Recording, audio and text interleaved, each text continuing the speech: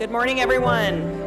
Welcome to the December 5th, 2024 Fresno City Council meeting. The time is 9:08 a.m.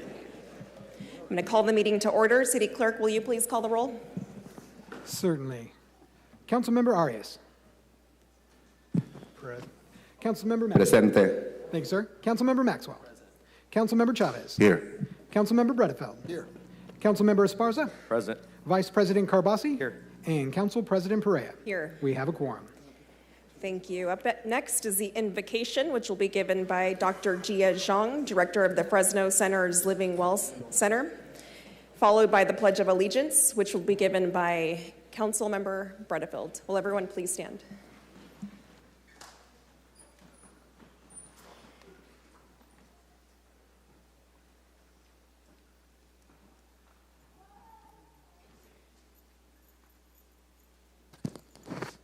Good morning, Councilwoman President and all members of the City Council, the mayors, and members of the community. Let us bow ahead.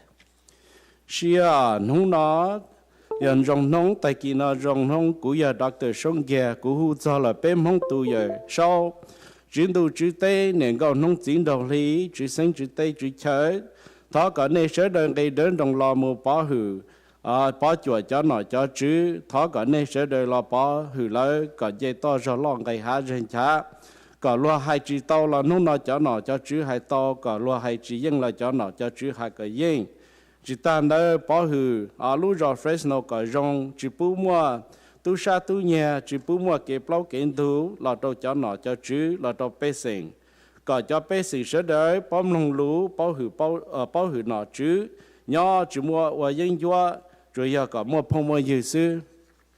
Thank you. And the translation. Today is a good day, and the day is wonderful.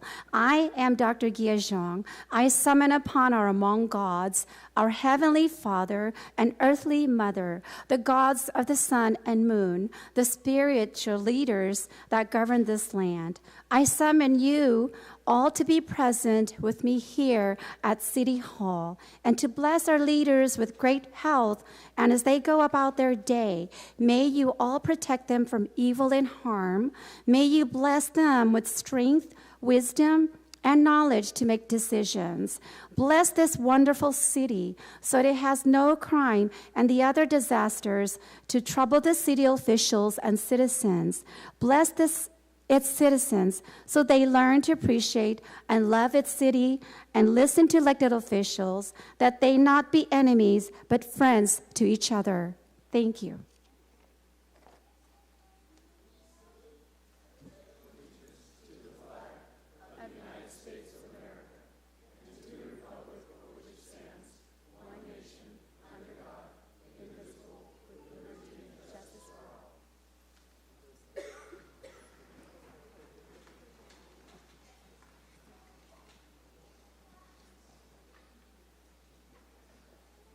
City Clerk, are there any changes or items removed from the agenda today?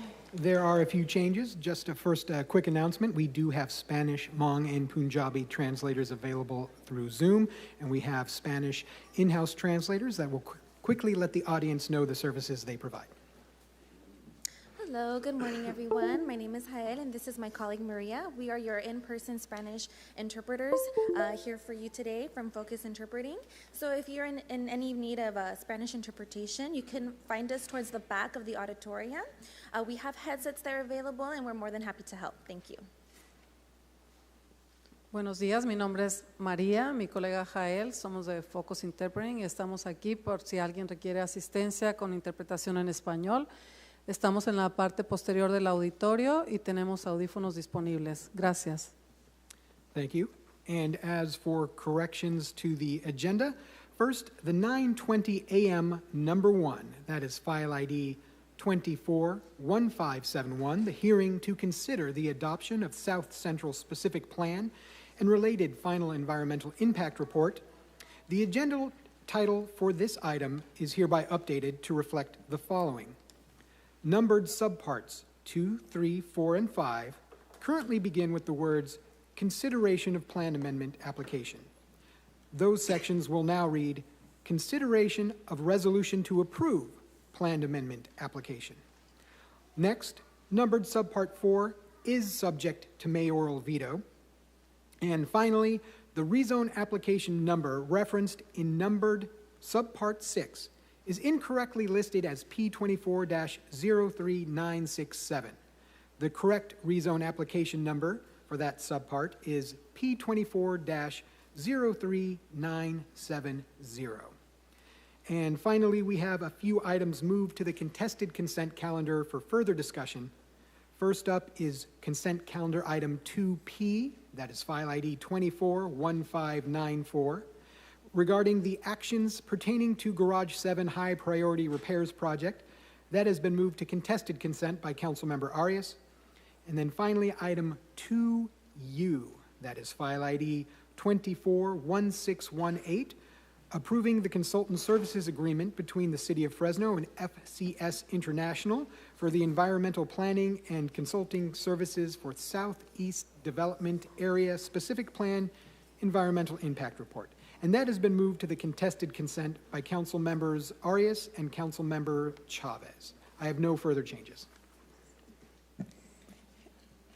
Council members, are there any other items you wish to remove, continue, or pull from consent for discussion? Councilmember Arias, Councilmember Maxwell, Councilmember Chavez, Councilmember Bredefeld. Yes, consent calendar 2H to address later for contested. 2H, contested consent, okay? Yes. Any other items? Council President? Councilmember Esparza? Yeah, I need to register, well, I would just give a disclosure, not a recusal, on item 2N. Make sure that's the right letter. Yeah, I need to get the disclosure on item 2N. Disclosure is that I give my role as a faculty member at the State Center Community College District. That the district is a source of income for me. But according to the city attorneys, I am still allowed to vote on this item, given that it does not impact my income in any kind of way. All right, thank you. Council Vice President? None, Madam President. Thank you. And I have none as well. Is there a motion to approve the agenda as amended? I have a motion by Councilmember Arias and a second by Council Vice President. Any objection? Hearing none, item passes 7-0. Up next is our one and only ceremonial presentation. That is a proclamation for Adrian Jones Day in the City of Fresno. This one is sponsored by the Office of the Mayor and City Manager.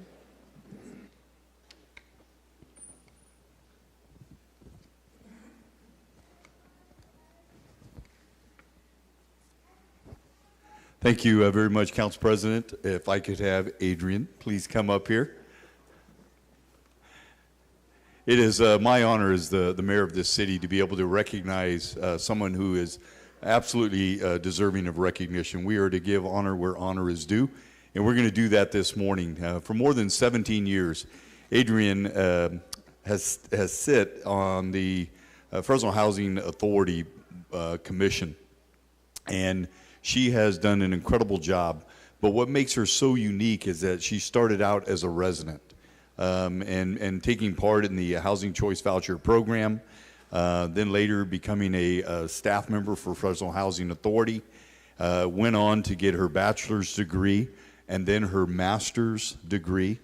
And she has, quite frankly, been someone that I've admired for many, many years. She served under 3 different administrations on the Housing Authority as a commissioner. And now she's taken on the task of helping our foster youth who time out of the system into getting the life skills that they need to lead a productive life. And so she is somebody who is not only worthy of recognition, but worthy of praise. And so I want to say thank you, Adrian Jones, for all that you have done for the city of Fresno, for the county of Fresno, and for the people who oftentimes are left behind, and people who may not have been dealt the best hand in life, that ultimately need a hand up. and you have been there for those folks just like people have been there for you. So congratulations on that, and I'd like for you to say a few words if you would, please. And I know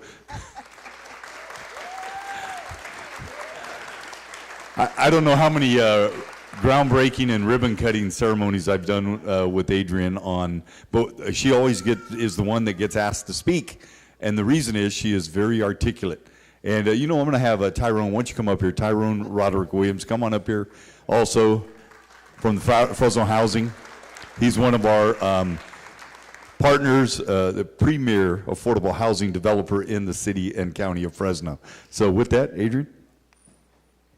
Thank you. Thank you very much, everyone. Thank you, City Council. I did have a few things I just wanted to say, and I will make this very quickly. I definitely wanted to let everyone know here that I was literally born like 5 miles up the way at what used to be General Hospital before it was Valley Medical Center. My parents were married 5 miles the other direction at Pearly Grove Baptist Church.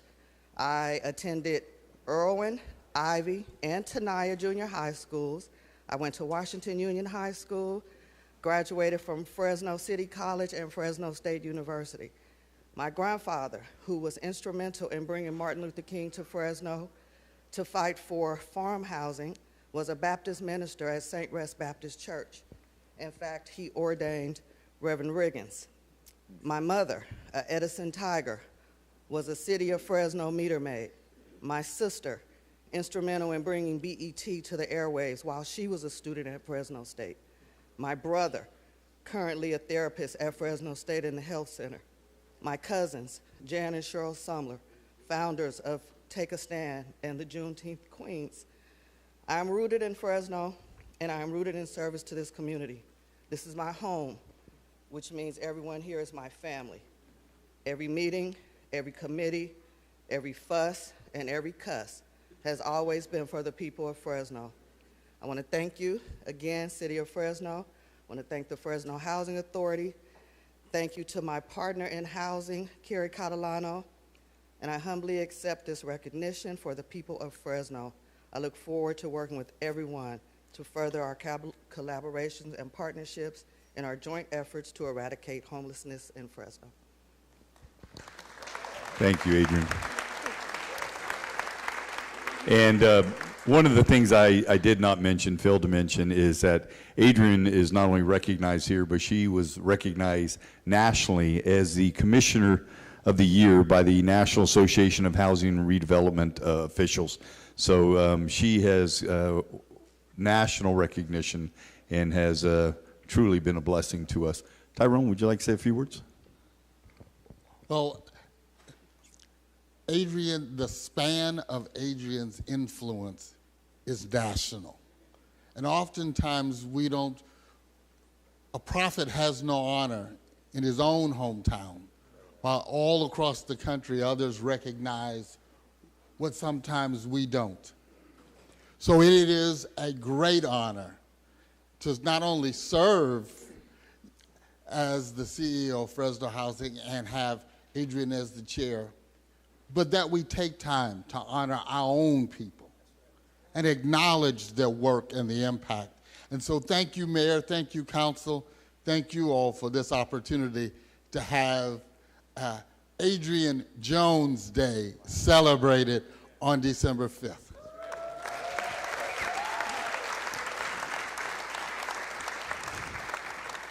Thank you, and it is Adrian Jones Day in the city of Fresno.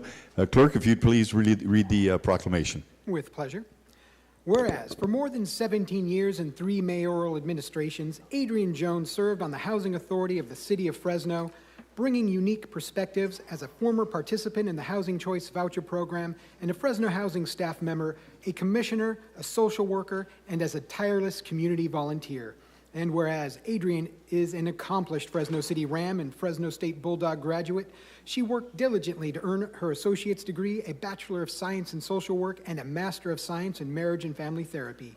Adrian is also an engaged member of the community, having served on many organizations and committees, including the National Association of African American Social Workers and the Mayor's Citizens Academy. And whereas A Fresno native, Adrian is proud to share her story as the first black woman in Fresno housing's history to serve as a resident commissioner, then as commissioner at large. She is also the first black woman to serve as board chair. And whereas a mayoral appointee, Adrian's Fresno Housing Service has been exemplary and recognized far beyond Fresno. In 2024, she was named Commissioner of the Year by the National Association of Housing and Redevelopment Officials. Adrian is amazing, said the association CEO, Mark Thiel. Her history, experience, and wisdom make her an incomparable leader and champion of affordable housing. And whereas currently Adrian works as an administrative supervisor with a local transitional housing program for foster youth 18 to 21 years old who have aged out of the system, teaching them independent living skills. She is also working to form her own 501c3 to serve homeless and foster youth individuals. And whereas her service to the Fresno community and as a Fresno Housing Commissioner make Adrian an inspiration for others, she has demonstrated an unwavering commitment to addressing Fresno's housing crisis and advocating for affordable housing initiatives. Now, therefore, be it resolved that we, Mayor Jerry Dyer, and members of the Fresno Council, do hereby proclaim December 5th, 2024 to be Adrian Jones Day in the city of Fresno.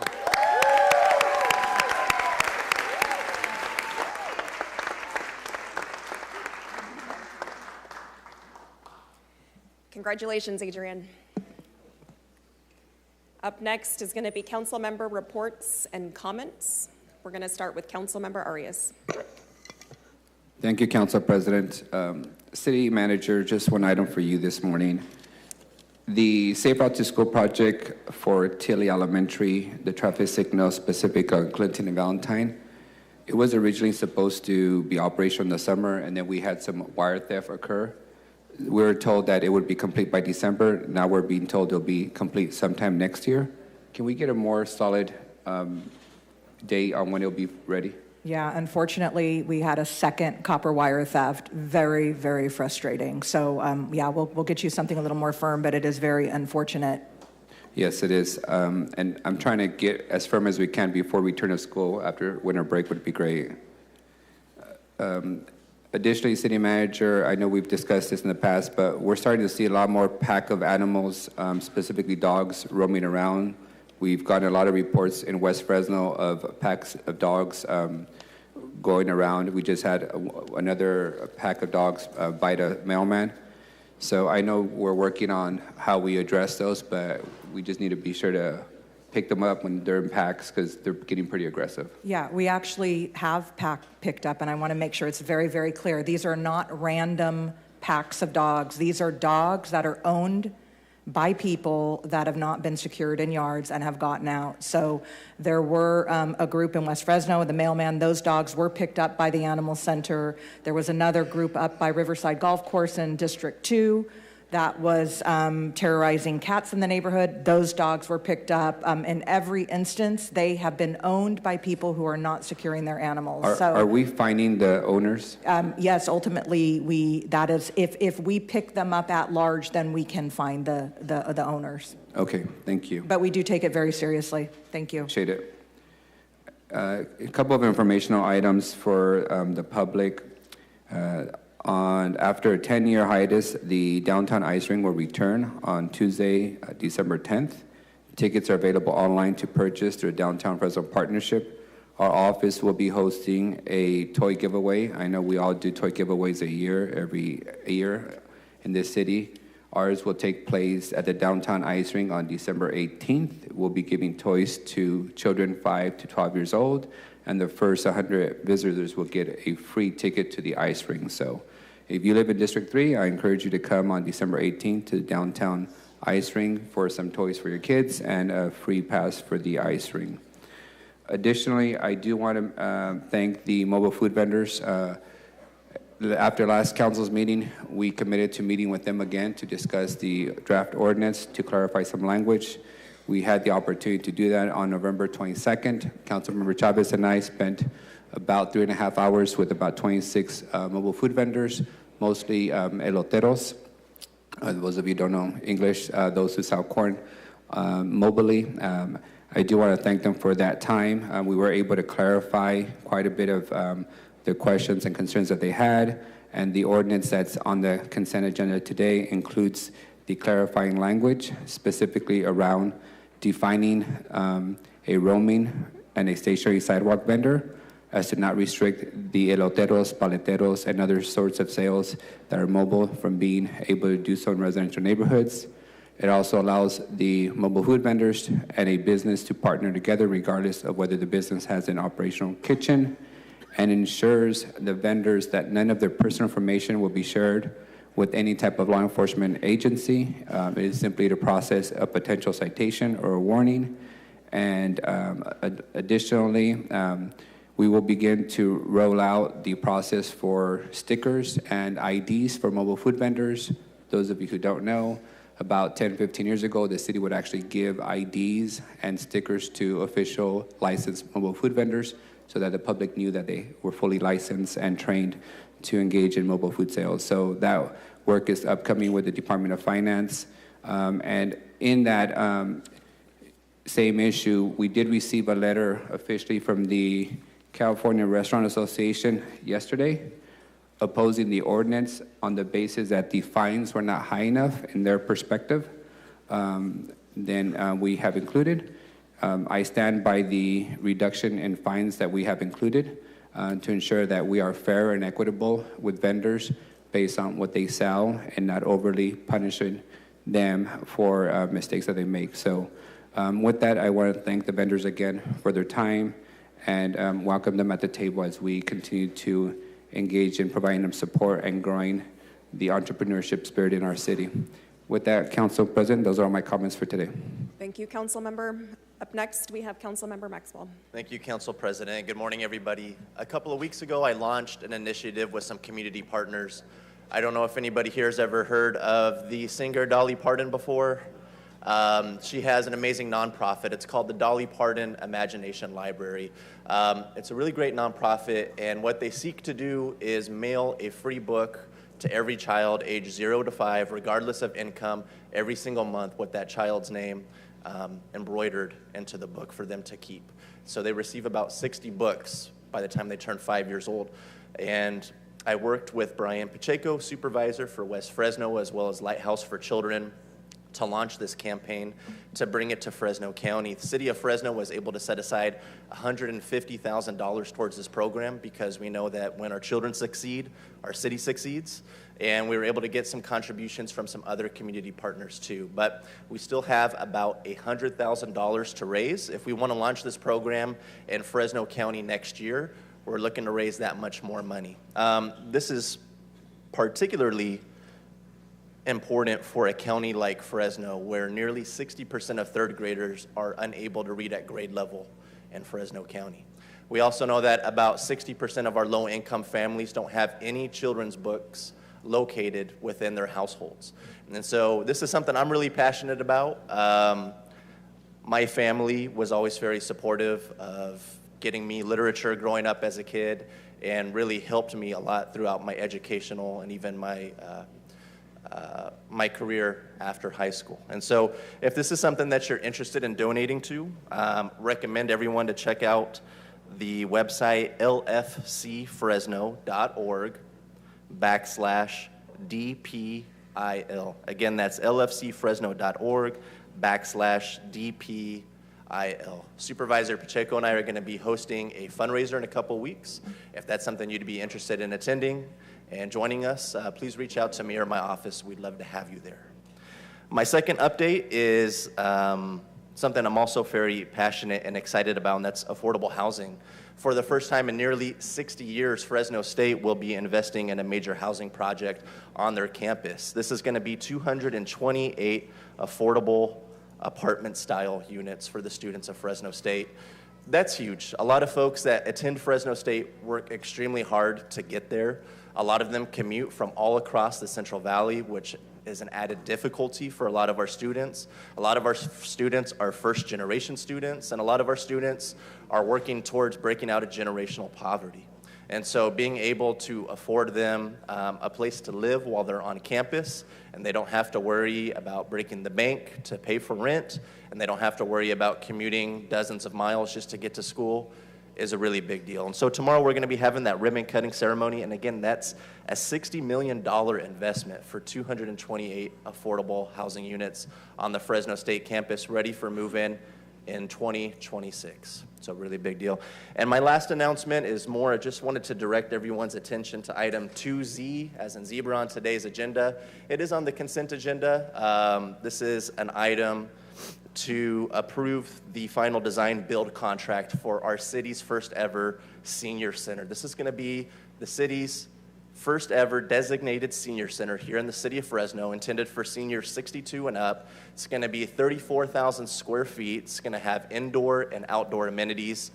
I've talked to a lot of seniors throughout the city of Fresno, including the ones in my district. A lot of them with tears in their eyes that feel like they're prisoners in their own home, that they don't have a place to go. They maybe don't always have the strongest family network to support them. And so by investing into our seniors and providing with these resources, it's going to be a big game changer for our senior population. And so I just wanted to point that out. It's an item I've been working on for the last couple years since I was council president. I want to thank all of our community partners and the mayor and my council colleagues for getting us to this point today, because this is a really big deal for our city. Thank you, everybody. Great updates. Thank you, Councilmember. Up next, Councilmember Chavez.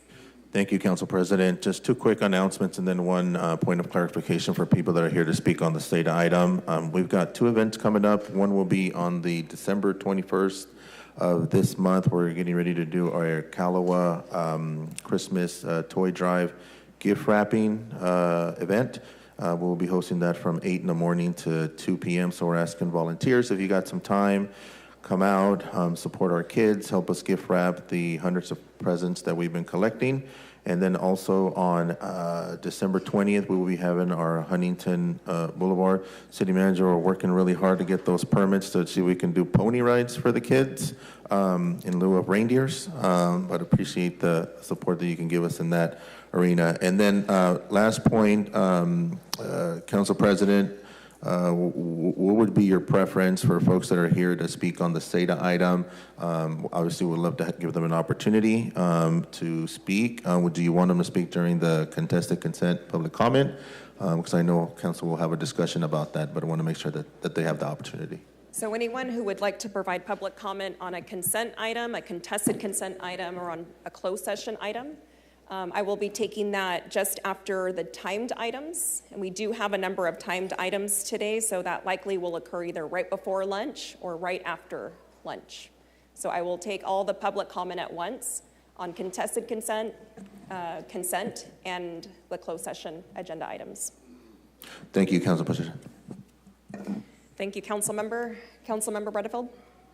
No, nothing to report other than when we approved the agenda, I just wanted, and I will mention this during the consent, I need to recuse myself on 2Z due to receiving donations from the applicant, and so I will recuse at that time.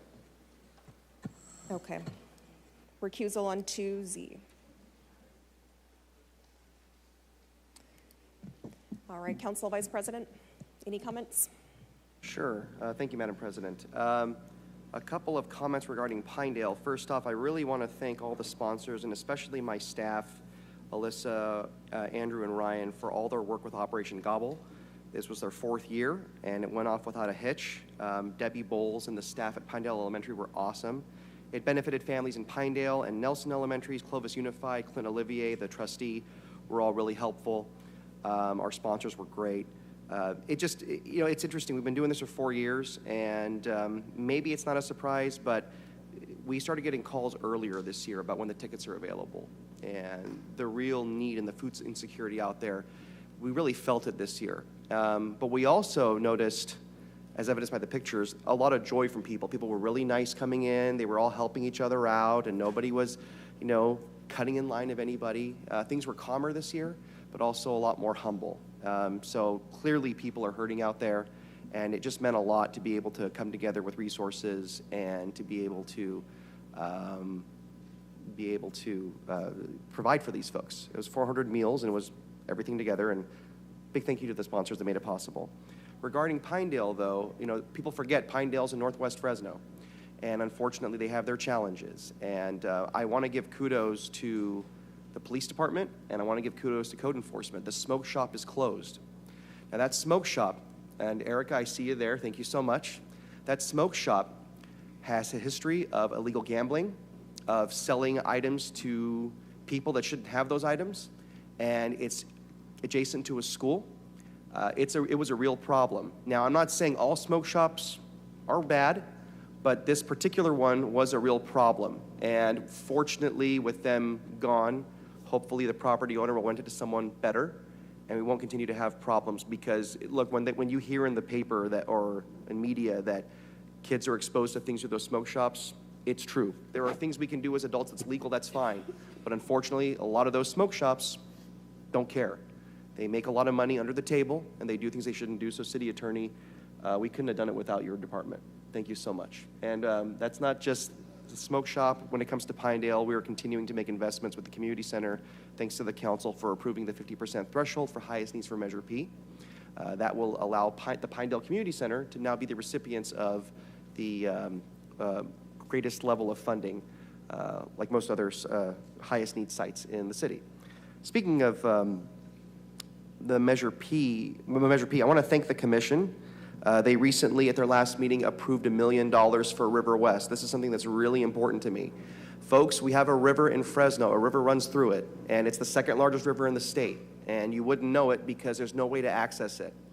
But if you have children and you want them to grow up and be able to enjoy fishing or hiking or just looking at the river, it's just a quick bus ride or car ride away. And when we break ground this next year on River West, there's a little bit of a funding gap, but thanks to the Measure P Commission, we may have filled that gap. And our Public Works and Capital Projects Department are doing a great job getting us ready to be able to break ground hopefully in the next year or two.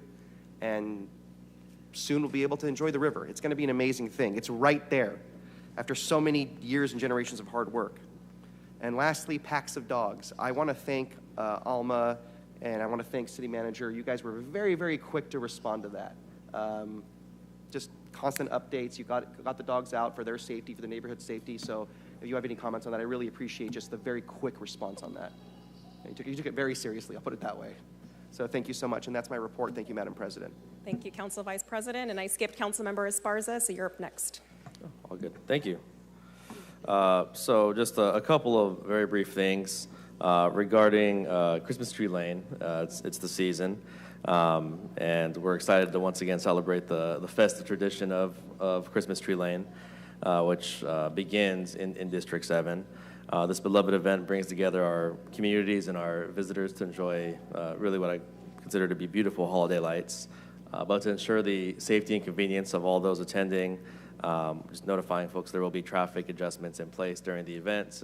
If you haven't been by there, I live very nearby, so I've experienced some of that already. But I want to thank Central PD for their very hard work on ensuring everyone's safety during this cherished event, and encourage folks to get out there between now and the end of the month.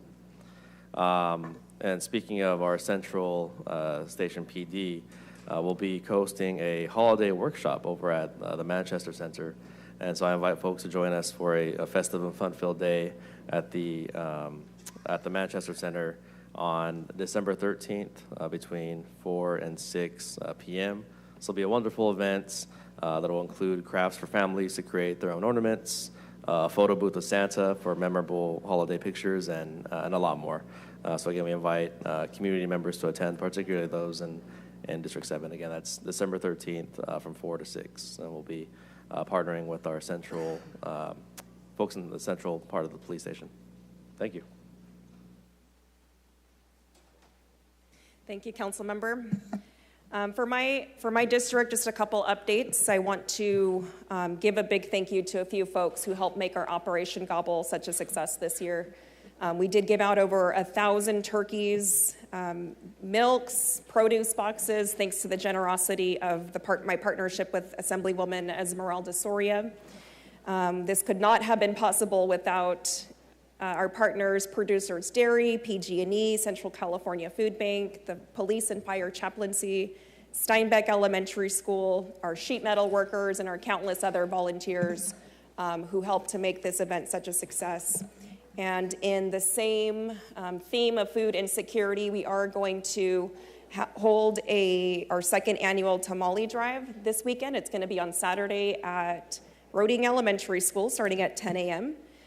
We did partner with Casa de Tamales, Guadalajara, and 2 vendors from the Mobile Food Association, or the Mobile Vendors Association, to make it possible. We're going to be giving out thousands of tamales, and so it's just in time for the holiday spirit. So if you are a District 1 family who would like a nice frozen pack of a dozen tamales, please come out to Steinbeck Elementary School this Saturday at 10 a.m.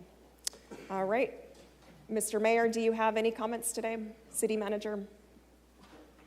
Just to echo Councilmember Maxwell's comments on the senior center, we don't want to minimize the excitement of it being a consent item, but it is a very, very big deal to be able to move forward on our first ever senior center. So I know the mayor and our team are very, very excited for that as well. Thank you to our parks team, our capital projects team, for getting us to where we are. The process we went through and the model that we're using to bring this online as quickly as possible is not our usual course of business. So thank you to the team, and I'm looking forward to a groundbreaking soon, sometime in the new year. Thank you, City Manager. We're going to move on now to our scheduled hearing items. Up first is the 9:15 a.m. hearing. This is consideration of a text amendment application number P24-02419 and the related environmental finding for environmental assessment number P24-02419. Good morning. Good morning, Council President, members of the City Council. Adrian Azadorian Gilbert, Supervising Planner with the Planning and Development Department. Text amendment application number P24-02419 proposes an amendment to sections 15-4907 and 15-5016 of the Fresno Municipal Code to allow the City Council, Planning Commission, and Director of Planning and Development to modify permits in the event that a permit holder is violating conditions within said permit.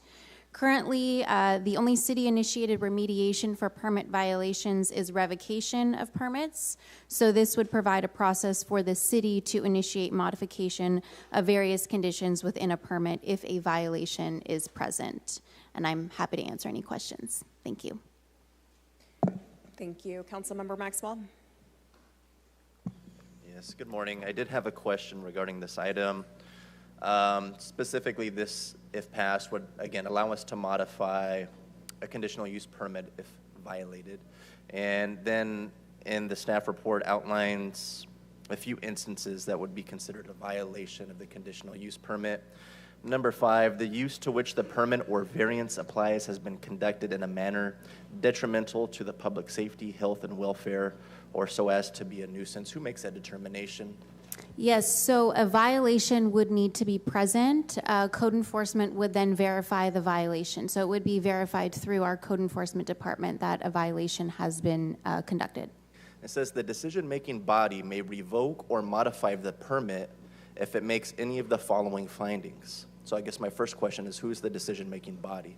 So in this case, the decision-making body would either be the City Council, Planning Commission, or Director of Planning and Development. Okay, and then it says makes a finding of public safety. Yes, so after code enforcement does go and verify that a violation does exist, then staff would make those findings in coordination with code enforcement that a violation. Does the decision-making body have any discretion? Yes. What's that discretion?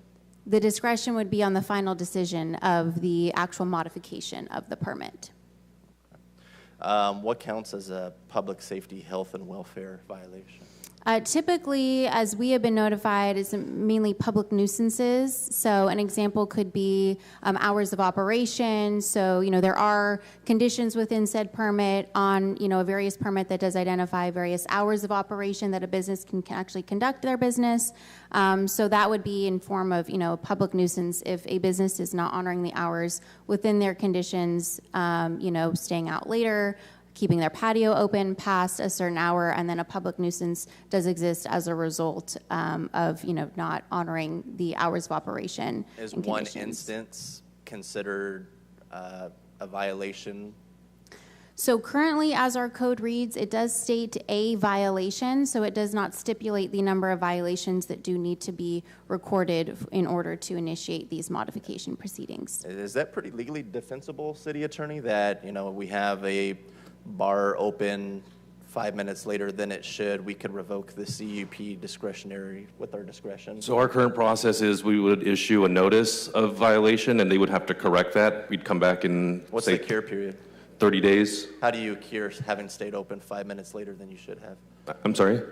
How do you cure something like that? Well, I mean, you just don't do that. And then if we come back in 30 days and you're open at 1 and you're supposed to be shut down at 12, that's grounds for us to issue a violation. So as long as they go 30 days without violating, they could violate again and then have another 30-day cure period and then don't violate again for another 30 days? Well, so at that point, we're gathering evidence, and so the decision maker at that point would have to make that determination. They have that discretion. Okay, thank you. Thank you. Yes. Councilmember Arias? Thank you. I'm super supportive of this proposal, and if I just want to give the council a little bit of history. Just probably more than a year ago, we engaged in a probably 4-year exercise with the 7-Eleven across the street from City Hall, where they had a conditional use permit, and they were continuously on a daily basis serving alcohol to folks right outside their door that were actively engaging in use of methamphetamine, hard drugs.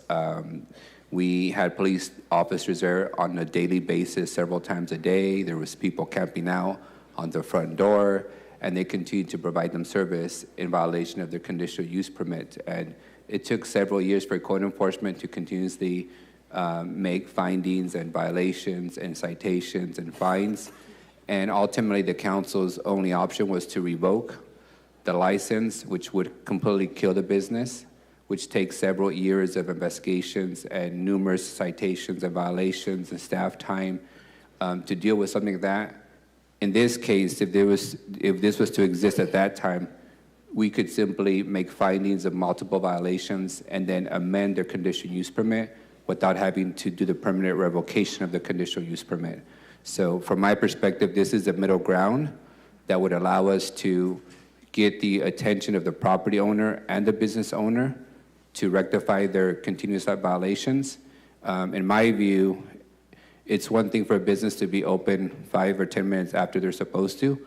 It's another thing for them, and what we've seen in some of these smoke shops, to be having guns, to be selling drugs, to be engaging in human trafficking, to be hosting gambling centers, to be selling cannabis vape pens to minors.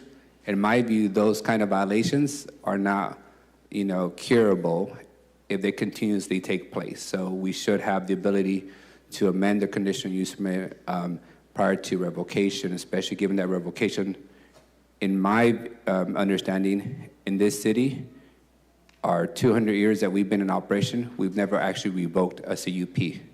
So although we have the ability to do so, it takes several years, and we've never actually done it. I have liquor stores by Edison High School that have been a problem for decades. And building a record to justify revocation takes about 5 to 6 years.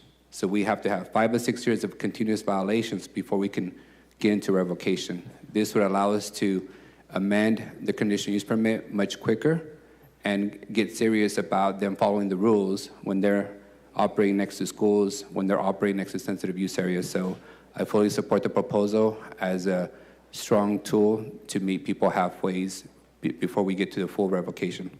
Thank you. Thank you, Council Member. I'm going to open it up for public comment. Are there any members of the public who would like to speak on this item? Please come up at this time.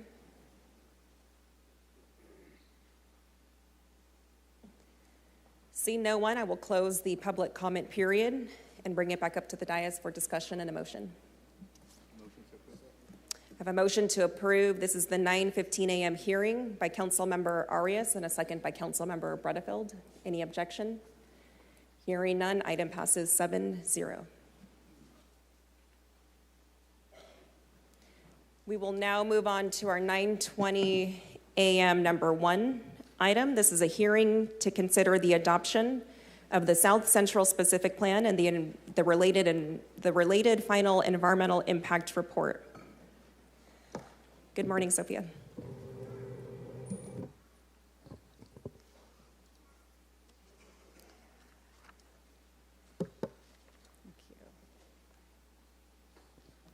Good morning, Council President, members of the Council.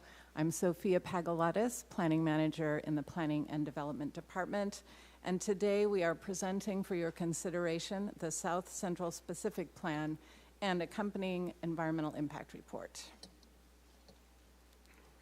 Let's see. Today's presentation will cover the topics you see here, beginning with some background and concluding with recommendations. The main purpose of this planning effort was to follow City Council direction as expressed in Council Resolution 2019-235, which in broad terms sought to balance economic benefit, environmental impacts, and quality of life. I'll describe the resolution in more detail in a couple of slides. The result would be a refinement of the Fresno General Plan for the South Industrial Priority Area, which is shown in gray on this map of priority areas for development incentives in the general plan. Zooming into the plan area, which is outlined in dark green, a few facts. The South Central Specific Plan consists of 5,567 acres of land, 57% of which is located within the city limits and 43% of which is still in the county. The colors on the map show the council district boundaries. Orange is Council District 5, and green is Council District 3.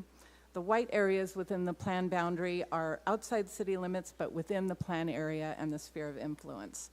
The dominant uses in the plan area today are heavy industrial at 42%, open space and agriculture 27%, vacant land 11%, and light industrial at 9%.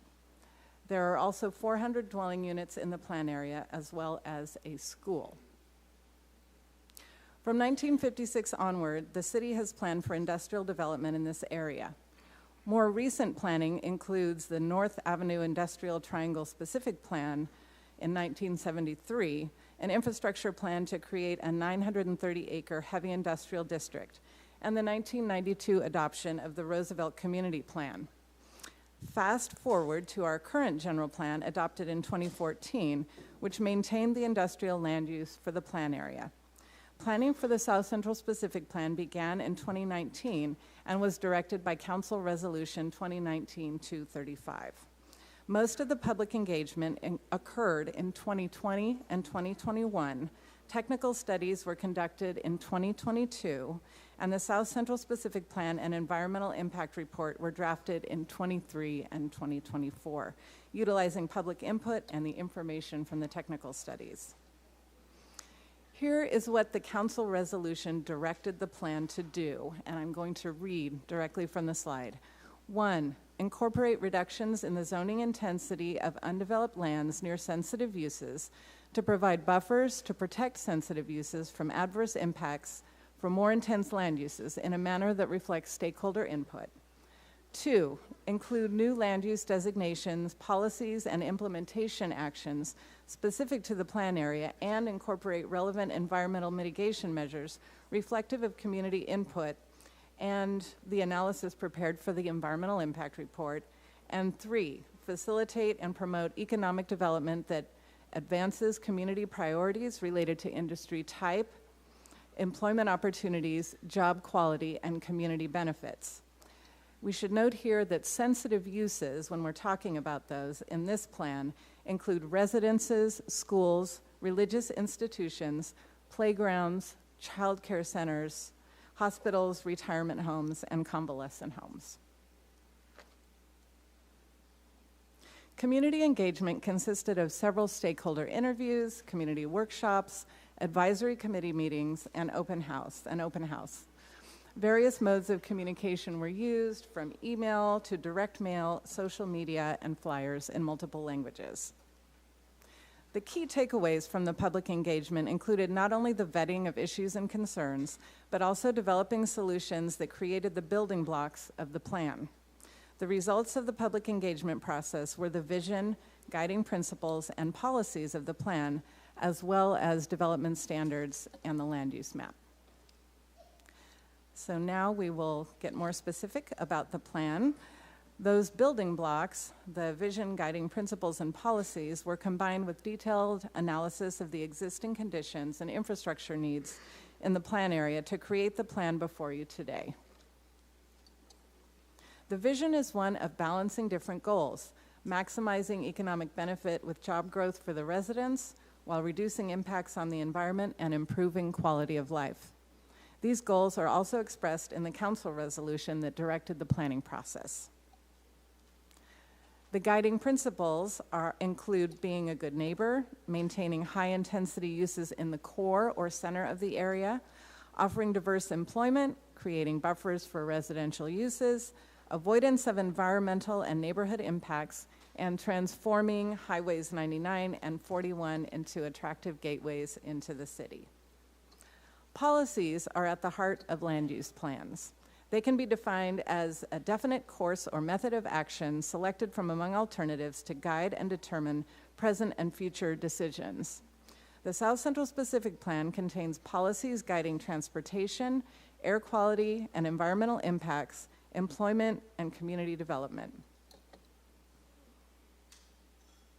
The land use vision, guiding principles, and policies were selected based on their consistency with Council Resolution 2019-235.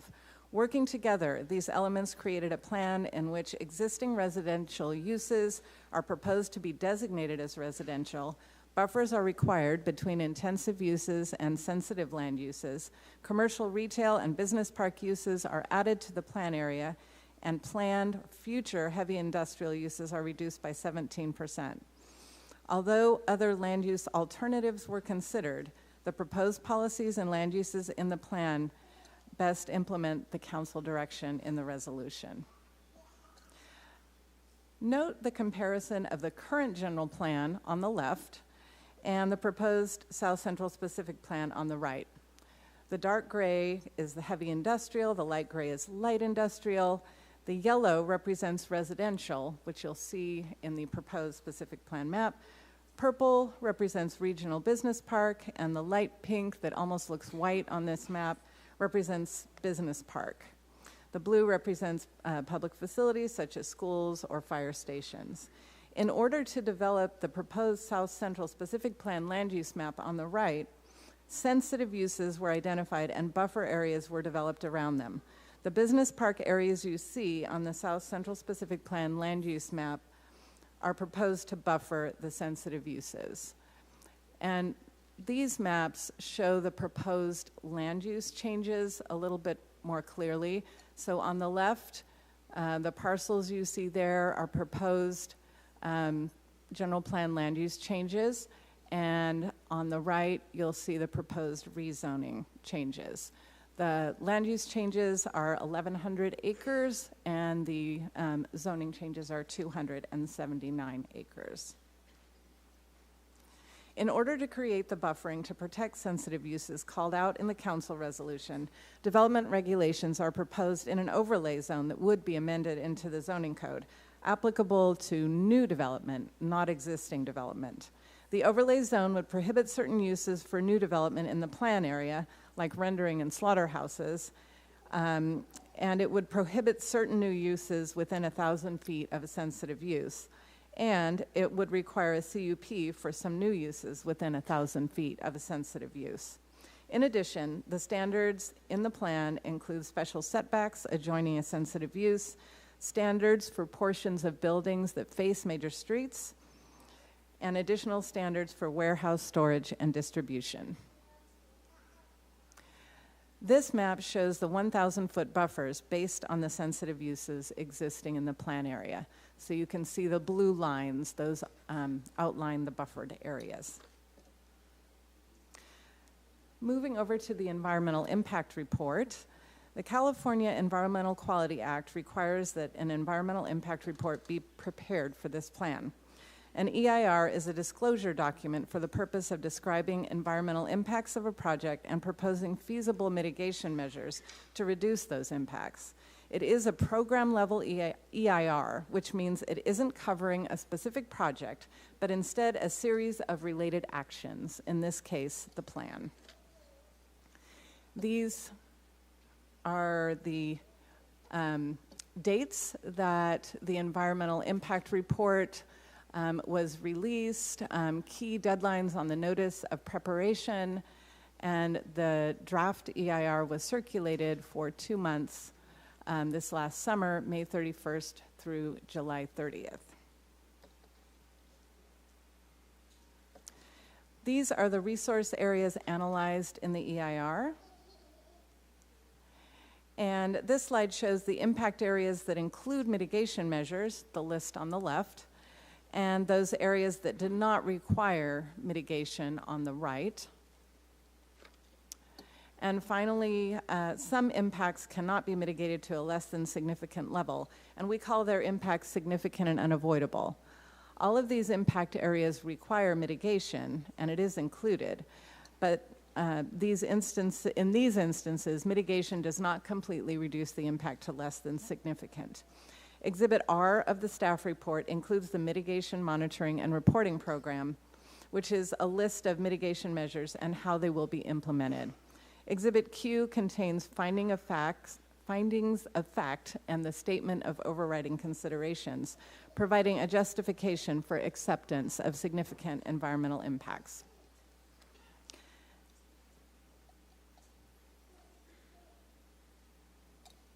In addition to the initial public engagement process that occurred in 2020 and 2021, the South Central Specific Plan and Draft EIR were released, as I mentioned, for a 60-day comment period from May 31st to July 30th. During that time, 5 comment cards and 32 comment letters were received, which included 21 land use change requests. In addition to the legally required noticing, the city sent out 2 sets of letters informing property owners if a land use change or rezone was proposed on their property and describing the development standards proposed in the overlay zone. As a result of this communication, an additional 33 comment letters and 45 additional land use change requests were received. Additional correspondence has been received since the agenda was published and has been provided to you. All of the EIR comments are responded to in the final EIR released on November 13th, and that's Exhibit P in your staff report. All comments directed to the plan are analyzed and included in Exhibit K.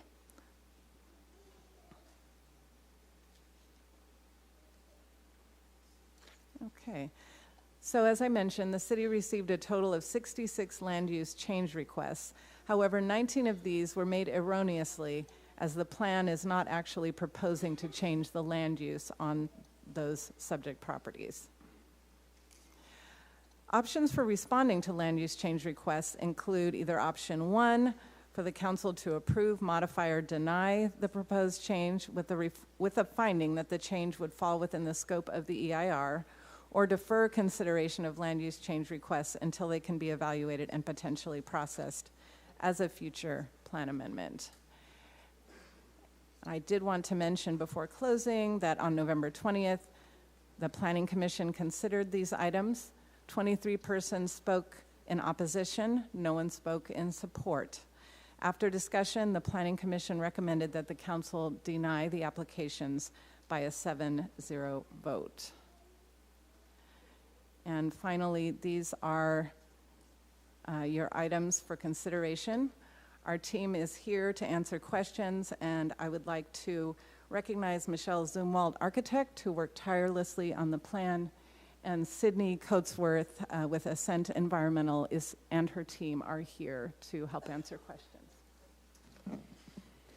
Thank you, Sophie. And I am going to hand it off to the mayor. The mayor has requested to say a few words, and then I'm going to ask, just for safety purposes, if we can get the kids to take a little bit of a step back from the guardrail, just to add an extra layer of safety. Thank you. Thank you. Hi, Mayor. Thank you, Council President. I wanted to start off by thanking our staff for the work that they've done over the last 5 years. Incredible job of community engagement and incredible job of working with our consultant. Just to reiterate, this originated 5 years ago at a time when there were fewer local and state regulations addressing manufacturing as well as distribution centers. The council at that time passed a resolution. It was at that time supported by Mayor Brand. And the overall intent was to engage the community and to address some of the impacts that industrial use was having within the South Central Specific Plan area. And the intent was to de-intensify some of the land use, to be able to downzone, and then to establish mitigation measures. There were 3 plans that were developed at that time. There was a business plan, a community plan, and then a blended plan, which were studied. But since that time, since the 5 years ago, there's been a lot of changes that have occurred at the state level. The new California Air Resource Board regarding truck regulations has been established that really tightened the restrictions on truck use. And then we had most notable Assembly Bill 98 that was signed by the governor this year. And Assembly Bill 98 established statewide regulations that governs the industrial sector much more strictly, which included establishing buffer zones. And then we're all aware of the Attorney General's best practice that he established in terms of buffer zones. And that was done in conjunction with the city of Fontana, which he pointed to as a model city. As you heard, the Planning Commission heard this item. There was a significant amount of opposition. In fact, as I stand here today, I'm not aware of anyone who is actually supportive of this South Central Specific Plan. There were residents that were opposed, and the business community was opposed as well. And again, there was a unanimous decision by the Planning Commission to recommend denial of this plan. So the council today has 3 options, really. One of them is to approve the South Central Specific Plan and EIR, which I would highly recommend you do not do. Second, you can deny, which is a recommendation coming from me, or at the very least to send it back for staff for additional work, to re-engage the business community, to get additional feedback and try to come to some form of consensus. That process will take at least 1 year. And as I stand here today, I doubt that we will be in a different place in a year from now. And again, we do have AB 98 that is on the horizon that's going to regulate industrial development use throughout the state of California, which at least will establish a level playing field for all cities and jurisdictions within the state of California to operate in. So again, option 1 for me would be denial. If not, then to send it back to staff. But in a year from now, hopefully the council, if that is a choice, would be in a position to approve it. And with that, thank you. Thank you, Mayor. And just to be clear, your recommendation is to deny this today? Yes, okay. President. Thank you.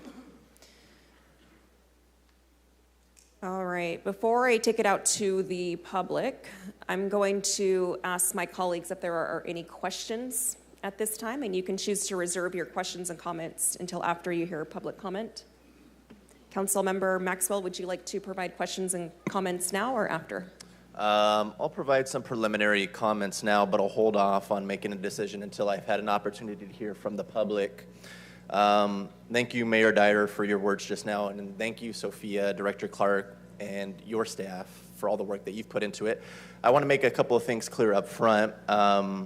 I will wait to hear from the public before I make a final decision, but as it stands now, I do not see myself supporting this plan. But I also want to make it abundantly clear that I do appreciate the time and effort that your staff has put into this plan. It was initiated 5 years ago. We were in a very different place 5 years ago before all the state regulations that Mayor Dyer just outlined.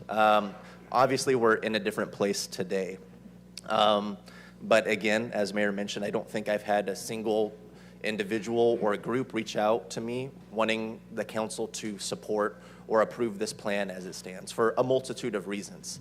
I think if anything was clear during last month's November 5th election, it's that the top thing on people's minds right now is the economy. People are feeling insecure about whether they'll have a job in a year or a couple years. The economy's not getting better as quickly as we would like. A lot of folks are still living paycheck to paycheck, living hand to mouth. And so I think it's incumbent upon us on this council to take that into consideration as we make a decision today on this item. The area that we're considering today is one of, if not the most significant economic hubs in our entire city, where nearly 20% of the city's tax revenue is generated, nearly 35% of the city's total economic output, and nearly 22,000 full-time jobs in this area that we're discussing today. Putting additional regulations that make it harder for folks to do business or get a job in that area is going to have a significant impact on all of us and our families and our local economy, and we're going to feel it for a really long time. So again, I'm going to hold off additional comments and questions till after I've heard from the public, but just what I've seen from this report, this is going in the wrong direction for our city. I would like, ideally, for staff to come back with a plan that is more business friendly. I think we need to be more sensitive to the concerns that folks across the valley, including the city of Fresno, have. They want a good job, they want a good paying job, and we provide a lot of those in the South Central specific area that we're discussing today. So I think we need to protect that industry, and I think we need to make it easier to do business for a lot of these folks. 1,000-foot buffers, transportation regulations, downzoning is not the way to do that. I think we do need a specific plan, but I think we need to have a working team that are serious individuals consulting on this project along the way to make sure that in a year's time, we don't end back in the same spot that we're at today, where probably be very little support for this plan. Thank you, Council President. Thank you, Council Member. Council Vice President, did you want to make your remarks now? Yeah, no, thank you so much. I look forward to the public testimony. I look forward to the comments of my colleagues in evaluating this. Thank you, staff, for the presentation and for the years of work. But a lot has changed in 5 years. We've had a pandemic. We've had a recession, or close to a recession. We've had an election, several elections, and we've felt the mood of the public. You know, if you're upset about how the election turned out in November, there's a reason for that. It's because we have stopped focusing on the issues that matter to the working families of this community, of communities across this country, of the middle class. We've strived for perfection to make sure every single person can get what they possibly want. And unfortunately, perfection is the enemy of good. When we focus on that and we ignore the majority of people, our working families out there, what ends up happening is housing prices go up because we don't build enough housing. There are not enough jobs available, so they have to go elsewhere to other cities and other communities. The city of Fresno, we don't print money. Trust me, we don't have a printing press in this building. We don't even pass deficits. We pass balanced budgets. So we can't find extra money to pay for the things that you rely on. We love clean, safe parks and roads that are maintained. It costs money to do that. And those investors that come in here and create those jobs that we can go work in, those homes that we can purchase or places we can rent for a good price, that's what brings us the money we need to pay our bills. And we frankly are going to face a very difficult year next year. We won't have enough to pay our bills. So decisions like this really matter to middle class America and to the working families in this community. So I get frustrated because I've read the letters from different groups, and this last year has been really difficult. What's called environmental justice, I'm not saying all, but many of these groups, there's an ulterior motive. I always believe in following the money. Their money isn't from people like you or me. Their money comes from outside interests. They are a special interest. And their job is to prevent growth. Their job is to prevent housing. Their job is to prevent jobs. Now, they may say something else, but when you look at the last 5 years and the things they've done, the court rulings they've achieved, all in the name of justice, it's resulting in you having to pay more for housing, in less apartments for you to rent, in decreased supplies, which raises the price of housing. It results in less opportunities for you to get a job because there's no competition, because we keep pushing people away to Visalia and Bakersfield and Madera and other communities that say, we will take your money, we will take your jobs. Enough of that. We are tired of losing out to other communities when Fresno is ripe for growth. We're the 5th largest city in the state, and there's no reason why you shouldn't be able to afford a nice home if that's what you want, or a place to rent that's affordable, whether you're a senior or starting out new and you want to build multi-generational wealth, because housing ownership, we talk a lot about it, but it gets harder and harder because of these groups that claim they're fighting for you when all they're doing is fighting to make it harder for you to be able to survive. That's the raw facts. One of the frustrations is when we build housing in Fresno, we go build in North Fresno, we get criticized. Then we go build in Southeast Fresno, we get criticized. Then we go try to create jobs for people, we get criticized. Doesn't matter what we do, you can't placate these groups. But what we do have is we have people from the business community, we have our labor partners, we have people from Invest Fresno that are finally investing and pushing back, and I applaud you for pushing back, by the way. Welcome. They're fighting to say, we want to create jobs, we want to make it easier for the middle class. That's what I'm looking for in making decisions here. And the mayor's right. Things have changed in the last 5 years. There are so many regulations, yet we're going to pass something that's even more restrictive than AB 98? Why would we do that? Why would we shoot ourselves in the foot? Why would we make it harder for people to survive? So I really look forward to the conversation. I really hope that we as a council come together. And right now I am leaning towards rejecting this with the caveat that city staff, at least hopefully they'll have clear direction today from the council, they make an effort to work directly with the people that are going to invest their dollars to create jobs. These are the people that are putting their own livelihoods at stake to create opportunity for the middle class in this community, because they unfortunately are the silent majority. They're working hard and they're struggling, and I think it's up to us as elected officials, as their representatives, to be their voice out here and be the voice of reason. And we unfortunately haven't been that reasonable in the last 5 years, and we need to do better. So thank you so much for allowing me to give my rant, and look forward to the rest of the conversation. Thank you, Council Vice President. Up next, I have Councilmember Arias. Well, I'm going to appease my colleagues to the left and avoid the rant and the speeches, because this is a very serious matter. The thing I will add simply is this. What hasn't changed in the last 5 years is that if you live in South Fresno, your life expectancy is 20 years less than if you live in North Fresno.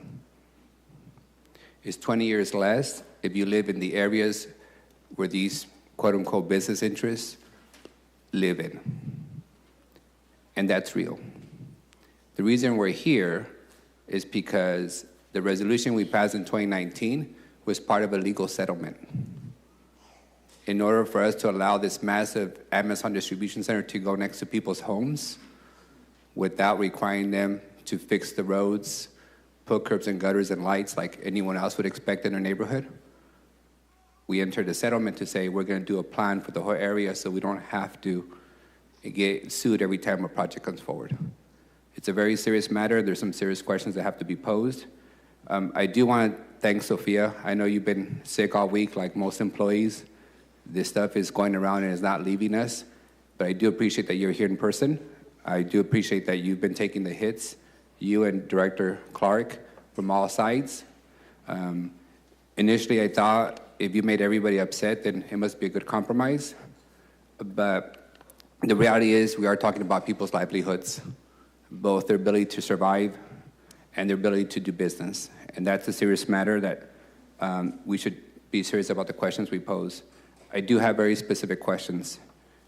The 1,000-foot buffer that's been recommended in this plan by staff, it's my understanding that the reason a 1,000-foot buffer has been recommended is because the environmental study concluded that the pollution is so high in this area already that simply doing 300 feet would not improve the air quality for folks that live next door or for the school that exists. Did the 1,000 square feet buffer, was that based on the environmental study?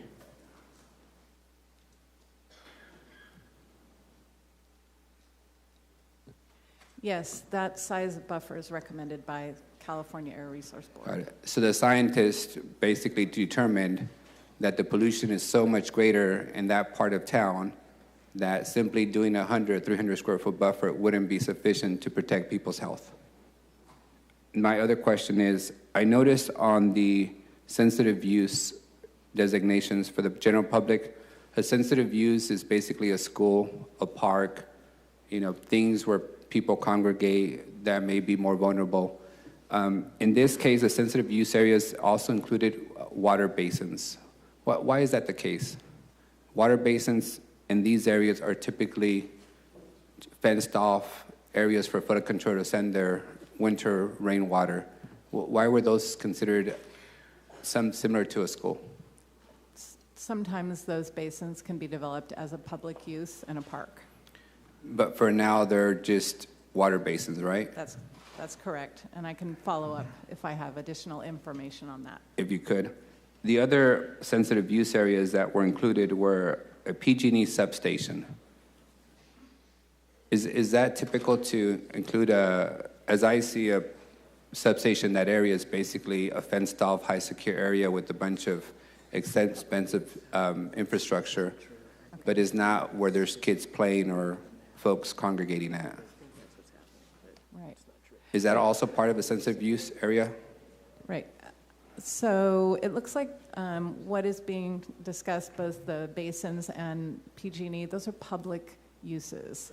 And so those should not have been buffered. Those are not considered, they're not considered sensitive uses. So for layman's term. Yeah, and they're not buffered. They're not buffers. To my team. Yeah. For layman's terms, what in this plan is an actual buffer that would constitute 1,000 feet as proposed?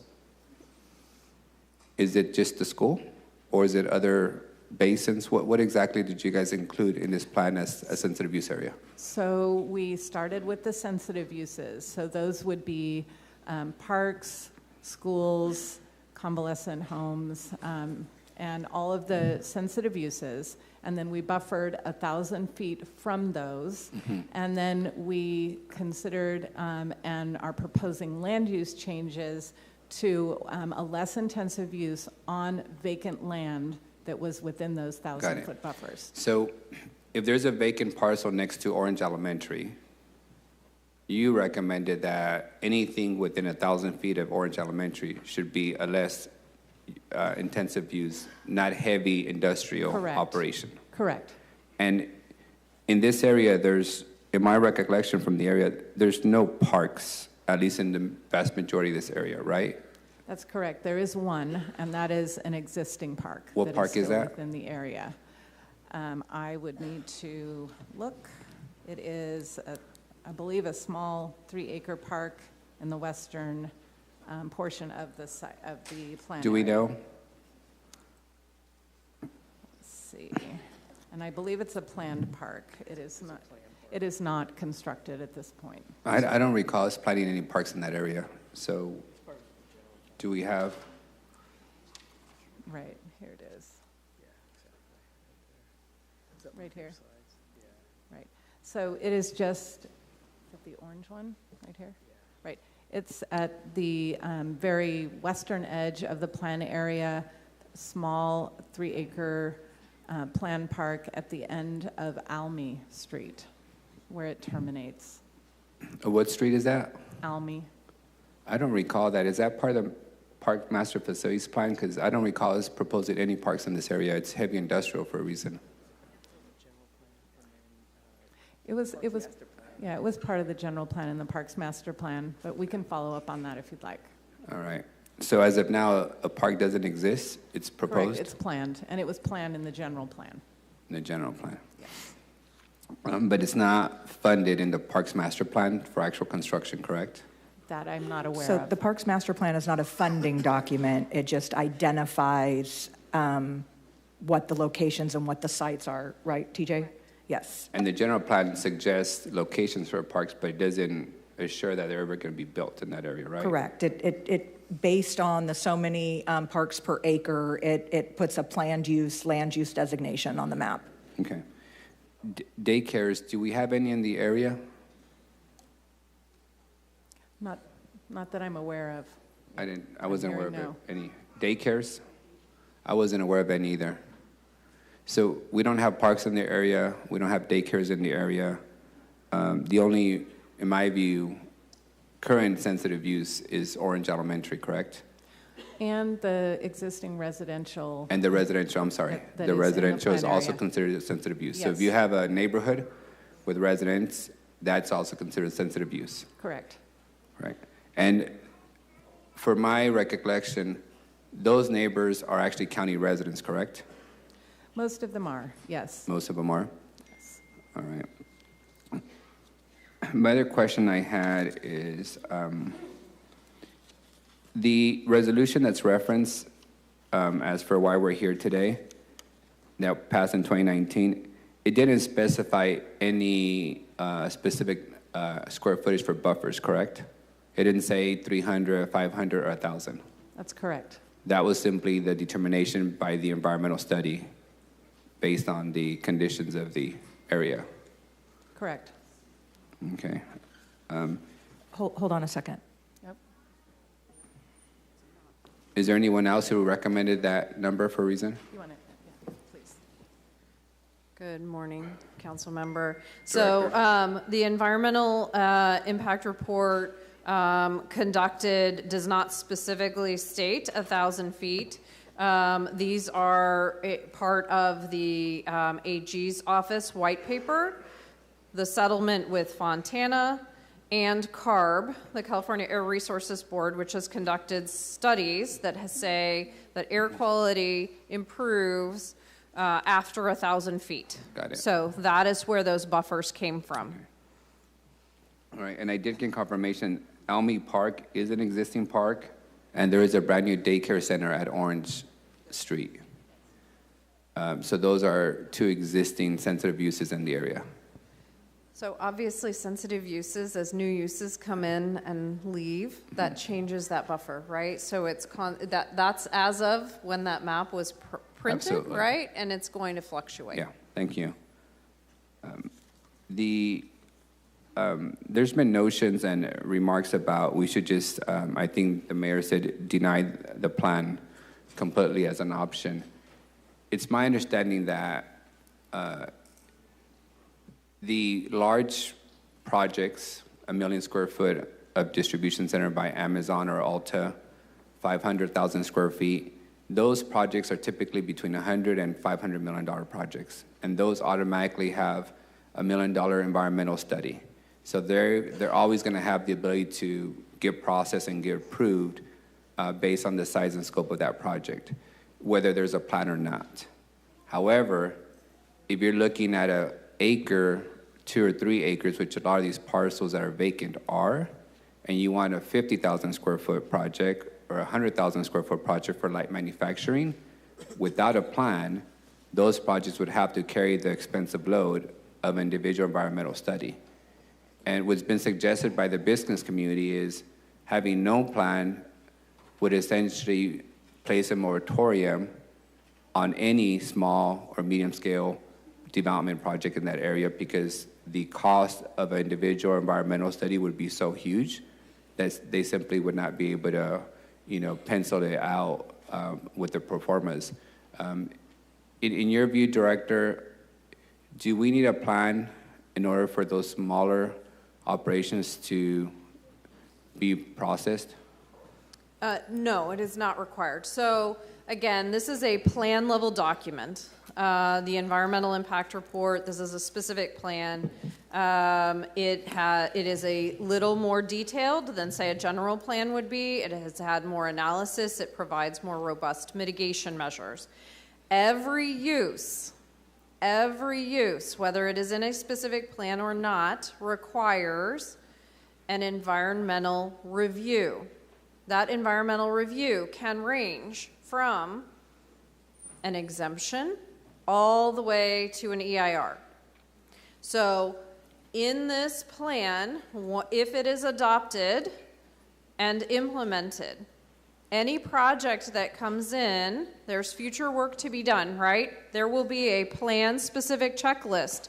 Does it meet certain criteria? Can it streamline and tier off of environmental work that has already been done? Yes or no? Same as it does today. Today we do the exact same question when an applicant comes in, regardless of if it's 1 acre or 100 acres, it is the same process. So then what is the benefit for spending $1 million on a specific plan if projects still have to go through the same process? There is more specific environmental work that has been conducted, and so it can provide additional streamlining opportunities. It is not a moratorium if there is not one in existence. But in layman's term, it would save the project money and time if there's a specific plan already in place that did the additional environmental work. Yes, it could. It could. Okay. Other questions on the specifics of this. How do we deal with truck routes with street improvements? Does this plan require that these massive projects or the project based on their scale improve the existing rural roadways and build them up to city standard? Or does it cover any of the offsite infrastructure requirements at all? So the city's public works standards already have those requirements in place. So half road improvements, so frontage improvements for a project are always required. Those must come into conformance with the city's plan requirements, both for the general plan, the development code, and the public works manual. If there are additional traffic or transportation impacts, additional work may be needed. So intersection improvements, traffic signals, et cetera, could be conditioned on a project based on that individual project's impact. Are these conditions required before the business opens? It is typically required when the impact occurs, right? So the impact could occur when the project opens. It could occur when they reach a certain volume of truck traffic. It is based on the impact of that individual project. So part of the complaints from these county residents, if you look at Orange Avenue, Cherry Avenue, in these corridors, is that when a big distribution center that has 1,000 trucks an hour passing by, when they open, they only fix half the road. The other half of the road is untouched, is still to county standards, no sidewalks, no curbs and gutters, no street lights. And those roads were not built for heavy truck traffic. So as a result, the residents' quality of road conditions completely deteriorate overnight, and they're told the other half of the road won't get fixed unless new projects come up 5, 10, 20 years from now. So we get stuck in a position where we just ruined the neighborhood roads. We added thousands of truck trips to in front of their school, in front of their houses, without requiring that these developments that produce the impact to fix the complete roadway. And that explains to me how it is that we got to part of this problem, because we're only requiring the frontage of the business improvement. The frontage plus additional impacts that are identified as a result of the studies, right? Correct. So it could be, again, intersection They improvements, can pay et cetera. towards an intersection light, but it Right. would be 5 or 10 years before the intersection they- light's actually installed. Yes. Okay. Thank you, Director. Just my last comments here. I've tried to be very consistent with the public, and I have a who was their first principle. If a business is going to propose to move into a neighborhood, then they should be expected to fix the neighborhood to the standards and be a good neighbor. If residents want to complain about producers, then they should know that producers was there 100 years before they moved in, and that producers has an operation, and they should expect that. If you're going to move downtown and live by the stadium, you should expect that there's going to be concerts every weekend, and you shouldn't expect that the city's going to shut down the concerts because you've moved into that neighborhood. For me, zoning and being a good neighbor is critically important. I also want to make sure that we streamline process for businesses, small and large, but that we also do right by residents who have been living there for decades, and that the use is appropriate for the area. I've told this to the business community when I met with them. I don't see in any way where I'm going to approve a heavy industrial toxic chemical operation next to an elementary school. No way in hell. You wouldn't want it in your neighborhood. We have people in this room that have opposed apartment complexes because they generate too much traffic in their neighborhood, even though they support a Costco in their neighborhood. We have people in this room who've said, hey, give us a green light to expand operations. It's going to create jobs, without considering that it's going to deteriorate the front roadway of somebody's home, and it's going to put their kids at a higher safety risk. So I don't think the plan is ready to go in its current form. I do appreciate that staff has done their part in trying to get these two sites as close as possible.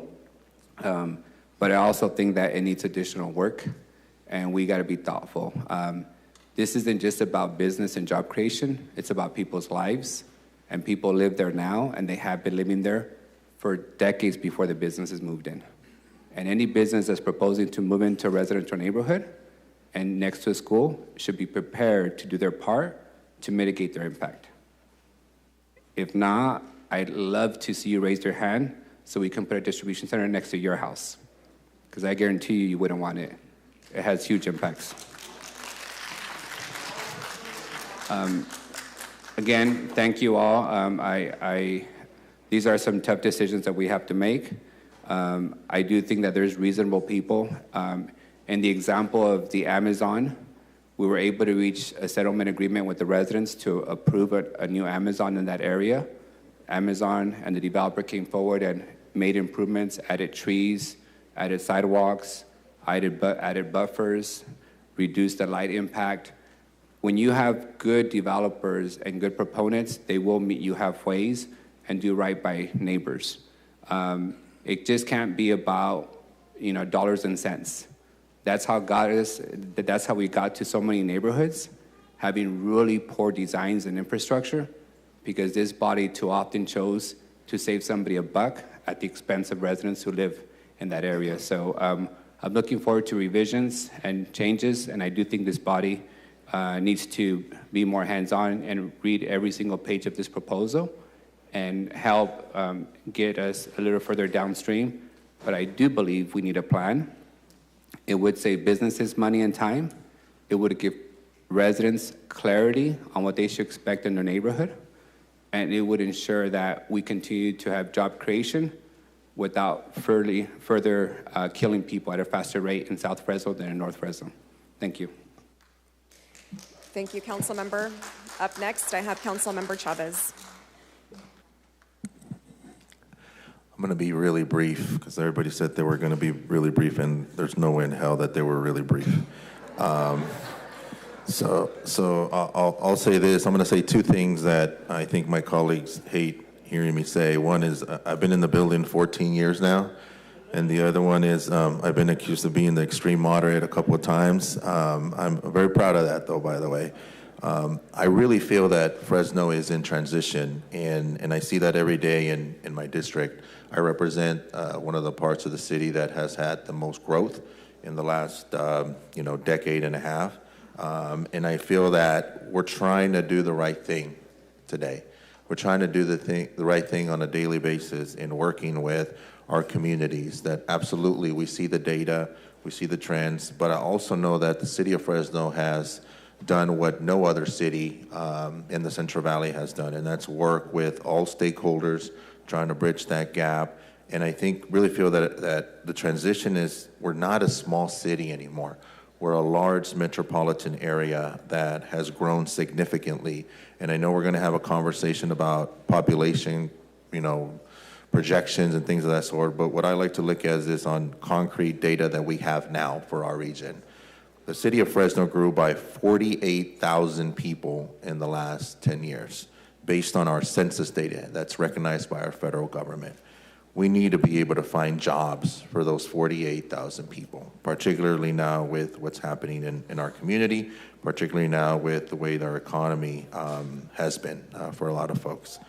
I know that for a fact because I deal with that every single day when we have to install additional pedestrian walkways, additional sidewalks to keep up with the demand that those 48,000 people have. And by the way, those 48,000 additional people I think is an undercount. Those of you out there that work with census collecting data know that it's probably about 25% undercounted, so we see the stress on our services. But I think the conversation for today will be how do we strike that balance between making sure that we're addressing the health disparities in our community, but also creating those jobs and making sure that our local folks here are having an opportunity to get those jobs. I think for me that will be a big priority on my end. And I'll close with this. I think from the conversation that I've heard, from everything I read, and thank you to the stakeholders that reached out, I think my preference would be for us to send this back. It needs a little bit more work with our business community, work with our residents, and come up with a plan that I think addresses the needs, because I think we're going to need to iron that out, particularly with what the mayor referenced with AB 98 that's coming down the pipeline. There's been a lot of safeguards put in place, all good intentions. And the thing I think that I'm reminded of, I have in my office a stack of probably about 14 plans.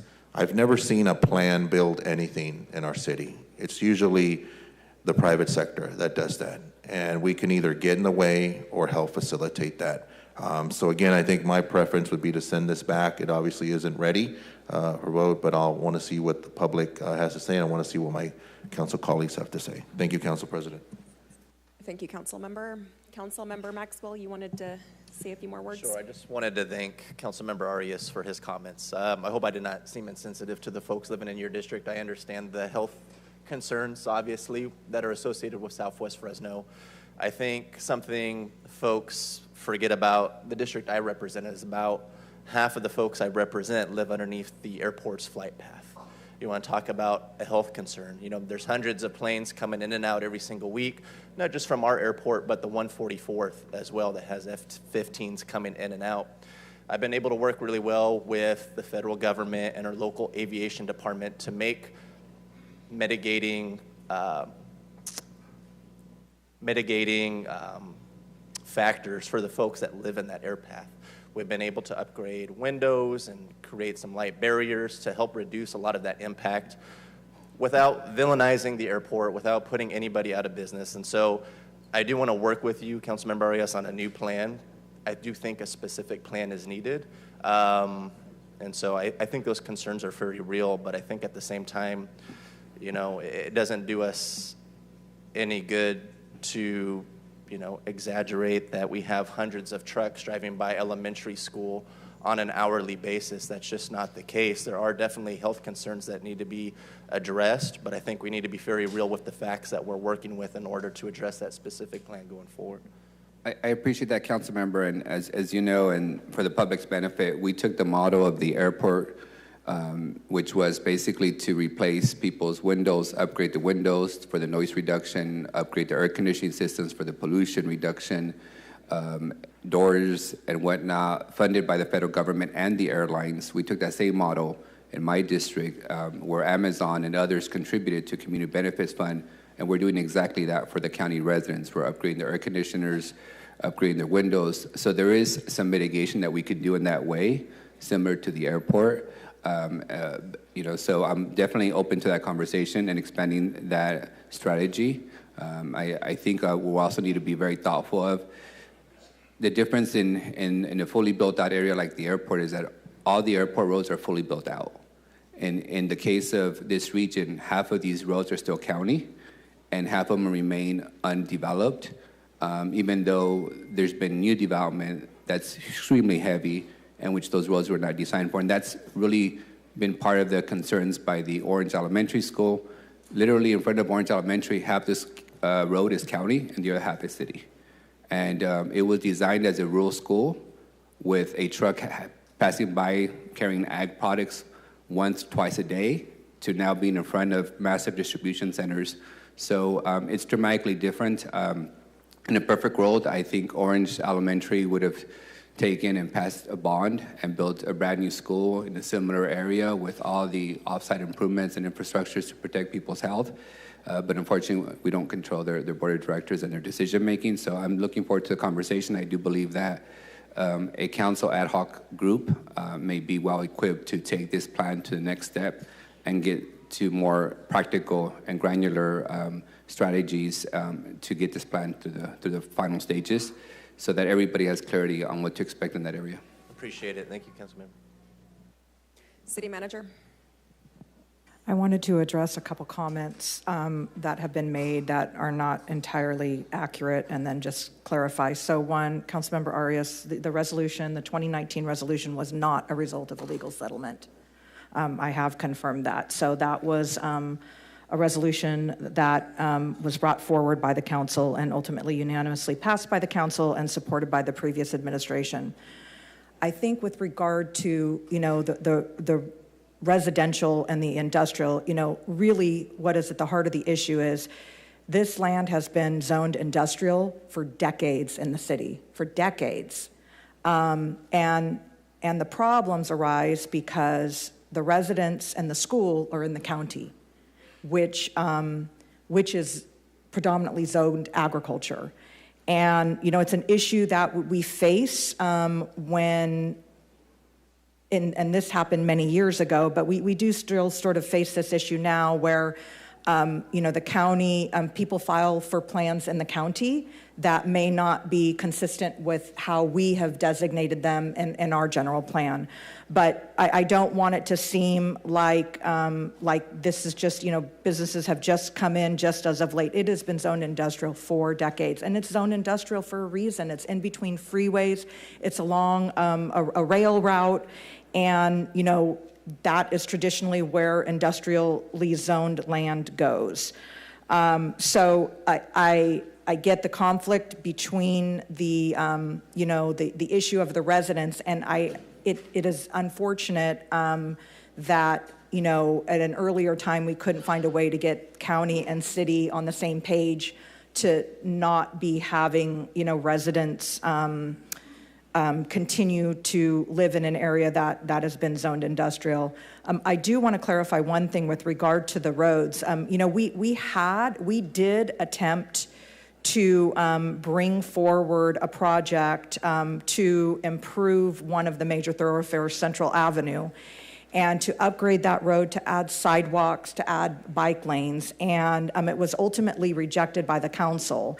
And at that time, the community felt that if we improved the road, then it would encourage more truck traffic and more development, which is what they didn't want. So it's sort of like we can't win either way.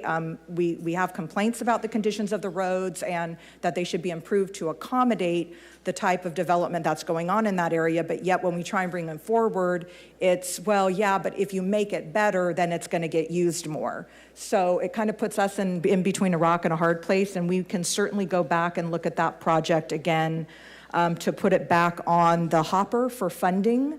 But, I think we'll have to overcome that, that issue of what road improvements what could be the result of road improvements in the area.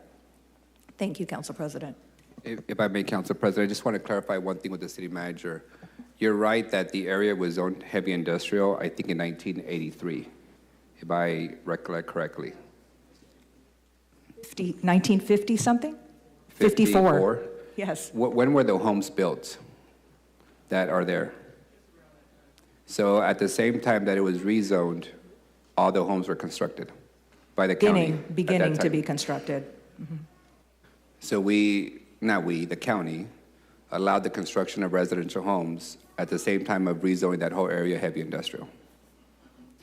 Interesting. The second point I'd like to make is on your example of the road improvements that the residents didn't want. The reason the residents didn't want those proposed road improvements is because the city without the input of the community, had added bike lanes to the roadway. So if you have little kids, why would you want them on a road where heavy trucks are going to be coming in and out on their way to the interchange? It made no sense for them to have bike lanes and have kids, share the street with trucks. What they requested was, can you just make the trail a way that's off the street into the designated area and trail for the neighborhood, versus having kids share a roadway. As a bike user, I can tell you that is the worst place to put bike lanes, is where there's heavy truck use on its way to an interchange, because trucks are up so high that's really hard for them to see kid riding their bike on the road. But I'm sure we can try that again if it's modified in a way that meets the neighborhood's expectations. Thank you. Thank you, Councilmember. Before I ask a couple of questions, Councilmember Carbasi, you wanted the floor again? You can go first. Thank you, Madam President. City Manager, just as a reminder, that bell still does work, so feel free to hit it. There you go. So we have a lot of kids in our audience, and I know a lot of the stuff we're talking about is really technical and kind of boring, but I agree. I saw you shake your head. That's correct. But you know what? It's very fitting they're here, because this literally is about their future. It sounds corny, but it's true. Here's the thing. No, you've got these kids going to Golden Charter Academy, which means they are already on the path to excellence. But what happens when they graduate? Let's say they don't want to go to college. They want to go in the building trades and become an electrician or a plumber. Nothing wrong with that. Pays very well. But there's no buildings to build for you to have a job in Fresno. Or you go to college. You want to be a doctor or a lawyer or, God forbid, a council member.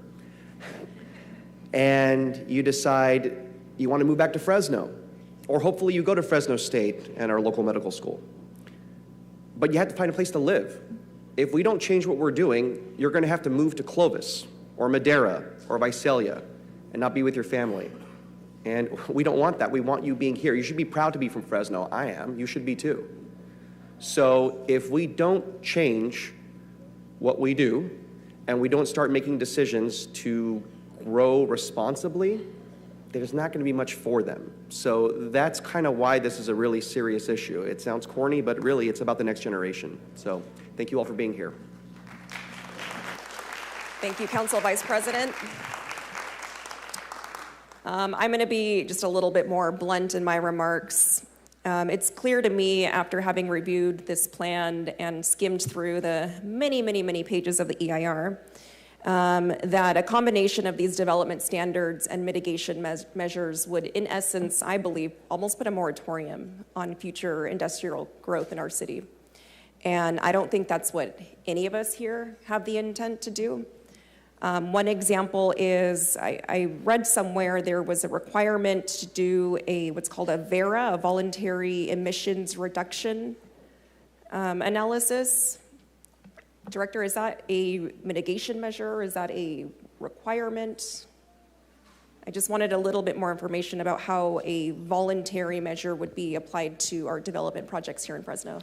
So a VERA, voluntary emission reduction agreement with the Air District. It is intended to assist in the mitigation of air quality impacts.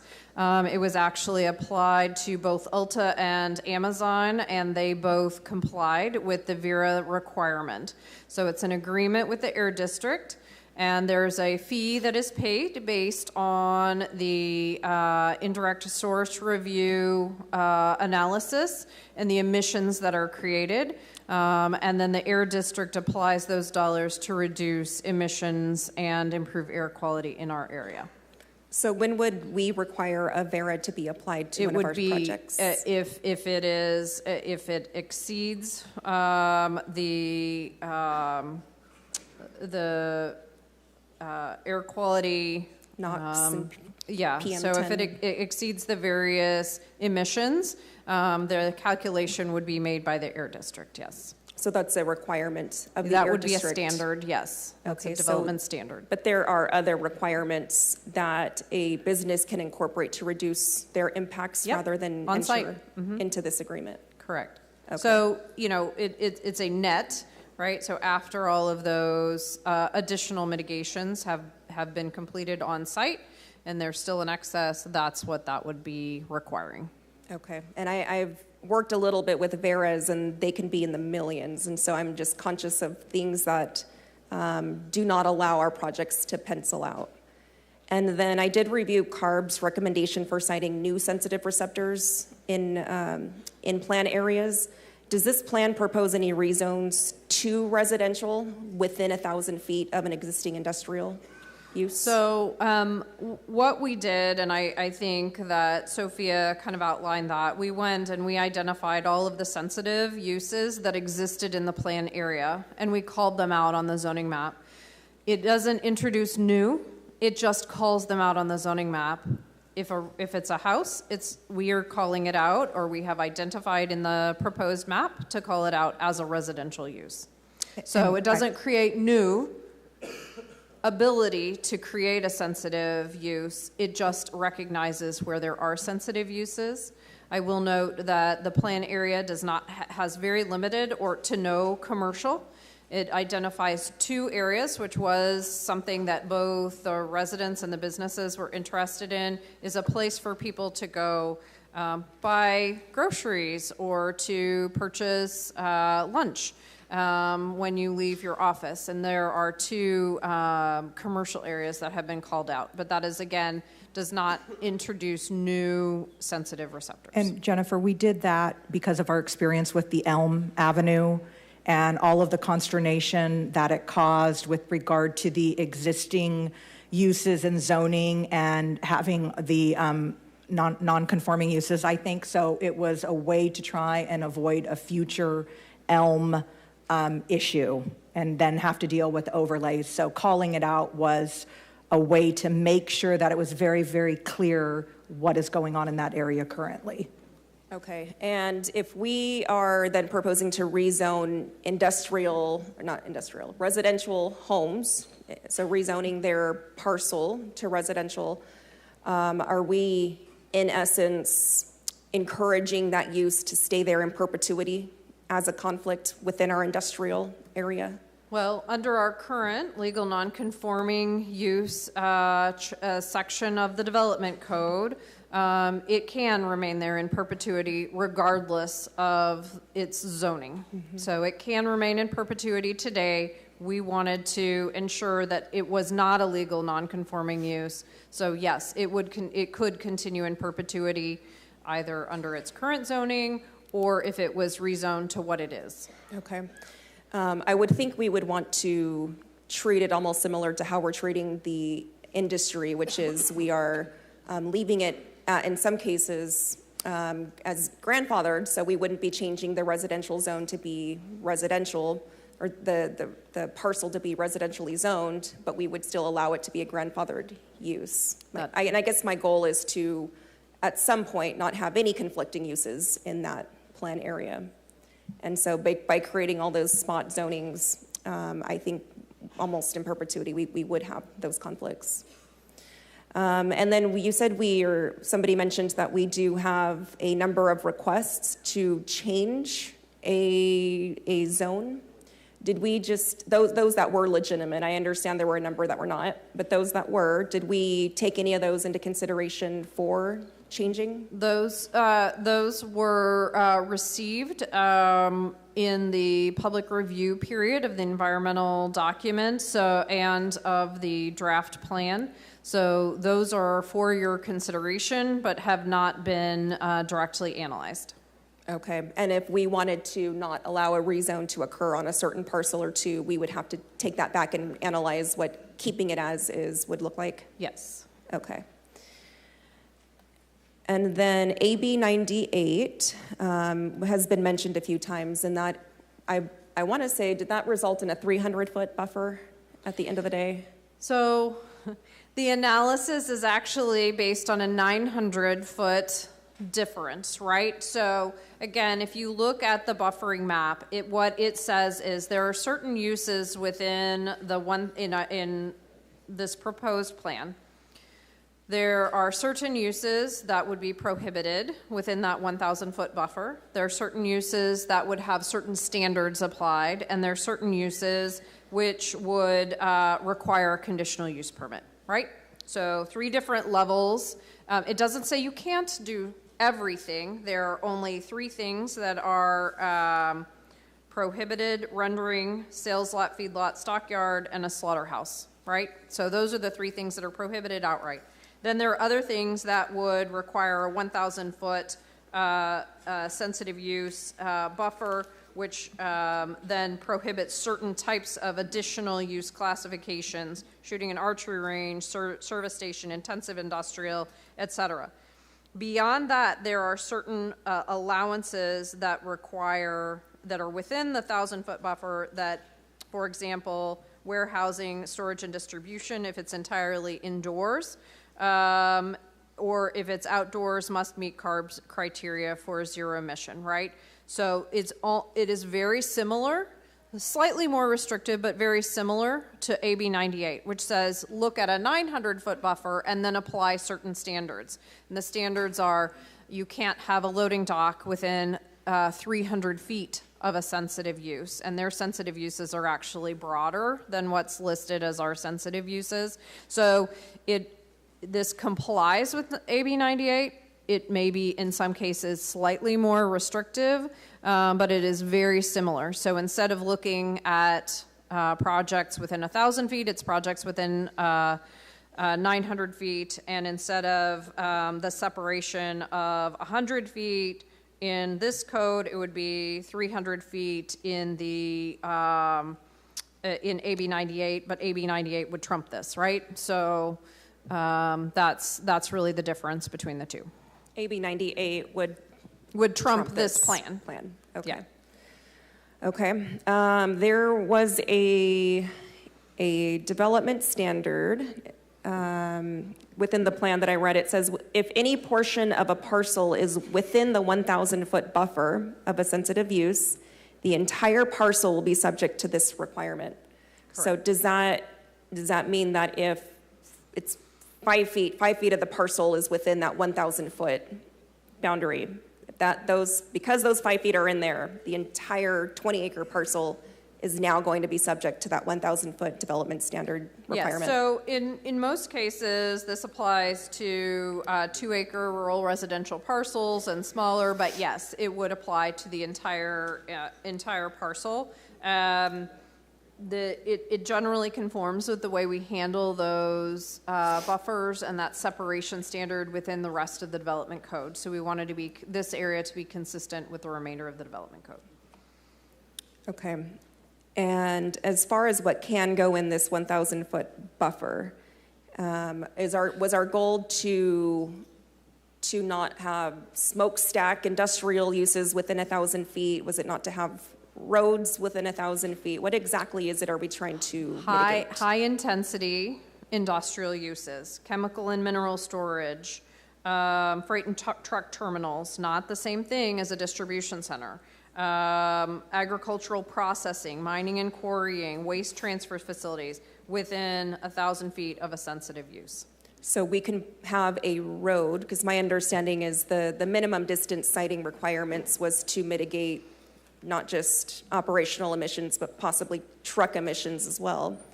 But we are allowing roads to be constructed within this 1,000 foot. Yes.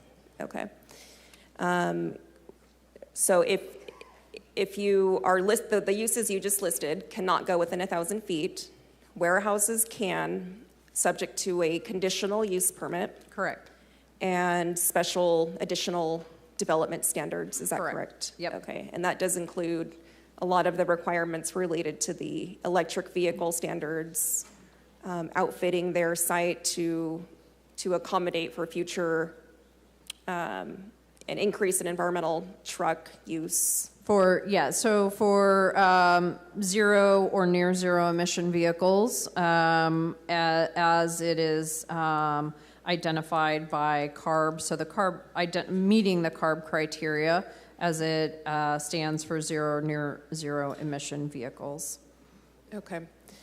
And then just so I'm clear, and the city manager, I believe, clarified, but the actual development of this plan was not because of a lawsuit. So if we deny a plan, we're not in conflict with anything. I'll defer to the attorneys, but that's my understanding. Yes, that's my understanding as well. Okay. And I do understand the purpose of a specific plan, why we do these. This isn't the first one we've done. What I would like to see is a revised specific plan, and I think I want to hear what the community says. I was not here 5 years ago when the council initiated this specific plan with the guiding principles of that document.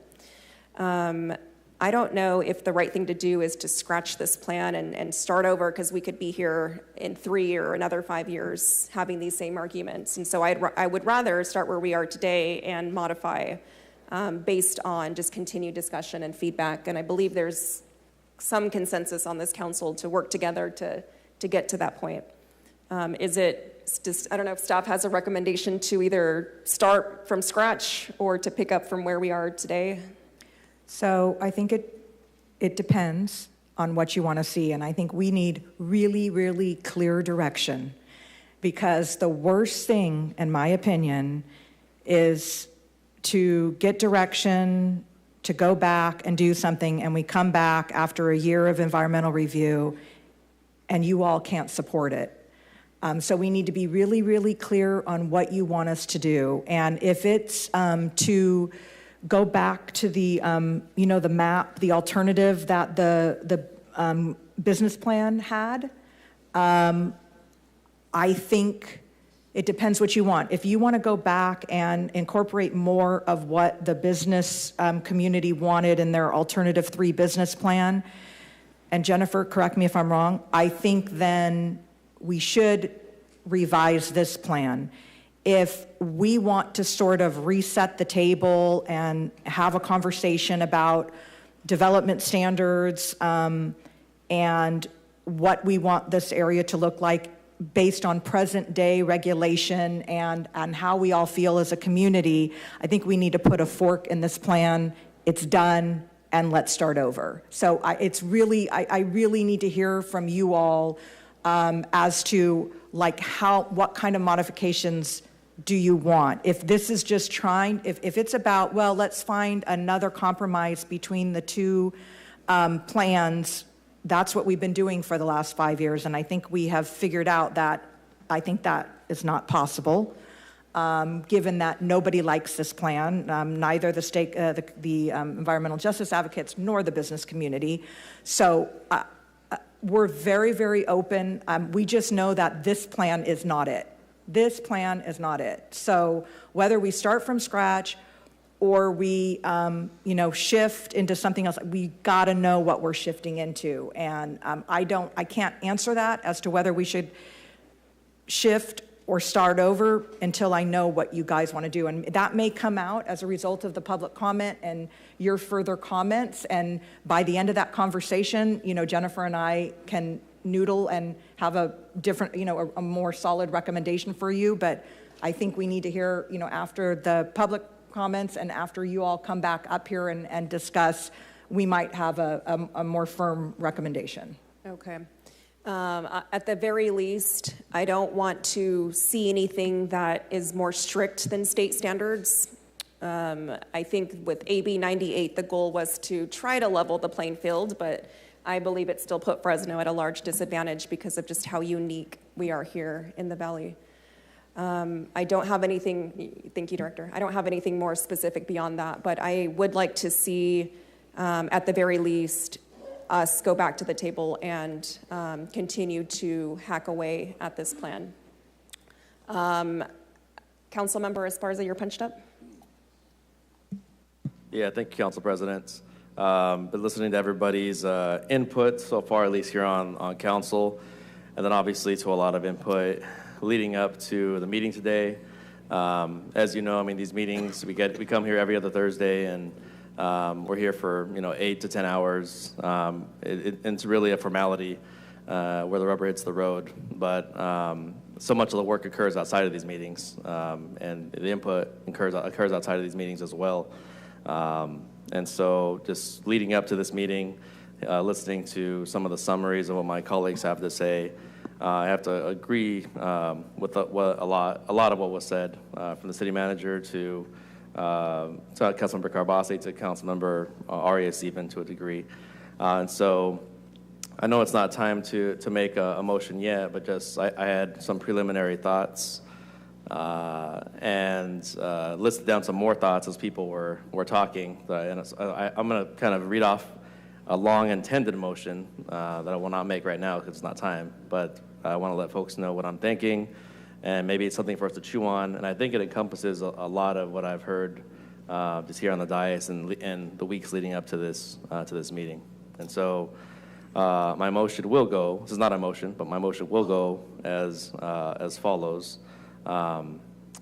It'll be a motion to deny the plan as proposed, with the following direction to staff to bring back alternative options to the council that include the following. And don't hold your breath, it's going to be a while. So the first point will be conducting a detailed review of AB 98's requirements to ensure that the South Central specific plan or any subsequent plan does not exceed those mandates unnecessarily, so that the city can maintain its competitiveness within the valley and the neighboring jurisdictions. Second point we'll want to see encompassed is to ensure that if buffer zones are adopted, that we can avoid applying the CUP or conditional use permits requirements specifically to manufacturing uses, which I think are crucial to our city's job creation and economic growth. Third point would be we're looking into requiring that all zoning or land use modifications garner property owner consent, recognizing the importance of aligning planning decisions with the what I'd call investment-backed expectations, if you will, notwithstanding extenuating circumstances that staff may identify in this process. Of course, there's always going to be extenuating circumstances. Fourth point, thoroughly review CARB, that's the California Air Resources Board, the CARB Advanced Clean Fleet regulations to ensure that the specific plan does not impose compliance deadlines that actually precede CARB's official timelines. City manager said he wanted specifics, so I'm getting real deep in the weeds here, and I'll print this out for you. Fifth point, require a clear analysis of feasibility, funding availability, and infrastructure readiness before mandating zero-emission conversions for motorized equipment like the Class 7 and 8 trucks. And when I say funding, like funding opportunities, I mean from sources like CARB or the San Joaquin Valley Air Pollution Control District programs. It's really evaluating what's available before we implement that and ways we can mitigate the impact on industry.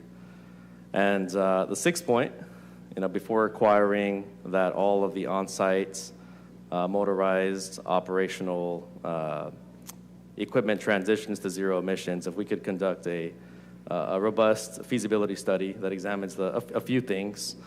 Number one, and this is true of really kind of any kind of industry or sector, but the technology maturity and market availability for that required equipment. We've kind of run into those issues ourselves as a city. Availability of state and local incentive programs to offset those conversion costs. And the readiness of supporting, level of readiness for supporting off-site infrastructure, especially the electrical grid capacity and the conduit installation and the charging station availability and such, including but not limited to. So that was my sixth point. My seventh point, one of my favorites, is to identify and evaluate available financing tools, such as an enhanced infrastructure financing district, EIFD. We have one in Fresno that I built out about 4 or 5 years ago. Or community revitalization investment authorities, also known as CREAs. That's a similar tax increment financing mechanism. And one or both or either of these could potentially be used to support the critical infrastructure improvements that are needed. So I'd love to see staff, again, take a look into those. My 8th point, as I've gone through this thought exercise, is that we're prioritizing investment in, again, essential and community and business infrastructure, generally speaking. So I'm talking about water, sewer, the electrical grid upgrades, complete streets, road repairs, and other improvements necessary to meet the needs of both the existing residents that are there and the new businesses. And the 9th point, I was looking over some of these letters. I want to make sure that staff is providing options for incorporating recommendations from the Fresno, Madera, Tulare, Kings Building and Construction Trades Council. They sent a letter that was received this week. I believe it might have been yesterday or the day before yesterday. It was received as public input on this item, and I'll make sure to attach that letter when I make the motion for reference. So I'll attach the letter as an addendum, but I want staff to consider those points of incorporation within the plan as well. And then my last and final point to Councilmember Arias's point earlier, concurrent to this direction to staff, I'll want the motion to include an ad hoc committee of 2 to 3 council members that will provide ongoing input to staff as you go back to the drawing board on this plan. And I think that fills the gaps, because whenever we as legislators come up here, we make public policy, we pass these bills, and there's continued frustration because there's a lot of gaps, right? We can't think of everything. And when the gaps are not filled, the default goes to our beloved bureaucrats. And I mean that in the kindest way possible. From the city manager on down to our staff. I'm a bureaucrat at heart, and I don't mean that in any offensive way to our staff here in the city. You're just doing your jobs, but when we don't legislate it very specifically, as the city manager noted, we leave it to you, sort of directionless. And so I think, as the 10th and final point that will be part of this motion, just to make sure we have some counsel, to the best of our ability, whatever legal ability is, counsel, staff communication, to communicate what we might do to fill some of these gaps that we're seeing. So those are my thoughts. I think that kind of encompasses a little bit of everything I heard today. I'm sure there will be more here in the public comments that maybe we can incorporate. You can chew on that. We'll surely be over lunch, because there's no way we're going to finish this item before 12 p.m. I'm sure of that, given the number of people in this room. So we've got an hour or two to chew on it, and I encourage folks either in public comments or on the dais after public comment to provide feedback on that as well. So that's all I have to say for now. I was going to save the motion for later, but I think why not throw it out now and give folks a bit of time to chew on it before we get to that point of voting. Thank you. I will ask you to repeat it after we hear from public comment. We're going to take public comment before we start making Sure thing, yeah. No, motions. again, I was not making the motion. That was just my intended motion. Thank you. Thank you. Okay, we are now going to take public comment. If you are here for the Golden Charter item, you're likely going to have to wait until after lunch, because I have a number of cards here from people who wish to speak on this item. I am going to limit each speaker to 2 minutes, given that we do have a number of cards.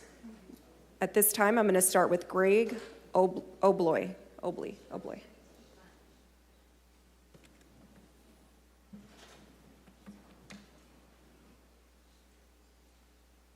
Good morning, Greg. You have 2 minutes. Thank you. Good morning, Council President and members of Council. My name is Greg Obloy. I'm here on behalf of Crown Enterprises and Central Transport.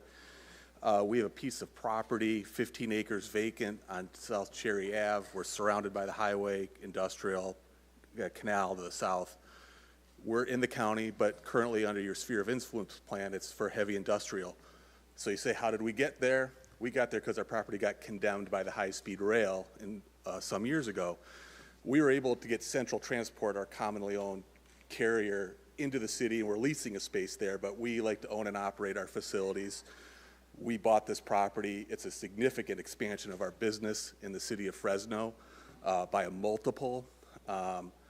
So with the city's encouragement, we bought this property for the full effect that it was going to be annexed into the property.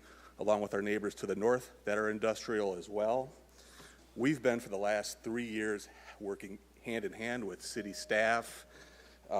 We've done doing CEQA review. We've done $30,000 in permits and applications.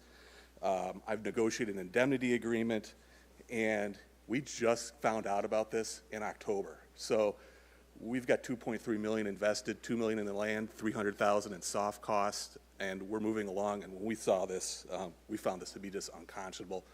I'm tempering my comments because it sounds like council is not going to adopt this plan, but I do, request that you guys just deny this plan in its entirety. Thank you very much. Up next is Brandon Craighead.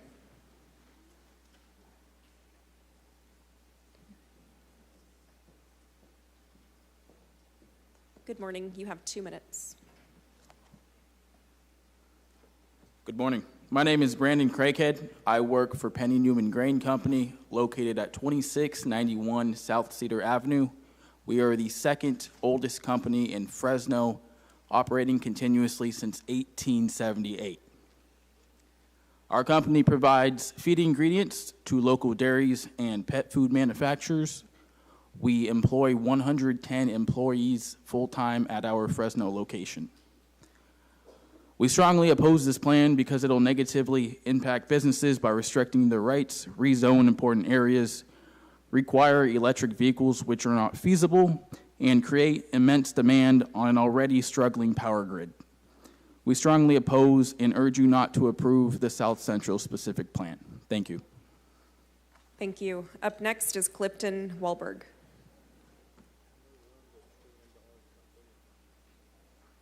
Good morning. You have 2 minutes. Good morning, council members. Thank you for letting us speak. I am here on behalf of Tarleton & Son Incorporated.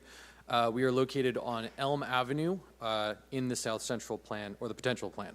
I'm a construction guy, so I'm not as eloquent as others in this room. But we've been around since 1977, and we have over 250 employees that work out of that facility that we have. And these are high-paying jobs. I mean, we do primarily prevailing wage work, buildings very similar to this one we build all over the place. And most of these people live very close to our yard in Southwest Fresno. We have a 20-acre facility, and we wanted to build out 10 vacant acres to increase our operations and provide more opportunities. However, we worry that this plan will stop that from happening. So, I want you guys to think about the people that live there and the opportunities that businesses provide for high-paying jobs and, opportunities. Thank you very much. We hope you do not pass this plan. Thank you. Up next is McKay Duran.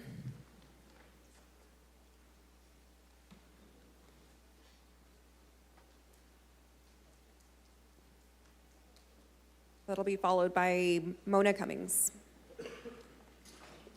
Hi, McKay. You have 2 minutes. Thank you. Good morning, Council President, council members. My work address is 4010 East Amendola Drive. And my name is McKay Duran, and I'm here on behalf of Central California Food Bank, the largest hunger relief organization in Central California. I'm here to express significant concerns about the South Central specific plan as presented. Our food bank operates within the plan boundaries, distributing nearly 60 million pounds of food annually to more than 320,000 neighbors each month. Our work is critical to addressing hunger in Central California, and our operations depend on the efficient movement of food by a fleet of heavy-duty trucks.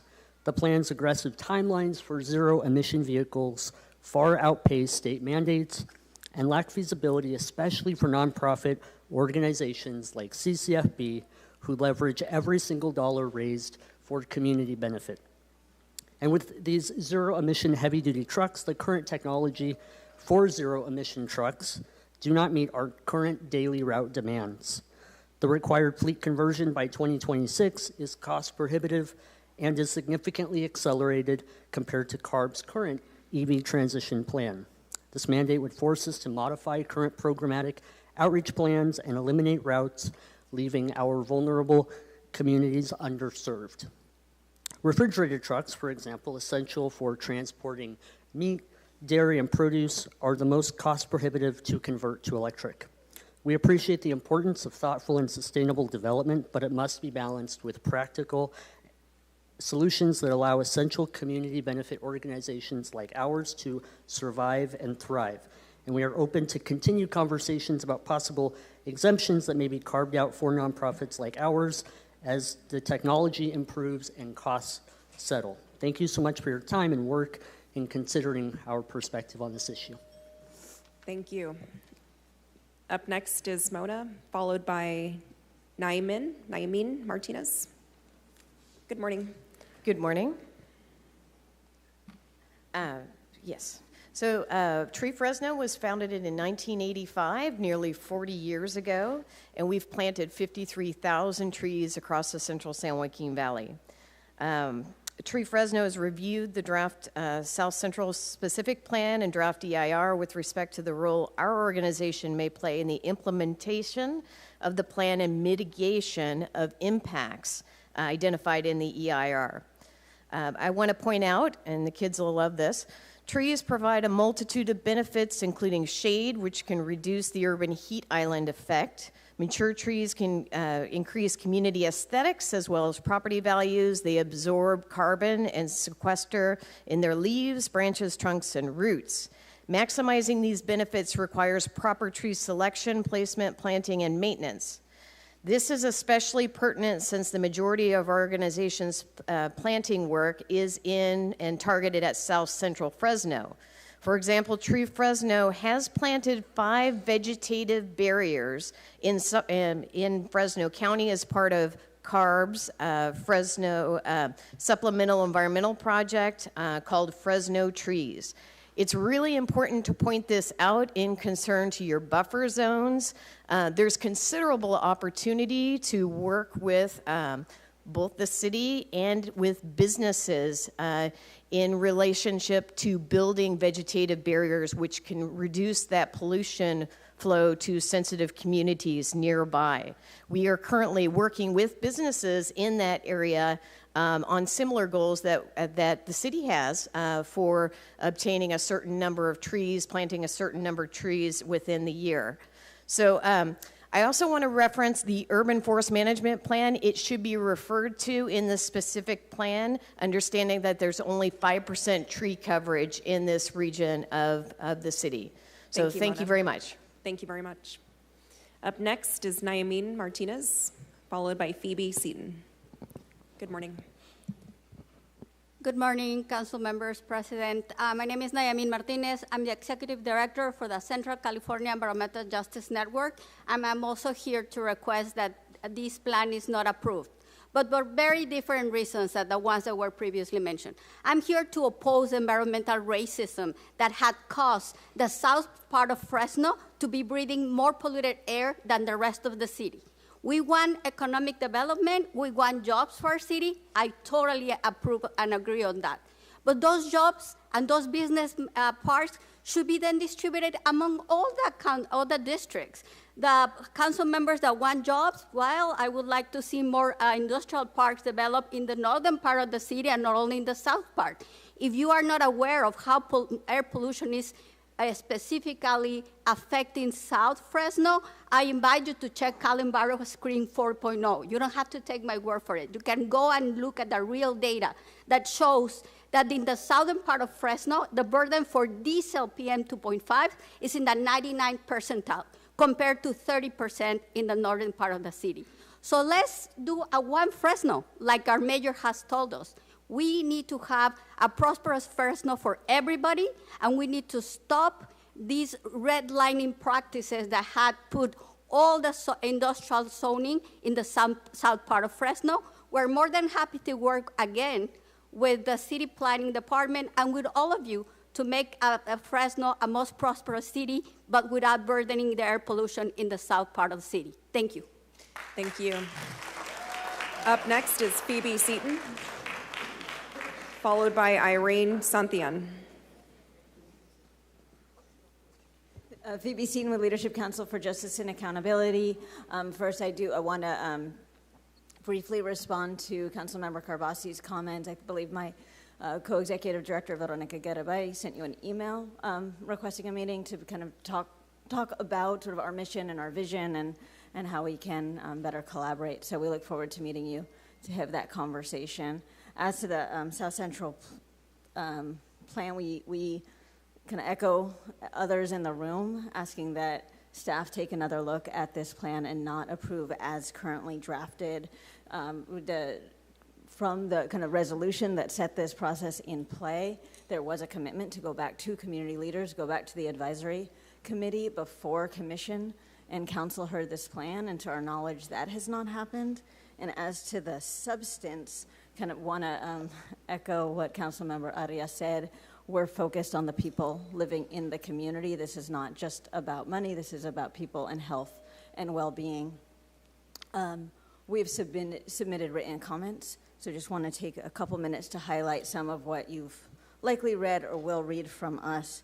We've worked with community members from South Fresno for several years, and they have been clear in wanting to see a lot of the neighborhood rezoned to support the residential use and the school use, to neighborhood mixed use and to park space to support, again, economic development, health and well-being, and the long-term sustainability of the community, especially in the area around Orange Center School. We also can appreciate the start of the 1,000-foot buffer, but really need to see that buffer extended to all uses, including and maybe especially warehouses, which are drawing so much truck traffic to the neighborhood. We appreciate all of your work on this, all of your comments and your consideration, and look forward to working with you to create a better plan. Up next is Mike Betts, followed by Irene Santhian.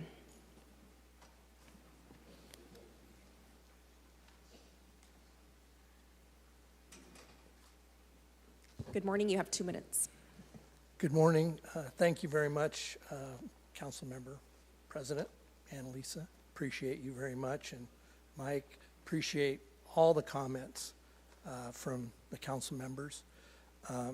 I represent Betts Company, a 156-year-old family manufacturing business. We're the oldest manufacturing company in the state of California, employing upwards of 350 people.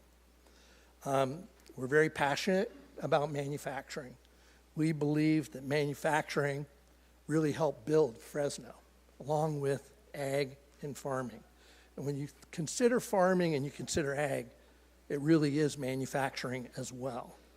When you look at manufacturing and you understand the ripple effect or adder effect of jobs created in the community, it's anywhere from 3 to 5 more jobs created. So we mentioned 22,000 jobs. Well, you can increase that by 4 or 5, the amount of jobs that come from that. The San Joaquin Valley Manufacturing Alliance represents 1,450 members, and our membership of manufacturers are opposed. We're recommending you deny. We appreciate your comments about, moving forward. We believe in our residents and trying to do right for everyone. We want to see a win-win situation here. We believe we can get to it. We'd like to participate in the conversations. In business, we're all about solutions, and we have a lot of solutions that we could share. So we're open to meeting with you anytime. Thank you very much. Thank you. Up next, Irene, followed by Leslie Martinez. Good morning. You have 2 minutes. My name is Irene Santelian, and I don't agree with the zoning changes to my heavy industrial zone properties because I own 2 properties and that's around the area. And I don't want my properties to be annexed to the city of Fresno. And I don't want my properties to stay, I want my properties to stay as zone as heavy vehicle industrial within the Fresno County. Both properties have been in operation since the 90s, and it's still, up to this day, they're still operating. So, thank you. Thank you. Up next is Leslie, followed by Raul Sambian. Leslie Martinez on behalf of Panfilo Cerrillo, who couldn't be here today. He's a member of the Orange Center School Board. And he's here to really shed light on something that we've all missed, and it's the people that have to live there and have lived there before, like Councilmember Arias had spoken of before. But he's a few people here have mentioned that they have had business in this area for generations, but my family has lived here. And along with that, I think it's very important to remember that Orange Center School was established in 1838. That's almost 200 years. There's a long-term tradition here. And this school was originally built for 500 students, and today now we're only at 269. And the biggest part of that is because most of that residential area has been gobbled up by the industrial commercial properties. My kids used to walk to Orange Center Elementary School. Right now, the traffic has gotten so dangerous, and the school itself will tell the parents, do not allow your children to walk to school. But they're still walking because nobody can take them. There's a preschool, a K through 8, and young children who are there that are walking next to semi trucks. Their houses shake. The superintendent has told me that the building office is rattling because of the semi trucks. And here we are on the north and south side of the entire west side of the school, and we're planning more industrial development. Now, any of you up there sitting there, I guarantee you that you would not want your children attending an elementary school where your kids have to feel the effects of those semi trucks, and they're doing 70 miles an hour on that street. And if you would like that, please raise your hand now, but I guarantee you nobody will. So I'm here asking you that you work with community and you listen to us, because we've been speaking to you all for a very long time, and we're asking you to stop this. Residents also wanted to address Carbasi in the article. They were very offended and felt that if you would like to understand what it's like to live in South Central, they invite you to come to South Central and Tyler Maxwell as well, so you can understand kind of where they're coming from, because they want you to understand. Up next is Raul, followed by Will Oliver.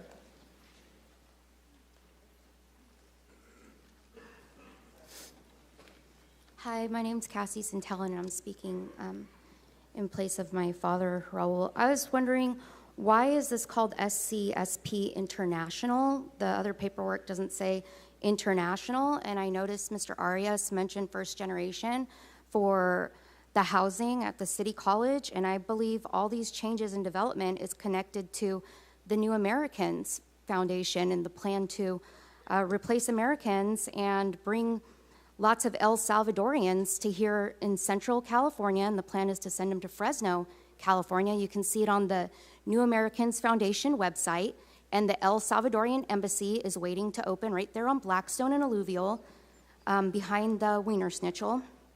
So I'm just suspicious of this, because if you're so concerned about health, why do you guys want to force toilet to tap on our population?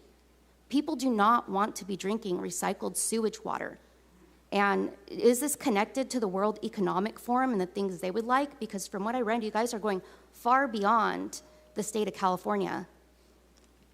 Was that Bell, the 2 minutes? Are your comments on the South Central specific plan? Because if so, then you do have exactly. 1 more minute. That is exactly what it's connected to, and you guys aren't being honest with people. You guys have your plans long in advance, and you know it. You're not telling me that you weren't aware that the college housing and the support and all that stuff was going to be for migrant citizens only, but paid by local taxpayers. Thank you. Is Raul here? Did Raul want to speak? He's busy working. All right, Will, you're next. Good morning, Will. You have 2 minutes. Good morning. Will Oliver, Fresno County Economic Development Corporation. I'm going to keep my comments succinct and short, as a lot of the sentiments have been raised already. We also stand urging that the council reject the South Central specific plan as proposed today. Moving forward with any plans or project alternatives that are considered, we do encourage thoughtful consideration of state laws that are in existence, as adding on top of these will certainly put us at a competitive disadvantage here locally. An example of this with the South Central specific plan with regard to manufacturing is, if light industrial is downsized a regional business park, that will place many manufacturers who operate under the general industrial designation to operate under a conditional use permit, not permitted by right. That would frankly force them out of our areas. They would not make a multi-million-dollar investment without that certainty to operate in the future. I do think that, unfortunately, the plan as proposed has obscured many areas where I think we agree on, areas where we can do more, and I do think that there are tools available to address some of those areas where collective benefit can be achieved, from road repairs to job training. So we encourage denial of the plan as proposed. We look forward to being a part of any planning process that ensues, and we really appreciate your thoughtful time and consideration on this matter. Thank you. Thank you. Up next is Gloria Hernandez, followed by Melissa Tra.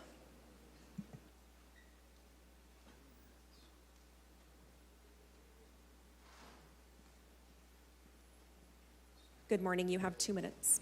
Gloria Hernandez, Mothers Helping Mothers. We're an organization that doesn't have any papers because we're a committee. We go out and we help people with donations. Yesterday I was in Dalesville visiting a friend, one of the Mothers Helping Mothers. And she was telling me that she thought this plan had already been approved because that's what she was told at the school meeting, and that they had her sign a document. I'm going to go get a copy of that document because I'm very curious. You all talk about, you know, Mike seems to think that we all get paid to do this. I don't get paid. I'm on Social Security, and free speech is not free because I just put in $6 out there. But I'm really concerned that you all think 1,000 feet is going to handle it. It's not. You know, when I was fighting the purity oil back in the 80s, they promised to clean it up, and they never did. Just like promises are being made and not held. When I drive down Dalesville, I look at the new water lines, but I see no streets.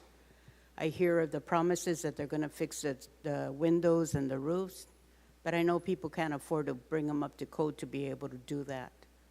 So when I talked to my friend, she told me that she'd rather die there because she'll never want to rent again. It took her a long time to buy her housing. Now, her housing is substandard according to what the rules would be, but she can't afford to fix it. And yet, she takes care of her grandchild, takes her every day to Orange School, and she talks about how the noise of the trucks go by and the pollution, the smell of the diesel going by. But you know, we talk about jobs. I was taught by my elders to fight for the 7th generation. So kids up there, they're promising you jobs that they're going to kill you. And Thank you, Gloria. Up next is Melissa, followed by Scott Miller.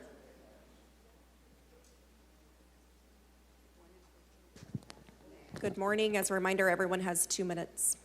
Thank you. Good morning, council and staff. Thank you for the opportunity to comment. My name is Melissa Tra, and I am here today representing the Central Valley Business Federation, or BizFed. We are a grassroots alliance of over 75 businesses and organizations representing 30,000 diverse employers and 400,000 employees across the Central Valley, including many in Fresno. We respectfully request the council reject the plan as currently proposed. Unfortunately, the recommendations in this proposal put Fresno at a competitive disadvantage and drive businesses, both existing and future, out of Fresno. We as the business community are committed to working with the council and staff to develop a plan that meets the original intention of the South Central Specific Plan and encourages economic growth and development. I appreciate your time and consideration and respectfully request the council direct staff to work with us to achieve a plan that works for all. Thank you. Thank you. Up next is Scott, followed by Ethan Smith. Good morning. You have 2 minutes. Good morning. I'll be very brief. I just want to thank you on behalf of the Fresno Chamber of Commerce and our members and board for the opportunity to go on record and to echo so many of the comments that have been made today. I could never be as eloquent as some of the people who have already spoken, but we certainly appreciate the notion that the plan as proposed would be a moratorium on industrial development.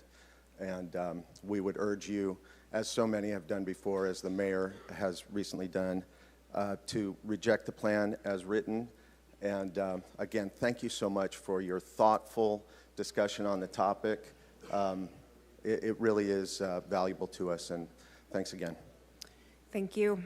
Up next is Ethan, followed by Nick Audino.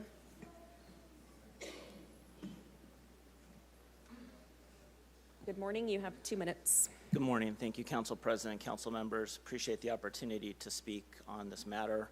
My name is Ethan Smith. I'm with Invest Fresno. I'm also a industrial broker specializing in leasing and sales of industrial buildings in this area. I urge you to reject the plan as proposed.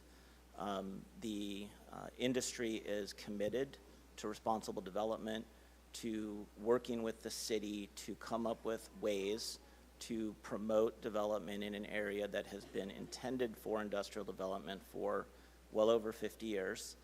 We recognize that we're operating within the context of a state that's highly regulated, and there are new rules that have been put in place since this initial resolution was passed and the specific plan was created in a different era, in essence. The business community and those people that I come in contact with are committed to doing responsible development. We are pro-Fresno. We're pro-jobs.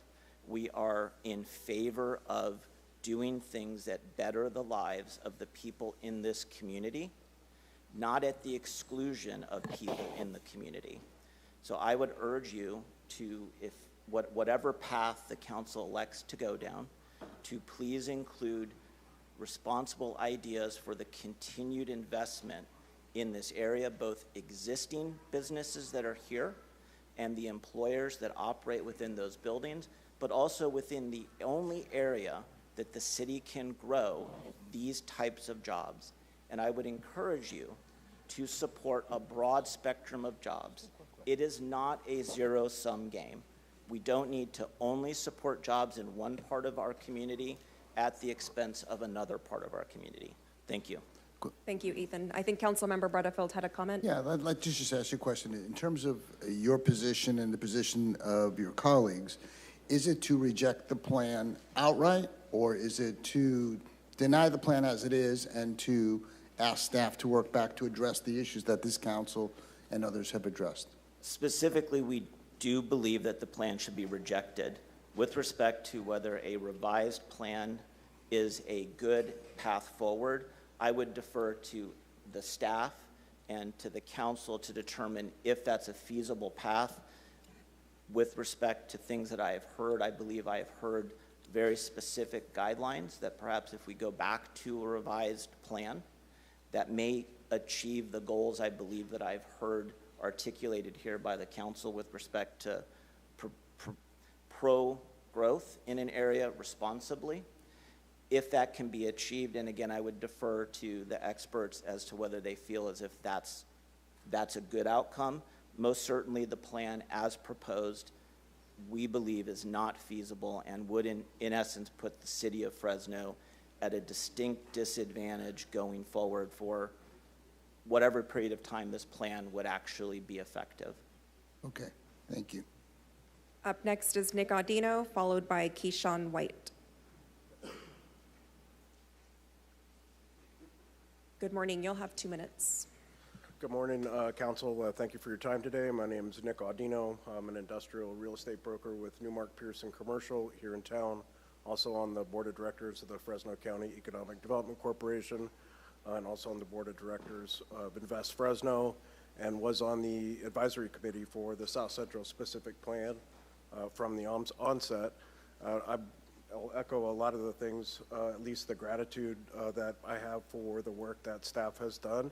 Having been there from the beginning, I know it's been a lot of hard work. In the beginning, we had 16 meetings or so. I think everybody was getting along quite nicely, well-intentioned effort to try to draw the community and business together in this area. I think 5 years later, the plan as proposed has fallen short of those goals, not only on the industry side, but it sounds like from what we're hearing on the community side too. So my recommendation would be to reject the plan as proposed. Thank you. Is Keyshawn White here? Keyshawn, is this on the South Central Specific Plan? Okay.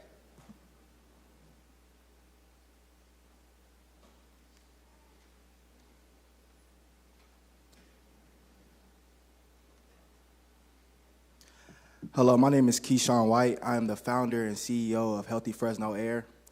I've been studying air quality data and educating the community about long-term health impact of living in bad air quality.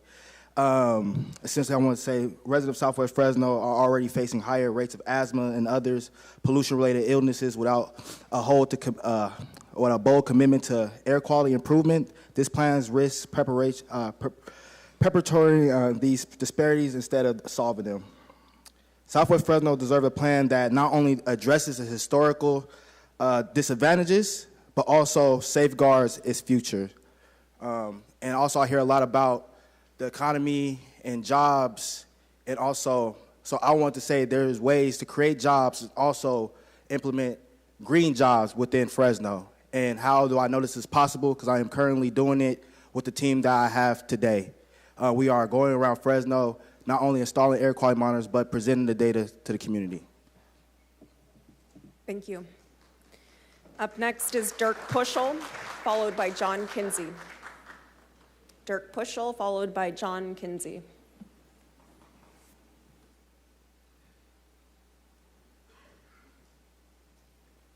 Good morning. You'll have 2 minutes. Yes, ma'am. Good morning, members of the council. I'm Dirk Puschel, and my firm represents two property owners that own property within the plan area, DNI Farms and Agriplante. Both property owners paid fair market prices for their parcels and invested heavily in their properties based on the opportunity to develop their parcels as contemplated by the existing plan designation and development standards. Dirk, could you lean into the mic a bit? Oh, excuse me. Better? Thank you. Both parcels have been planned for industrial development for decades. Specifically, one of the parcels is adjacent to an M3 zone site zoned M3 in 1965. Thank you.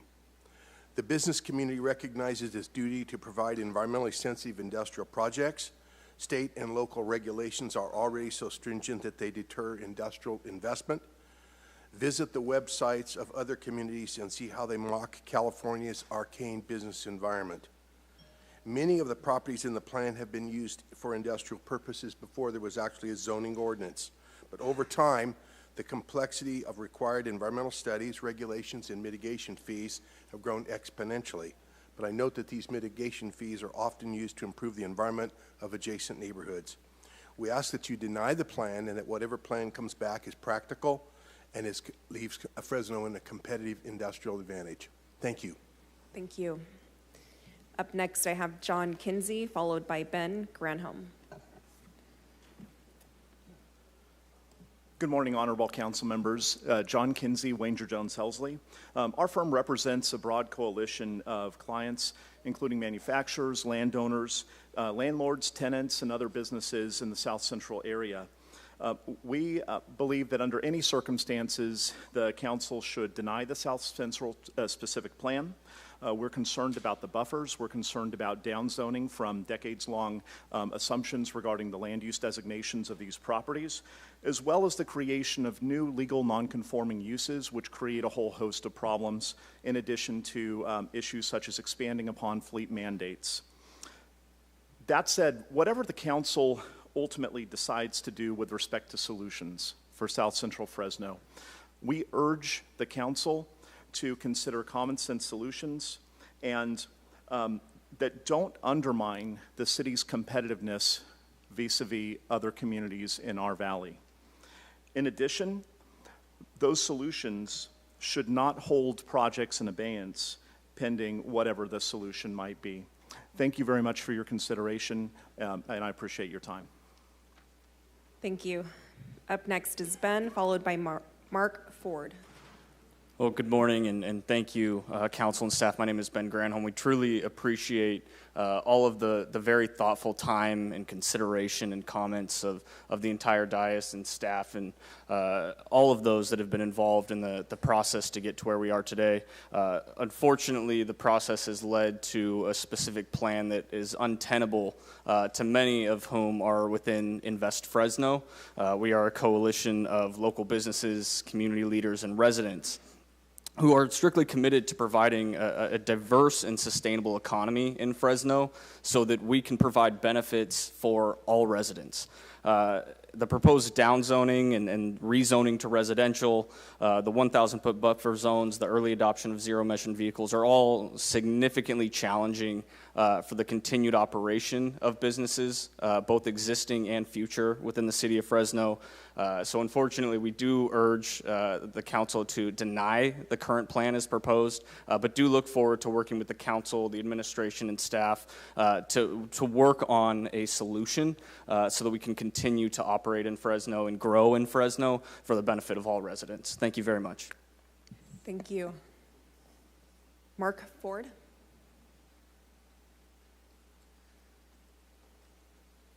Good morning, Council. Thank you so much for all the work that you've done on this. I'm Mark Ford. I'm CEO of JD Food. I'm also a partner in Certified Meat Products, the Meetup, and the Print District. We strongly urge you to deny this. A lot of what has been said I completely agree with. I appreciate the comments, but I do want to put a spotlight on two things that have not been said. On our distribution company, we have chosen Fresno because it is geographically in the center of the state. And we go as far north as Chico. We go far south every day to Los Angeles, and we are in the Sierra Nevadas, and we are along the coastline every single day. And the technology for especially EV technology is not advanced enough to sustain that type of business. But more importantly, that has not been said, is every single one of our trucks, our vehicles, has a refrigerated trailer. And that refrigerated trailer has a diesel engine on it. And the diesel engine the technology is not even there to replace it. It doesn't even exist. So to say that we need EVs, the technology is not even there. But in addition, I'd like to put a spotlight on the improvements that we have had. About 15 to 20 years ago, we were under CARB regulations to replace all of our diesel engines that are on all of our refrigerated trailers. And we've done that at $25,000 each. And we have over 40 units. That's a huge investment. And that investment is done either every 7 years or requires a filter to be on that. So the improvements, if we look at our fleet compared to 10 years ago or 20 years ago, we are 98% improved on emissions. So we've come a long ways, and we are going the right direction. But this particular plan calls for technology that just is not ready for us yet and is not ready to sustain our business. So we appreciate all that you've done, but we strongly urge you to deny this.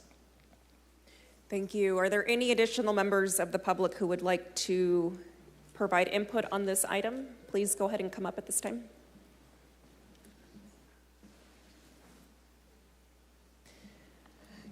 Good morning. You'll have 2 minutes. Please state your name.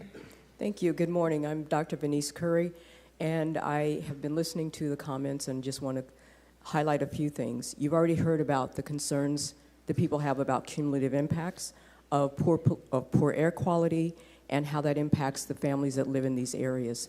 The CARB letter did reference that in terms of sensitive receptors, and so you've already heard that information on a number of different areas and in a number of different places. So that information is unchanged. What I'm hearing is an economic argument that you don't want Fresno to be non-competitive, and yet if you are consistently marginalizing a particular part of the community, you absolutely will not have the kind of growth that you would like Fresno to be able to toot its horn and to actually embrace. And so I would support denying the plan, but for opposite reasons.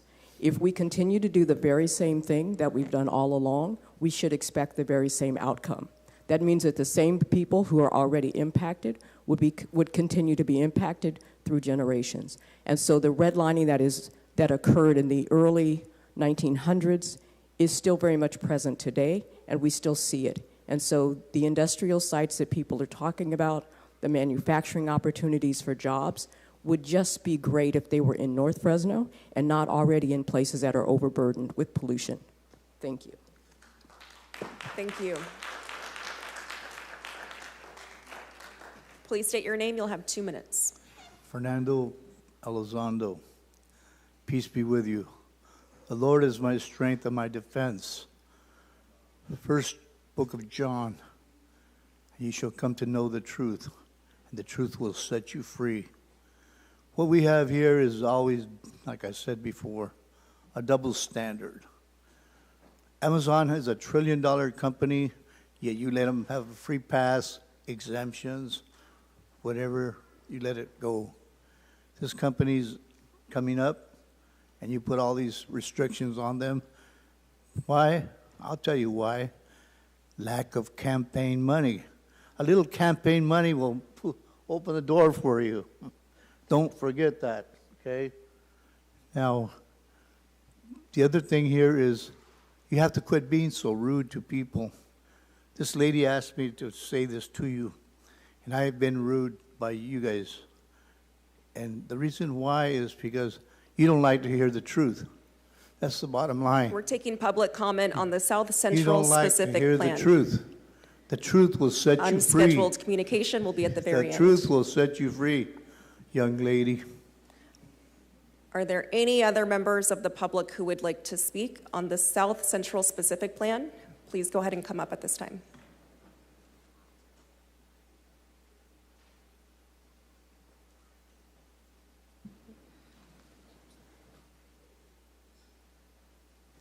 Good morning. Please state your name and you'll have 2 minutes. Good morning, Council. My name is Hester Hensley. I'm a citizen of Southwest Fresno, and I have been listening to all the comments. And I agree with what they're saying, is that share some of the stuff that you have in Southwest Fresno and North Fresno. We have enough pollution, and we have enough chaos going on over there without adding any more. So share what you're trying to put in Southwest Fresno that's been there for years. Don't add any more. Just stop bringing more. If there's more to come, share it with the North Fresno. Also, I just want to comment to my Councilman Arias when you said it's a benefit. What benefit is it to us when you do things like this? It don't benefit the Southwest residents, just like it didn't benefit us when you said what benefit. It didn't benefit us when you took California Street away from us and Ventura and Kings Canyon. It didn't benefit. It's not a benefit to any of us that you spend all that money for nothing. It was nonsense. Thank you. Are there any other members of the public who would like to provide public comment on the South Central specific plan? South Central specific plan, please come up at this time.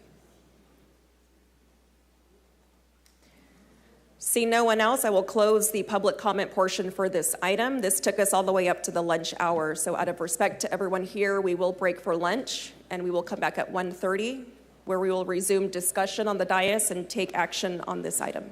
We'll see you back at 1:30.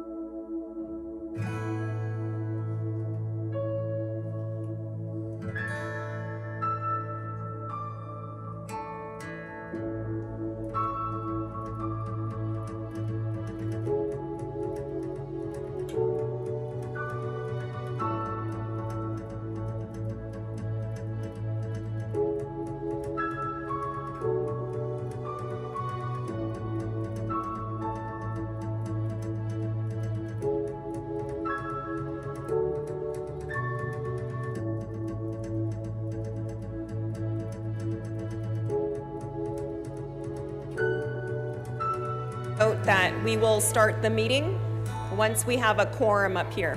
I think some of my colleagues are still at lunch. So once we get a quorum, so once we have 4 council members, we can resume the meeting. Thank you.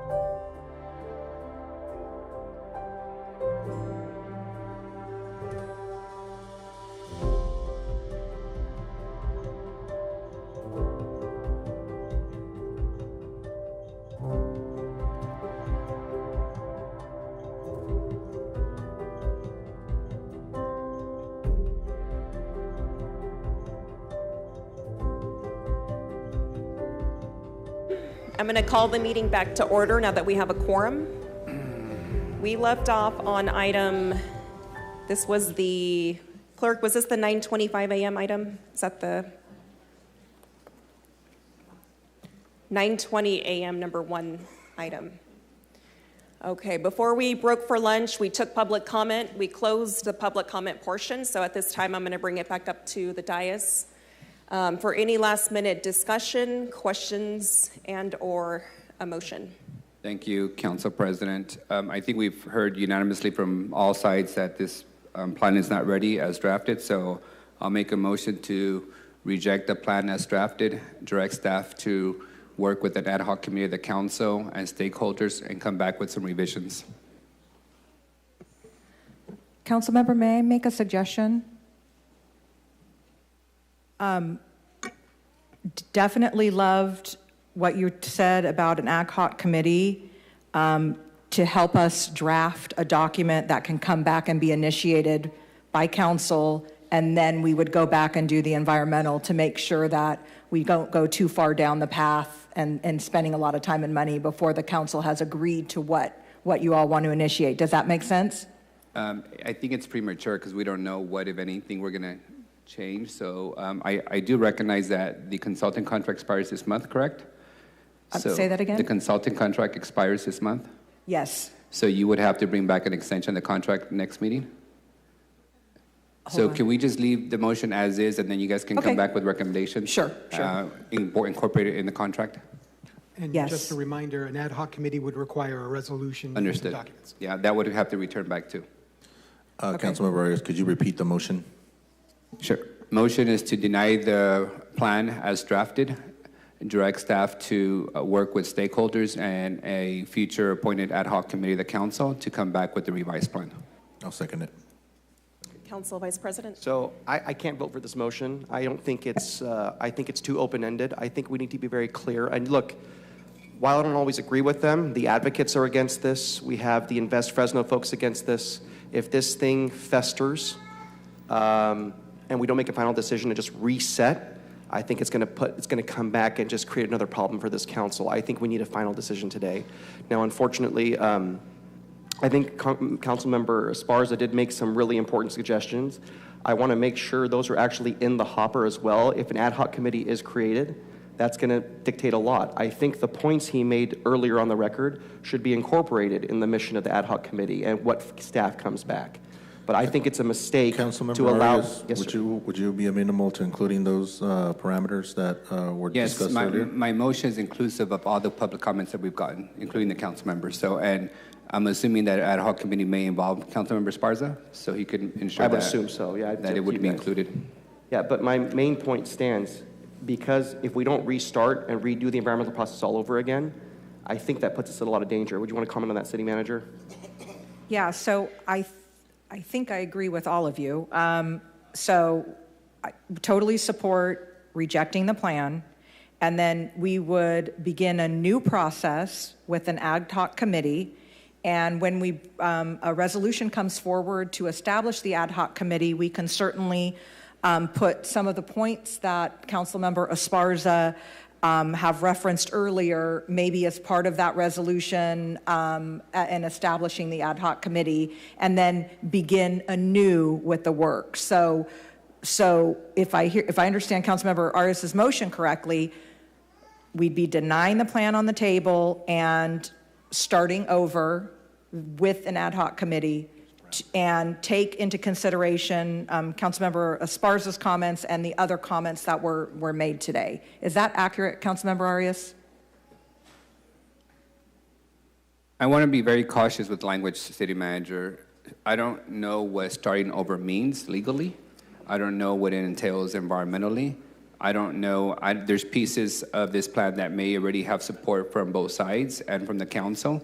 For example, there's landscaping components that has general support. So I think my motion is clear. We're denying the plan as proposed, and we're going to come back with the revised plan. And the planning director will come back with an extension of the environmental contract.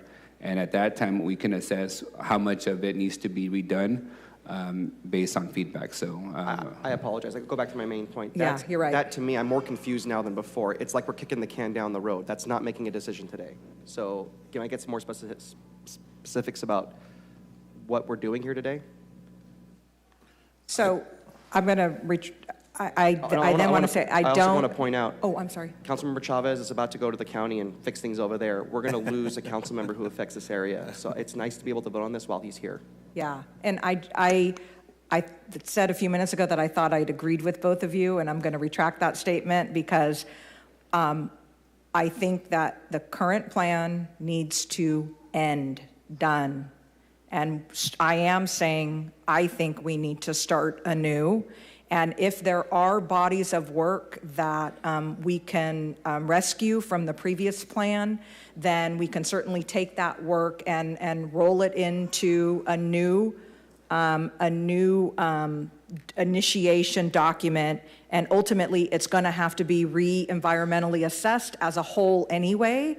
But I don't think that we should keep this plan alive in any form and just try and modify pieces that don't work and try and keep pieces that we think may work.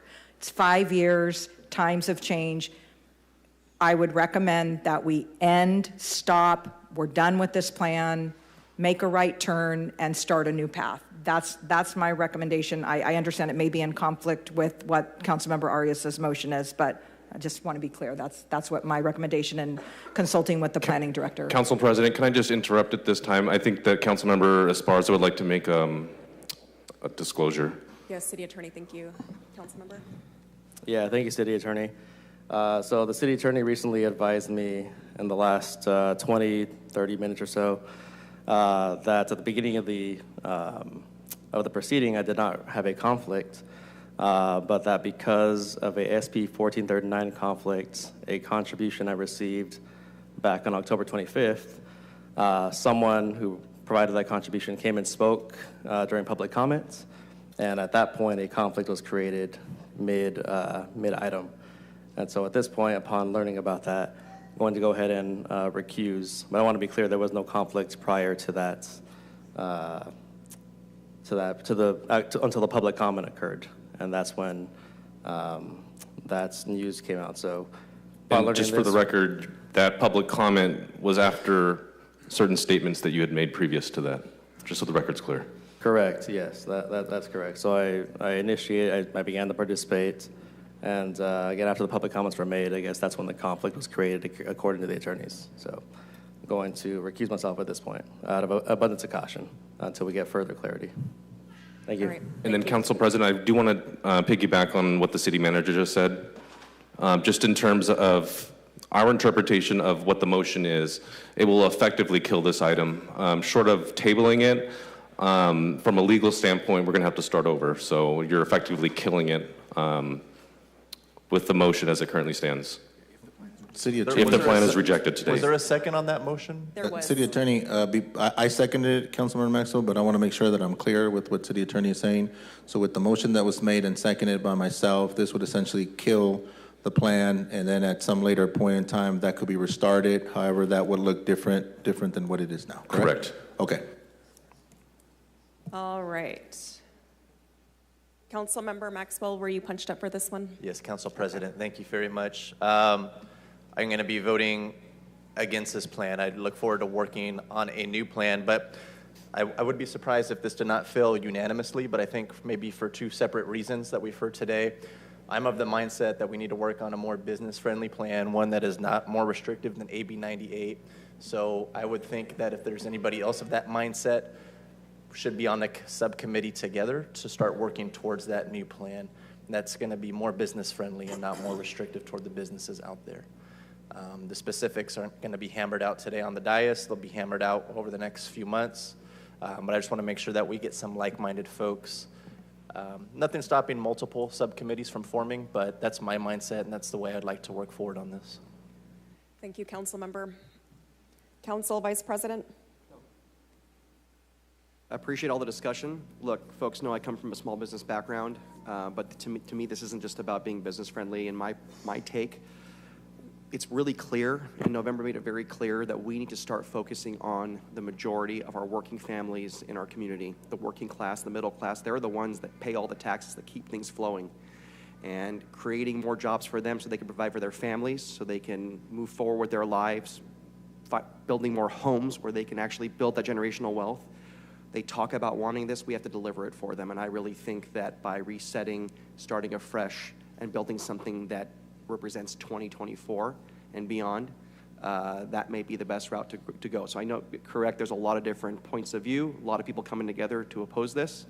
But when we rebuild the new plan, let's make sure we focus on working families and creating more actual economic opportunities right here in Fresno and not sending them elsewhere. Thank you. All right, I have a motion by Councilmember Arias and a second by Councilmember Chavez. Any objection to that motion? Hearing none, item passes 6-0. All right, I have a few scheduled communication from individuals requesting to speak. These are from the morning time, so I want to make sure I see if they're still here. Is Matilda Garcia here?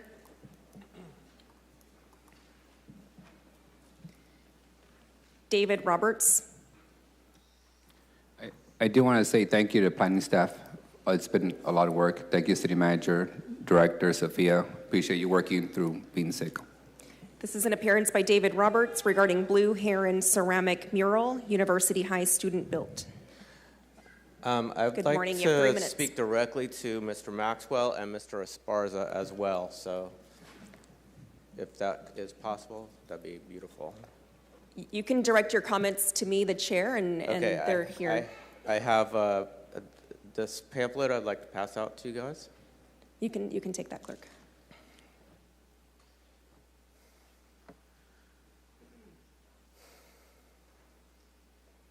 Your 3 minutes have started. Okay, thank you, council members, for seeing me. Looking for funding to install a Blue Heron. It's a ceramic mural built by University High students in 2002. It's a bas-relief mural, and we built it on the Fresno State campus with about 20 kids.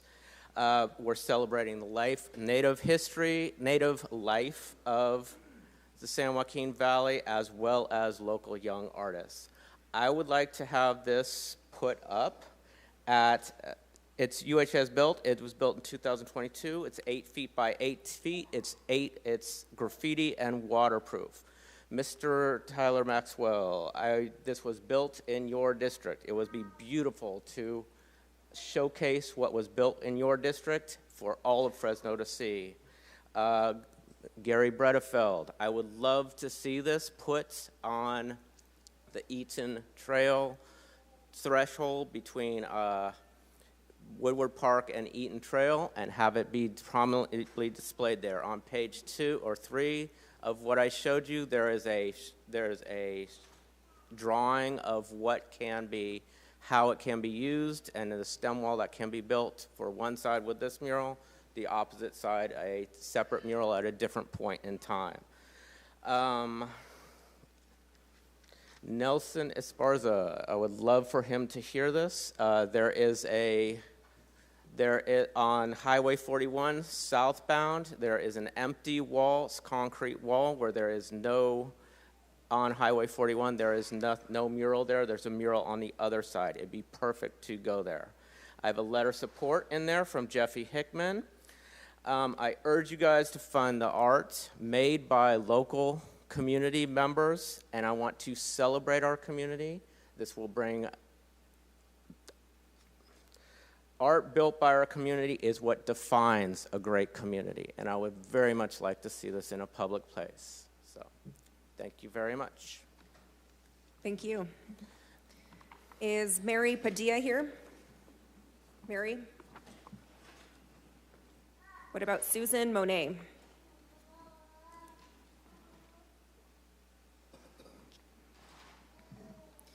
All right, at this time, we will move on to our 9:25 a.m. hearing to consider an appeal regarding the approval of development permit number P23-03784. Good afternoon, Philip. Good afternoon, Council President, Council members. Philip Segrist with the Planning and Development Department.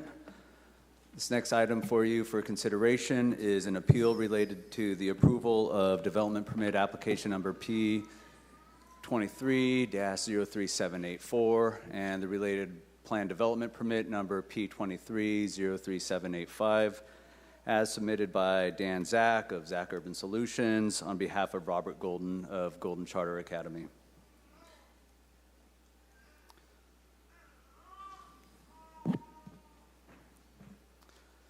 So the project pertains to 2.3 acres of vacant property that's located on the south side of West Belmont Avenue. And the subject property has 4 street frontages. It's bounded by West Belmont Avenue on the north, West Franklin Avenue on the south side, North Delno Avenue to the east, and North Pacific Avenue to the west. The property on the north side of West Belmont Avenue, that is Fresno Chaffee Zoo and Roding Park. And the surrounding properties are predominantly single-family residences with some industrial uses further to the southeast. And along West Belmont Avenue, there are a mix of existing commercial uses. The subject property is planned and zoned for neighborhood mixed use. Other properties along West Belmont Avenue along the south side are also planned and zoned for neighborhood mixed uses. The property to the north, surrounding properties it's planned and zoned for park and recreation, which would be the zoo and Roding Park. And the properties to the south, southwest, and southeast are all planned and zoned for medium density residential uses. So the development permit application proposes to construct a new kindergarten through 8th grade charter school for Golden Charter Academy. The Golden Charter Academy will be chartered through Fresno Unified, and it will serve as a permanent location for Golden Charter Academy. And it would allow Golden Charter Academy to relocate from their temporary location, which is at 1625 West Princeton Avenue, approximately 3.5 miles to the north. Schools are permitted in the neighborhood mixed-use zone district. And projects that are proposed in the mixed-use zone districts are subject to the mixed-use development standards. And so this slide shows the proposed site plan for the charter school. It's going to be proposed in a traditional campus-like layout. It'll be comprised of 4 educational buildings arranged along a linear courtyard. It'll also feature 21 classrooms, and so the educational buildings in this slide, I've highlighted them with blue polygons over those buildings. It'll also feature an amphitheater, which is highlighted in the kind of pinkish color along the south side, which is kind of on the left side of this image, as well as a children's play area, which is at kind of near the corner of Delno and West Belmont Avenue, and that's highlighted in the green, and there's other green open spaces provided on the campus. They'll also include a student pickup and drop-off zone, which is primarily the main entrance, and that's mid-block along North Pacific Avenue. The project will also include security fencing and gates around the buildings, and it'll also include a water feature towards the corner of North Pacific and West Belmont Avenue, and it'll also include sidewalks, street trees, and lighting. This next slide are some of the This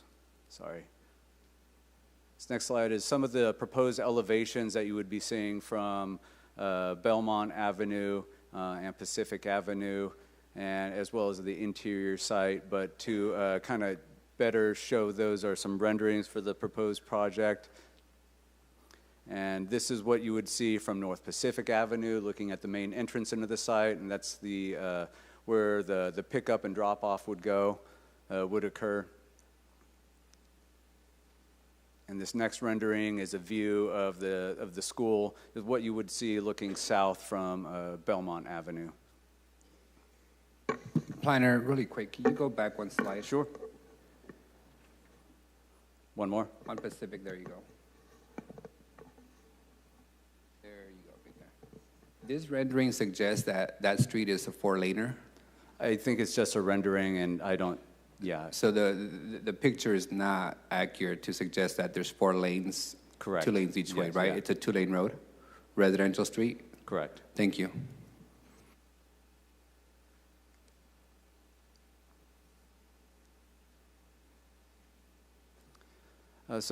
Golden Charter Academy, it would accommodate approximately 480 students and 60 full-time employees at full enrollment.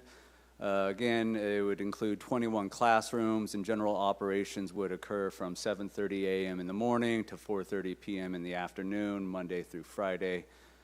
Pickup and drop-off will be monitored with 8 staff members that would be present to direct traffic.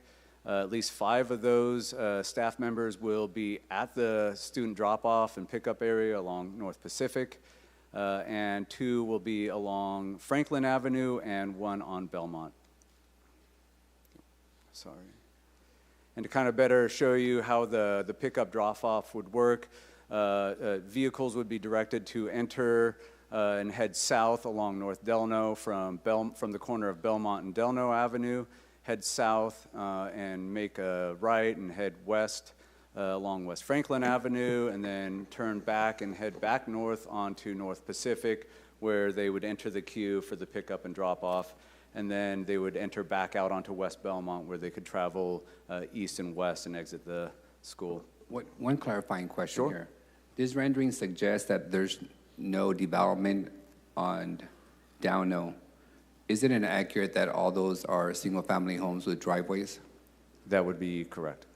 All right, so this image is not accurate that there's no development there and there's room for a lot of cars if you account for the driveways that you can't block.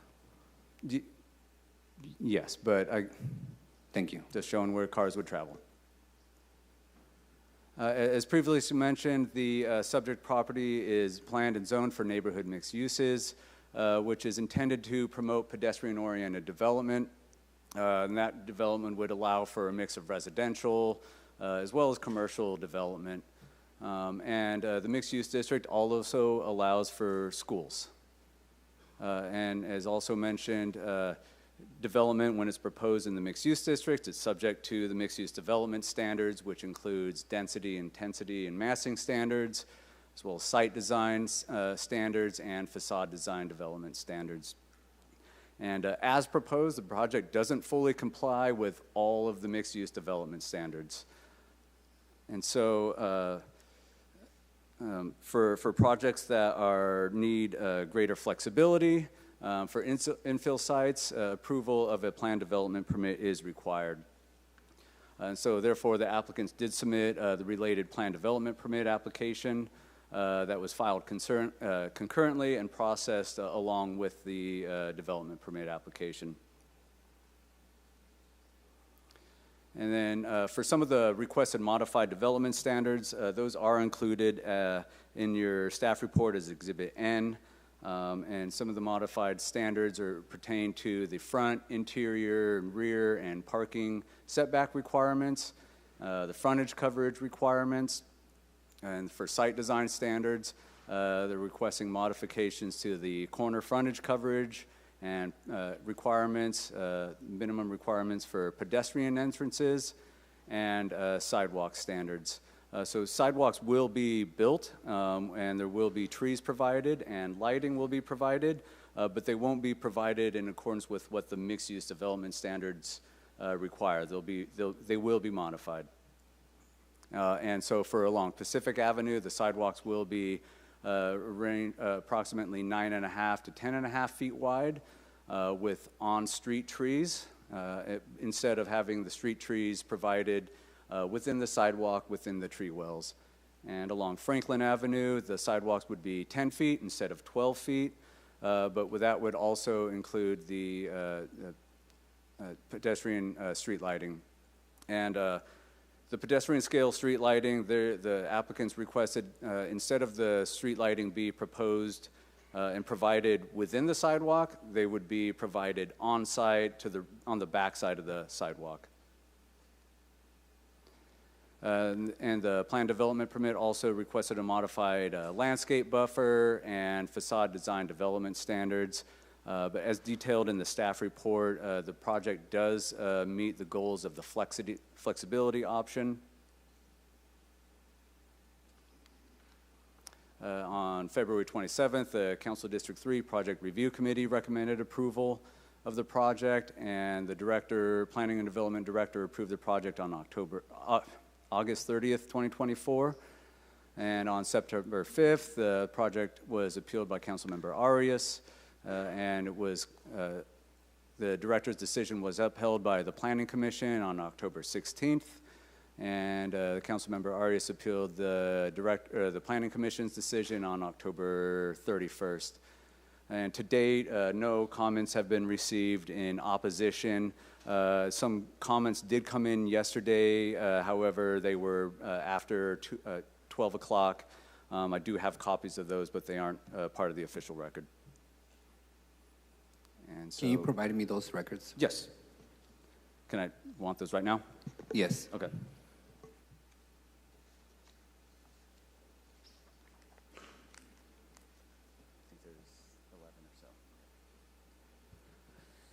And concluding, staff recommends that the City Council deny the appeal and uphold the action of the Planning Commission to approve the development permit application, and deny the appeal and uphold the action of the Planning Commission to approve the related plan development permit application. And that concludes staff's presentation. Staff's available for questions, and I know the applicant is also in attendance, and they have a presentation as well. Okay, thank you very much. At this time, we are going to allow the applicant to make their presentation if they wish to do so. And you will have up to 10 minutes.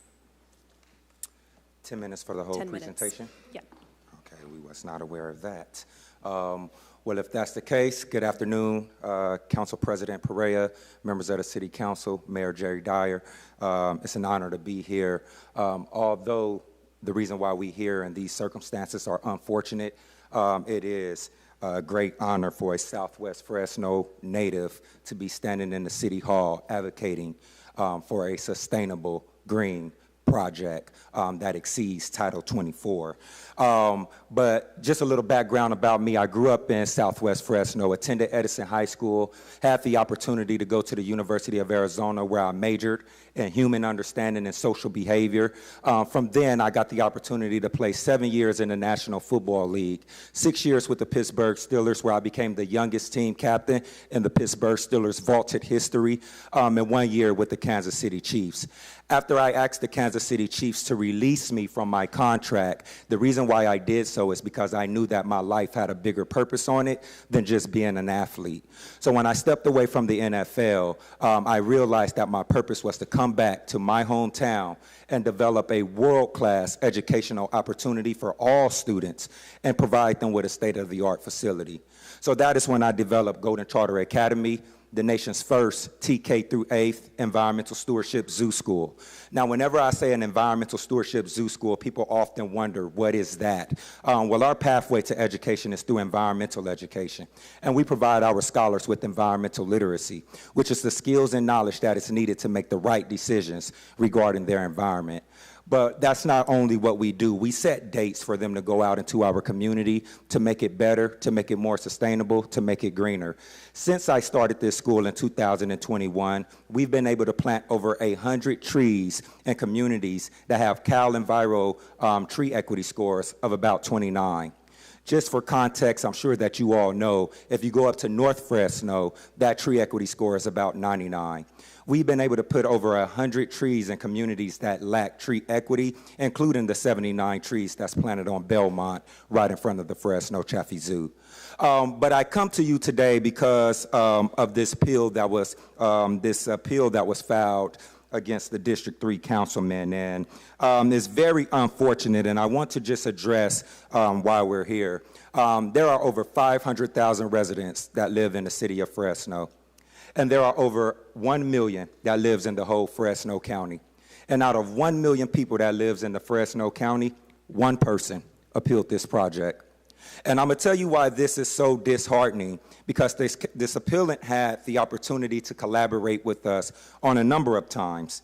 On November 8th, 2023, I submitted an application to the city of Fresno to develop a state-of-the-art facility. On 1/19, that application was routed to all departments, including District 3's office. Those comments were due on February 7th.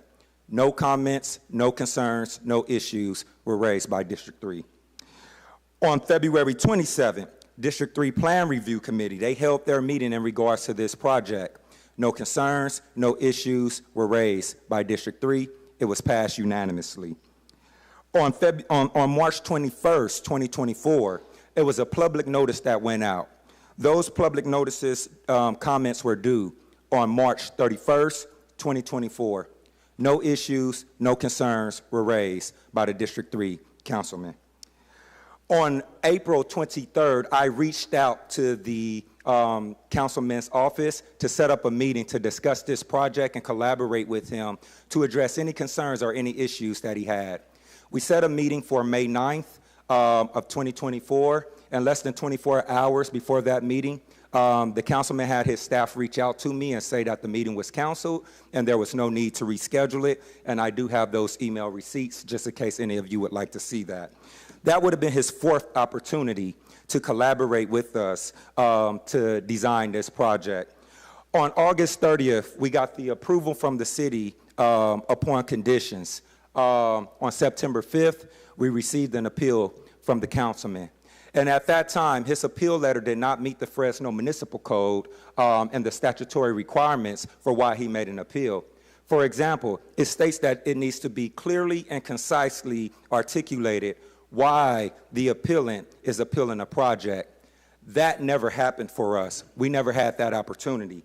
But we did get an opportunity to meet with the councilman on September 19th, and he brought up concerns about lighting, sidewalks, green space, and our traffic study. So as you can see, I have a team with me of professionals to be able to stand up here and elaborate and articulate exactly what it is that we're doing with this project so that the council, you guys can have a better understanding of what it is that we're doing, and hopefully the appellant will have a better understanding of what we're looking to bring to the city of Fresno.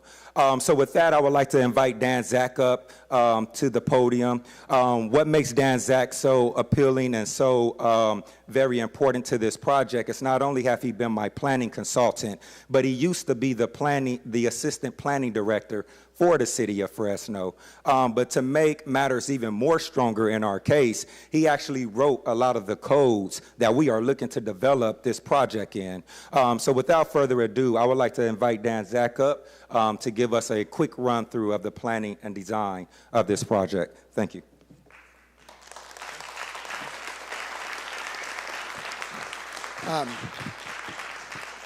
Thank you, Mr. Golden. Thank you, Madam Council President, members of the council. Dan Zach, planning consultant on the project.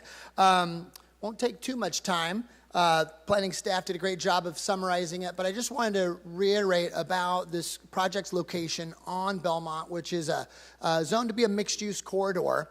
And the vision of the mixed-use district is to take these commercial streets that were developed, mid-20th century, really only retail uses and only designed for cars, and evolve them over time into corridors that are not only good to drive, but also walk, bike, ride the bus, and not only commercial activities, but also multifamily living opportunities and other types of places. In these sort of walkable, multimodal mixed-use corridors, it's very common for civic buildings to stand out a little bit from their environments, either with a little bit of a front lawn setback, columns, architectural features, different architecture than the neighboring residential buildings to really set them apart as a civic building. And so this building was designed to really honor that tradition and really honor its place as a civic building in this future mixed-use corridor that will hopefully evolve in the way that the city development code envisions it. And so it has a strong street presence along Belmont, a strong corner with an art feature and a water feature, and a strong pedestrian entrance along Pacific Avenue to honor that pedestrian-oriented environment that the mixed-use development code is trying to achieve. Out of hundreds of different standards that apply to the project in the development code, there were 16 that we asked for modifications to. They're listed here. I won't go into all of them, but happy to talk about any in detail if you'd like. But you can see the project makes good use of its site, keeps the parking away from the main transit corridor on Belmont, addresses the street nicely. This is the site plan that you saw in your packet that was submitted to staff. And then this is a modified site plan that we'll be supplying to the city staff, assuming we're approved today. That will be for our compliance review. And what this does is incorporates the conditions of approval. And so the new site plan has widened sidewalks, street trees all around, modified parking lot to have a longer driveway and avoid interference with the new sidewalk on Franklin Street, to really honor those concerns that were brought up by city staff, try to create a really great public face to the neighborhood, and respect that pedestrian-oriented mixed-use environment that city policies are trying to create. And so we worked really closely with staff, and we're happy to collaborate. They had a lot of great ideas, and those have all been incorporated, so we'll be excited to submit this new and improved site plan if we're successful today. So with that, I'll turn it back over to Golden folks if they have another minute to talk about how they'll safely get the kids to the zoo and safely accommodate pickup and drop off.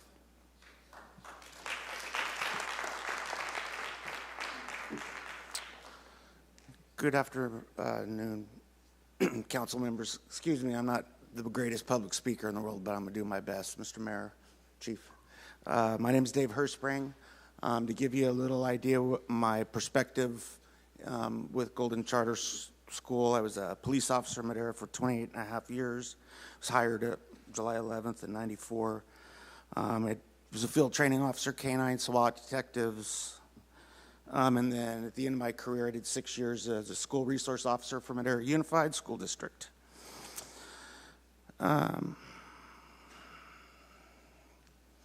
During my time as a school resource officer, I worked with the director of district. We'll give you one more minute. Only one more minute? Okay.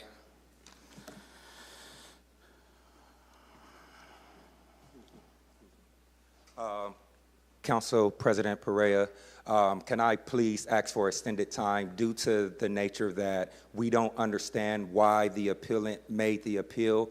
I have a team to address our whole project, from safety issues to sidewalks to lighting.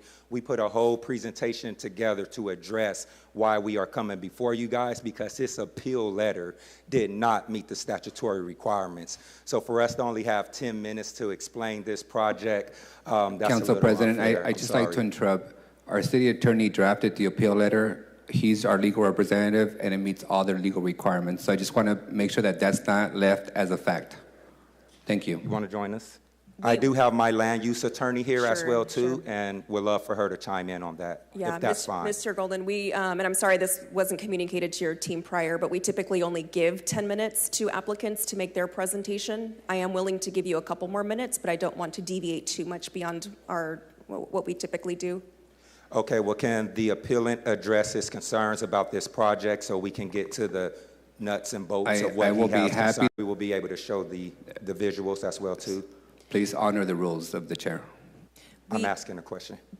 I will give you one more minute just to wrap up the presentation, and then I believe Councilmember Arias does have some questions, which will require you to come back up, and depending on what his questions are, you can bring up the appropriate person to best address. Awesome, thank you. Yep, no problem. Speak to the safety. Okay, I'm going to try to do this as quick as I can. The children are going to be picked up on Pacific Avenue. Obviously, they're going to come in off of Delno. And then families will turn right on Franklin Avenue and then right again on Pacific Avenue. We're going to have 4 different pickup times. We've got about 400 kids, and about 140 of them or so are in our after-school program. So if you divide the numbers down, there's plenty of room, even with the residential streets and the driveways there. We've got plenty of people, and with my background in law enforcement, we're not going to irritate the neighbors and block their driveways. And then as far as the next big concern is crossing Belmont Avenue, my understanding is I'm obviously not as familiar with the city of Fresno, but is that it's eventually going to be a one-way street. That does make it a little safer because what you have to focus on. But because our kids go to the zoo,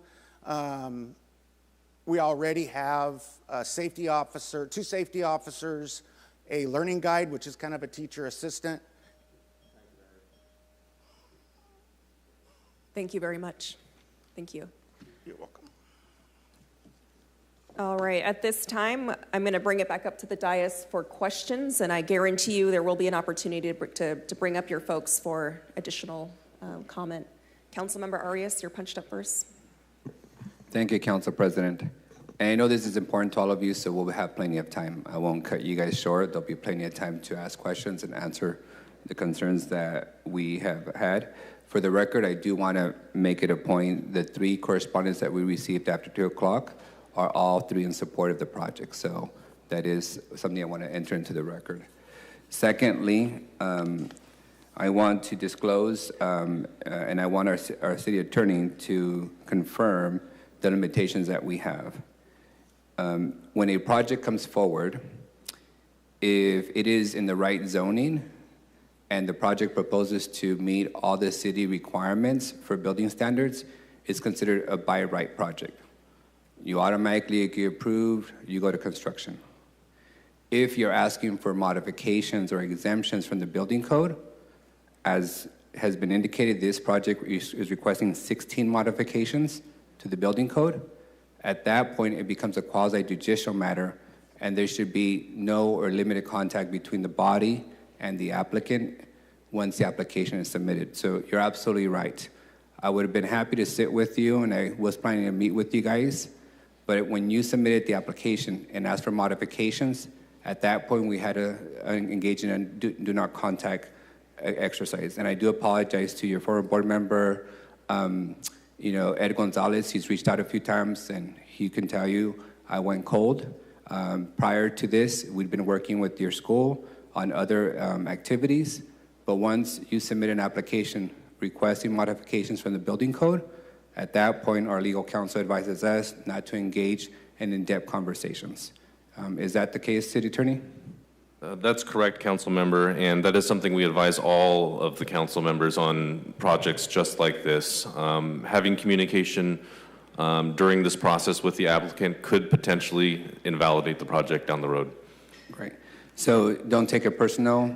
It's not that I wasn't trying to be helpful, but once you submitted an application and we were able to review it and see that there were modifications to the building code being requested, at that point we had to honor the no contact.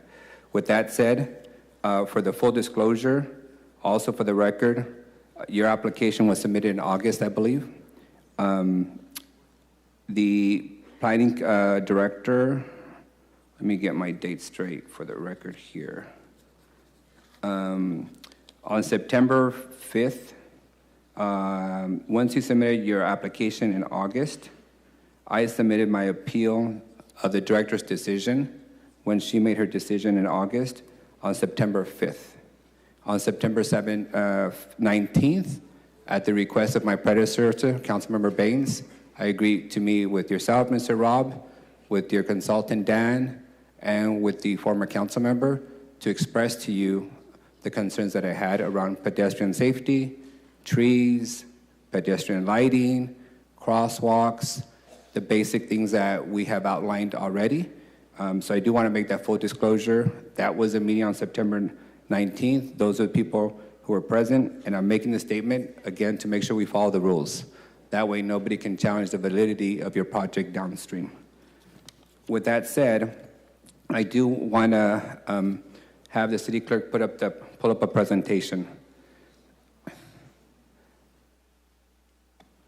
We prepared this for the benefit of the public and for the benefit of the applicant and for the council. First, I want to be very clear. I support the school going into construction. That's a given. But I have the responsibility as the one person that you indicated to ensure that whatever project is going into a neighborhood, that it is as safe as possible in the context of that neighborhood. Every neighborhood is different. You just heard earlier today a long discussion about distribution centers, the traffic they create, and the impact to residents. So with that, I want to give everybody an overview of the neighborhood that I know very well. Next slide, please. Belmont Avenue. I know your safety person indicated that it would eventually become a one-way. That is not the case. Belmont is always going to be a two-way street where trucks go. It is a truck route. It is off the interchange 99. Currently, it is a very busy truck route, primarily because there are massive construction projects underway in that area. Belmont lacks crosswalks. It lacks trees. To your credit, you guys have planted some of the missing trees, but it still lacks quite a bit of trees on both sides of the road. It lacks pedestrian lighting on the southern part of the street.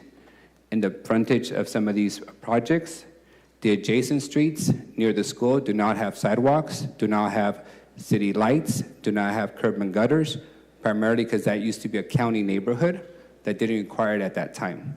Over time, as new projects get built, sidewalks are installed, but there's still quite a bit of missing sidewalks. Your project specifically, the area you're proposing to have cars come into, that neighborhood doesn't have any sidewalks. They're just driveways, which would mean kids walking that area would have to walk on the street in a very busy neighborhood. It is an active high-speed rail construction site. As you know, right now, Belmont is shut down to one lane each way. There's heavy truck construction traffic there. That construction of high-speed rail will continue to the annual through 2025. It was supposed to be done a couple years ago, but high-speed rail is a few years late. Starting when that project by high-speed rail is complete, Caltrans construction begins.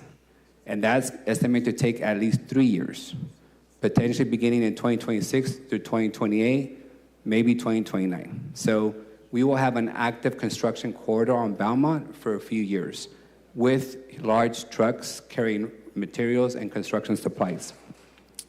In addition to that, as you may know, Fresno is one of the leaders in pedestrian deaths. And it's been getting worse year after year. We went from 111 in the year ending 2018 to 196 in the year ending 2022. Next slide, please.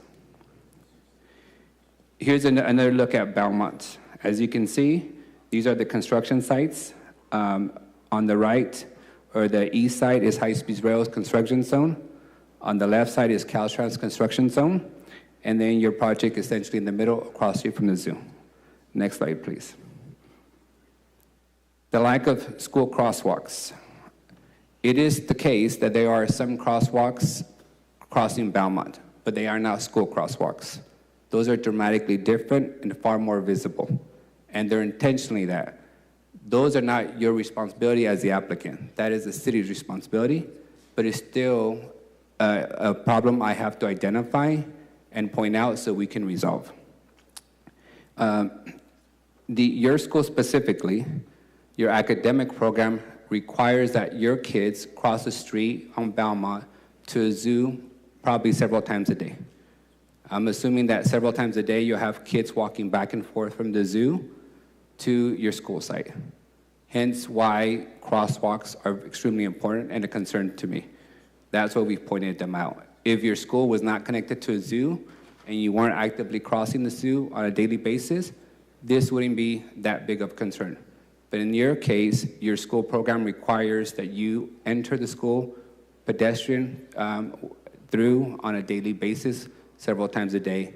Having kids cross Belmont, a truck route, as young as kinder, it's a challenge. And I want to make sure that we have put as much safety guardrails as possible. Next slide. The school site, the neighboring streets, they also lack school crosswalks. Again, not your responsibility, the city's, but they lack them. Some of them don't have any crosswalks. Some of them don't have any school crosswalks. This parcel, prior to you acquiring it, used to be a funeral home. Prior to that, it was a distribution center. So there wasn't a lot of pedestrian traffic into the residential neighborhood. A school site is dramatically different. Next slide, please. As you can tell, some of these neighborhoods right connected to your boundaries don't have any sidewalks, which means that parents, as we all know, those of us have kids in elementary school, you don't always drop off your kid on the car at the drop-off zone. Sometimes you park in the neighborhood and you walk your kid to the entrance, especially some of your younger kids. If you're doing a Christmas program after hours, if you're doing an after-school program, sometimes you park in the neighborhood and you walk to the entrance. When there's a lack of sidewalks, you're forced to walk in the street. As you can know, some of these residential neighborhoods don't have streetlights either. So having folks forced onto the street would be a challenge that we have to consider. Next slide, please. Another project of importance. The zoo, I'm a member of the Zoo Authority Board. I get to see all the projects that the zoo is proposing and is going to proceed with construction. In the case of this project, the zoo has received authority to construct a 16,000 square foot maintenance facility right next to your project. That maintenance facility is meant to do all the mechanical improvements, food deliveries, fixing big machinery. Heavy trucks will be coming in and out of that facility right in the location where you're proposing to have pickup and drop-off of little kids. This project is proceeding. They have a right to build it. They have the resources to build it. This year, the Zoo Authority Board will commence with the award of a contract for design and construction. I anticipate this project will be open before your school's complete because the zoo's running pretty quickly and they've been planning this project for a few years now. So another variable, I have to be realistic, that will be right next to your school entrance and drop-off and pickup zone. And when this project comes to the City Council for separate discussion, we will have a similar conversation with them about what changes they have to make to ensure that your kids are not being endangered in their entrance and exits of their projects. So another reality that we have to contend with. Next slide, please. The proposed project, I wanted to point out a couple things on it. I know it's been mentioned that your student population is going to be 448, correct? Is that the case, 448?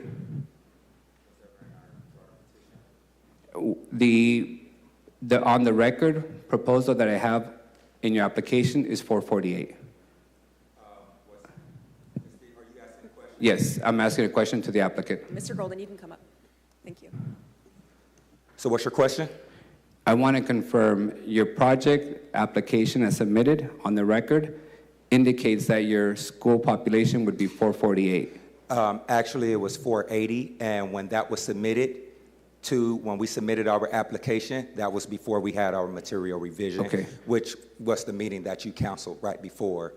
So for the record, what would be your student population, your correct student population? It varies. Who knows? I mean, there's a lot of, if you look around Fresno Unified School District right now, they've lost over 10,000 kids. So yeah, who knows what that enrollment is going to be. But my charter petition, it has been approved to accommodate up to 526 students. So Fresno Unified was accommodated to serve over 80,000, yes, but... No, so what I want to understand for the record, for my purposes, I have no interest on knowing what your population is now. My interest is making sure the record is accurate. Yes, and the record that we had the application, sir, was 480. You got authority from Fresno Unified to go to 526, correct? We do, yes, that's correct. So would you like the record to reflect 526 or 480? It can reflect 526. I'm totally fine with that. But again, that's what we have the amount to serve. Doesn't mean we're going to meet that enrollment. I understand. Okay. I just want to make sure that the record's accurate. I don't want you to come back and feel like we approved something lower, even though you had approval for higher. Cool, yeah, and I just don't want any other speculation, so I just want to put that on the record as well, too. I guess I'm just asking for the record. Are you requesting that the maximum in your application reflect 526 as approved by Fresno Unified, or 480? That is correct. 526, okay. 526, Thank that you. is correct. Thank you. Can we make sure the record reflects the total population maximum would be 526? Thank you. Your traffic study did indicate that you would have about 800 plus daily vehicle trips and pickup and drop off would be at Pacific Avenue. As I noted, Pacific doesn't have a proposed crosswalk, so that we would have to address that as a city. And I also want to spend some time on understanding your traffic plan. You're indicating that people would enter Downo, make a ride on Franklin, go to Pacific, drop off their kids, and exit, correct? For the record, Council, I also want to just notify that Public Works did agree to upgrade our crosswalks. So he's indicating that the crosswalks aren't school crosswalks, but city staff has already agreed to upgrade those crosswalks. So I want that to be on the record for Dale know as well too. That has already been taken care of. You would have saw that in our presentation. However, we didn't get that opportunity. Okay. But we do have those upgraded crosswalks that you solely are desiring for Okay, sure. then I'll make sure when we get there, we'll clarify the record. Thank you. I want the record to be clear. Do you know how many cars can be idling in this traffic pattern at one time before you back up traffic to Belmont? Do your traffic study or safety plan reflect that? It's in Parks here. I don't need you, sir. I don't need you, sir. It's actually 51, and we did that conservatively. Okay. But it's about 51 cars that we can queue in that area. Okay. So about 50 cars that would essentially fit. I was being more generous. I thought 65 to 70, but that makes sense. Next slide, please. So here's the reason that I appealed it. I've already laid out the pedestrians' concerns, the truck activity on Belmont. If the project proposed to build it to the current city standards that probably Dan Zach wrote himself, we would not have an appeal at all. It would just be automatically under construction. What my concern is that in a neighborhood that already lacks sidewalks, where we're proposing to put a brand new school that would, by design, bring in more pedestrian traffic, that we would not build the sidewalks to the city standard of 12 feet. So if the project was an office use where there wouldn't be a lot of pedestrian traffic, I would understand the rationale for that. But in this case, it's a school site with little kids, with mom with strollers. I'm concerned about the having any sidewalks shorter or not as wide per the city standard around a school site. So that's one of my primary drivers around this. Next slide, please. And this isn't, again, what I want to, I'll call you in a second. I'll give you an opportunity. I just want to put for the record as well, too, that our sidewalks are 12 feet. You keep saying they're not. Thank you. They're not as indicating the record all around as required by code, by city. Yeah. So, as I've indicated, in the last 6 years, we have systematically gone to every single school in my district and made millions of dollars of improvements where sidewalks are missing, where curbs and gutters are missing, where crosswalks are missing, where intersection lights are missing. We call that Safe Route to School. Some of these schools were built and annexed into the city 70 years ago, and we're finally getting around to fixing them. Some of these schools require $1 million intersection light. Others require $5 million worth of sidewalks for kids to be able to walk to the entrance of the school. I recognize that as a charter school, your primary target is not neighborhood kids. Most of your folks travel and drive in, which is understandable.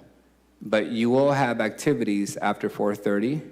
You will have after-school programs, Christmas programs, all the great things that happen in a school site after hours. And those sidewalks will need to be lit, and they will need to be wide enough to accommodate families and kids walking to the entrance. So I wanted to show this slide because I want to reassure you, I'm not treating you different than any other school. I want to make sure that your school has the same width of sidewalks, the same lighting as we have done in schools across the city. Next slide, please. So before I make a motion to approve, I do want to give you as the applicant any time that you want to clarify anything, to add anything to the record. I know you felt 10 minutes was short, but anything that I misstated, I misspoke, by all means, this is the opportunity to clarify anything. I will make a note. Some of the things that you guys have referenced, like Mr. Danzak said, you will be submitting an updated site plan. We have not seen those. We're not privy to those as council. Some of you indicated, our plan or Public Works has agreed to do this. I'm not privy to that. That's news to me. So I could only go off what's on the record and what's in the application. So this is your opportunity to clarify anything that you may want to about your project.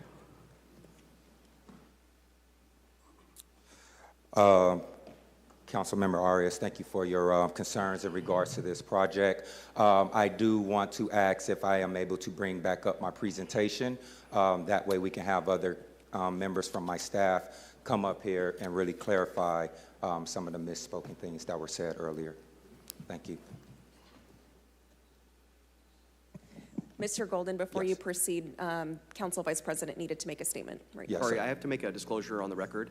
So a couple of months ago, I did visit Golden Charter Academy. I learned a lot about the curriculum and the history. It was a very fascinating visit. I was very impressed. As part of that meeting, there was some mention of what we're talking about here today. I didn't offer any opinion. I did listen respectfully, and I look forward to continuing this conversation today. And City Attorney, if you have anything to add, you're welcome to. I think that disclosure was fine. Thank you. Thank you, Council Vice President. Mr. Golden, go ahead and proceed, please. Awesome, thank you. I would like to bring up our traffic engineer to talk about the traffic study as well. Thank you.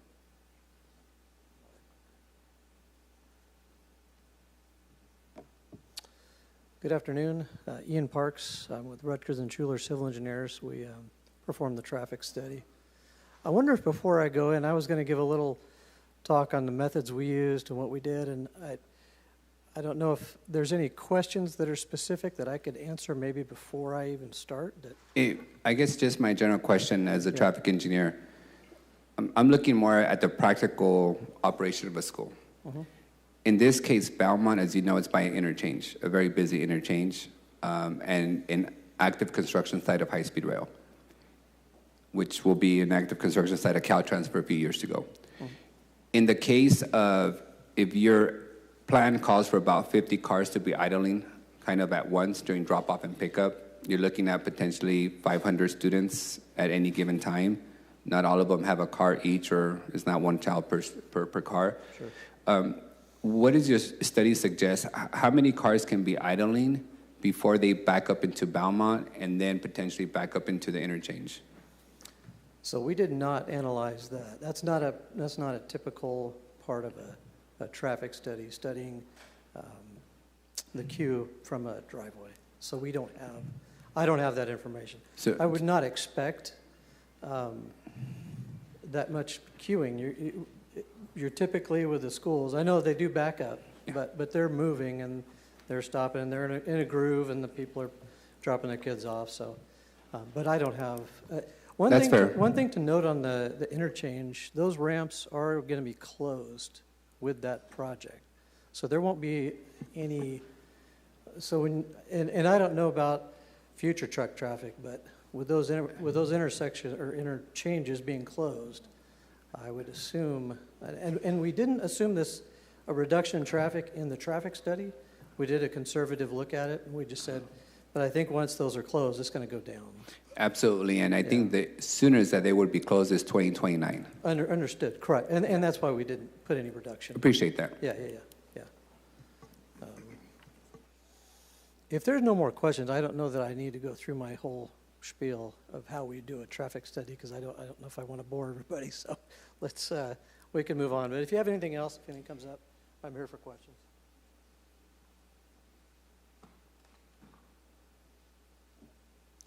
Can we bring the presentation back up, please?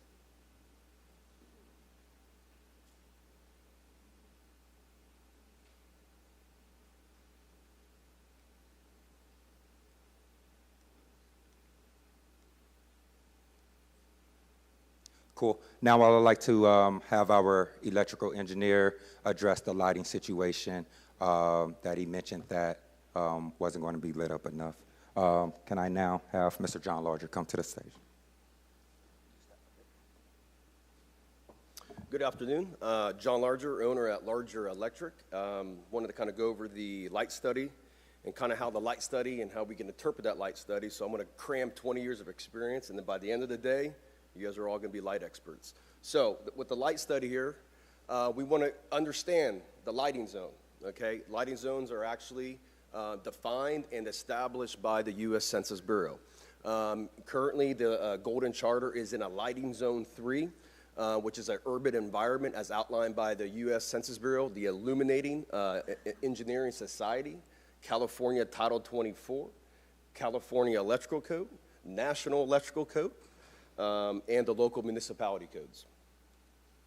The importance of uniformity and standards. What I want to kind of go through here is that before we go to the slides and actually see the lighting in a simulation here, we want to recognize what is sufficient lighting. Sufficient lighting is measured in foot candles. And as you can see here from the chart, parking lot lighting, IES and Title 24, 1.5 foot candles, sweet spot. 0.75 to 3 foot candles, that's the range you want to be in to make sure you are meeting to those standards and you are in compliance with those standards. Pedestrian pathway lighting, 1 foot candle. No difference from in here. If the lights go out, emergency lights come on, by code, you need 1 foot candle to exit the room and enough illumination to provide for those individuals to get out of the room. No different from pedestrian lighting according to the IES, California Energy Code, and Title 24. Street lighting, 1.2 foot candles, averaging 0.6 to 2.4 foot candles. That is the standards that we are meeting here, and I'm going to tell you right now, we actually are kind of going above Excuse me, foot candles. I don't mean to interrupt. I appreciate the science behind lighting. Can you just get to the point of what does the project propose and where does it propose it? So here we go. This is the lighting that we see here on the map. I'm sure you're going to have questions about this, but I can't put science behind it. So here we see a lot of spillover right now currently onto the backside of the residence, okay? This is called lighting not meeting your bug factor. What is a bug factor? Backlight, uplight, and glare light, okay? So we don't want light pollution going outside of those boundaries to eventually go into the spillover residence, okay? But as you can see here, the blue spots are the sweet spots, okay? Where we want in the light blue is where we are focused on. What we are trying to do now is eliminate the spillover. Here it is, as you can see it at night. This is what it is now at night. If it was here today currently, this is the lighting here you see. Up here on Pacifica, you see all the baller lights. Why do we go with baller lights? Baller lights because of the trees that will grow will eventually suffocate and eat up the light, which then will take away from the pedestrian lighting. If I may, just want to make sure I'm following along. Sure. Is this what's in your proposal? It's approved. Dan, can you explain to me in basic English, is this in the actual proposal now or in the, or I'm sorry, the city planner?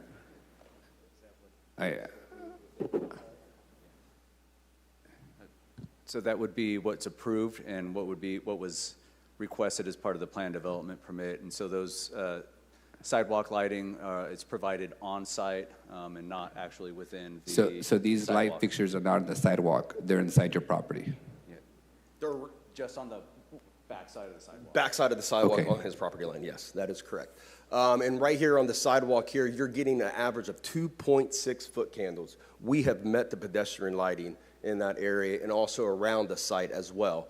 If you go onto the play area over there by Delno, we actually utilize our lights that we're going to illuminate and direct the light into the play area. We actually wanted to do something on the backside so we can illuminate that sidewalk area and for the pedestrian, which we are at 3 to 2.5 foot candles in that area, which we do meet the standards for that area. The parking lot lighting, it is very well lit, as we can see in here. Parking lot lighting is averaging a 2.6 foot candles as well, which we've met that. It was not, I think the standard is a 1.2, so we have achieved that as well. This is now the lighting when we have applied the shields specifically on the backside of the residents' homes there. There's no more spillover. We actually use a different light fixture. It's a distribution 4, which allows the light to go directly out and not back. And then any light that does go back, we can shield it to not allow any spillover or light pollution going back into the residents' yards.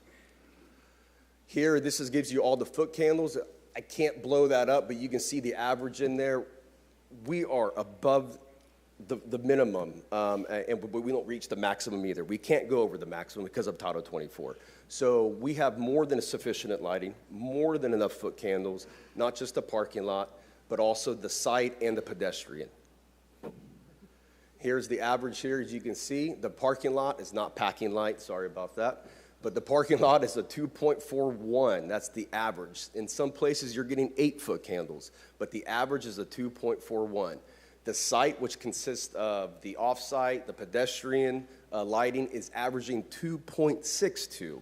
More than enough lighting for the pedestrian safety, and not too much lighting where it would affect the eyes or the drivers that would put them in a safety position that would cause maybe an accident or something of that degree. What's the rationale for putting the pedestrian lighting inside the property versus on the sidewalk where all the other pedestrian light in the city is?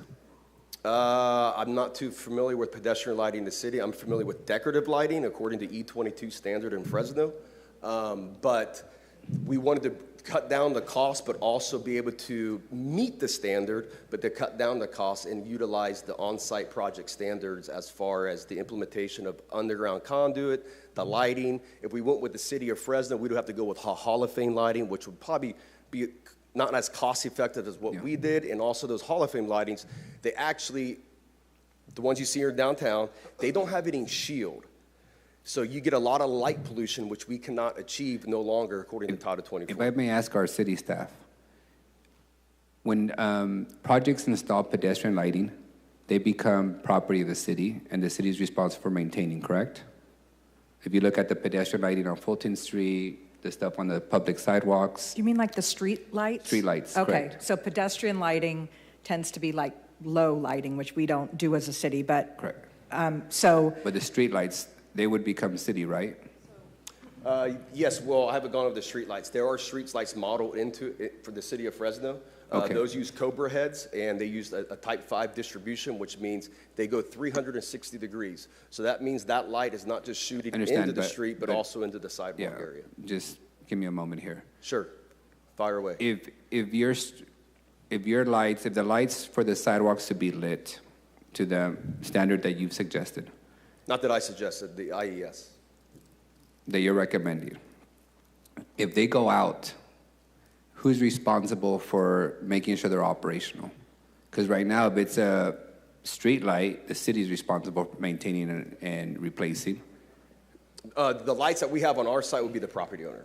The city street lights that are modeled in there would be obviously the responsible of the city of Fresno. So is that the case when we do these projects, that they're allowed to put pedestrian lighting on their property, and then if the things go dark for whatever reason, then can we require them to fix them, or is it up to them to fix and replace? Yes, it can be required through code. And again, remember the mixed-use zone has 2 street lighting standards, one to light the streets, the Cobra heads, and one to light the pedestrian environment. And what the specialist is telling you is that the model that they have for the pedestrian environment meets the standard. It doesn't have to be provided in the city right-of-way. It can be provided on the property, and we do typically allow that if they can show that the lighting achieves the same result in making if you walk along a sidewalk on a standard street at night, the street is very well lit, but the sidewalk is very patchy, right? What is being modeled here and what we require in mixed-use zones is that the sidewalk environment is just as well lit as the street environment. So it is permitted. For my confirmation, in this proposal, we're allowing the developer to be responsible for the sidewalk lighting. For the pedestrian pedestrian lighting. Lighting, correct. And if it goes out, then it would be a code enforcement Then complaint. code enforcement would be responsible for making sure they fix them. Yes. Thank you. Yep. That's what I'm trying to resolve. Just wanted to kind of go back to the back. So the bug lighting, which you see in downtown Fresno and at M Street, I've been involved in a lot of the projects around here, which are the Hall of Fame lights. Those are the non-shielded lights as you see to the far left. Those actually put out light pollution and not a controlled environment for the lighting versus the fully shielded one. It actually directs the lighting where it needs to go, and that is done through technology, through LED, and through the optics. We can actually direct lighting where we want it to go and not to go. So in the end, these are your averages here again, that we are in compliance with IES, California Energy Code, Title 24, CEC, NEC. We are in complete compliance with their standards and their calculations and foot candles. That's it. Thank you.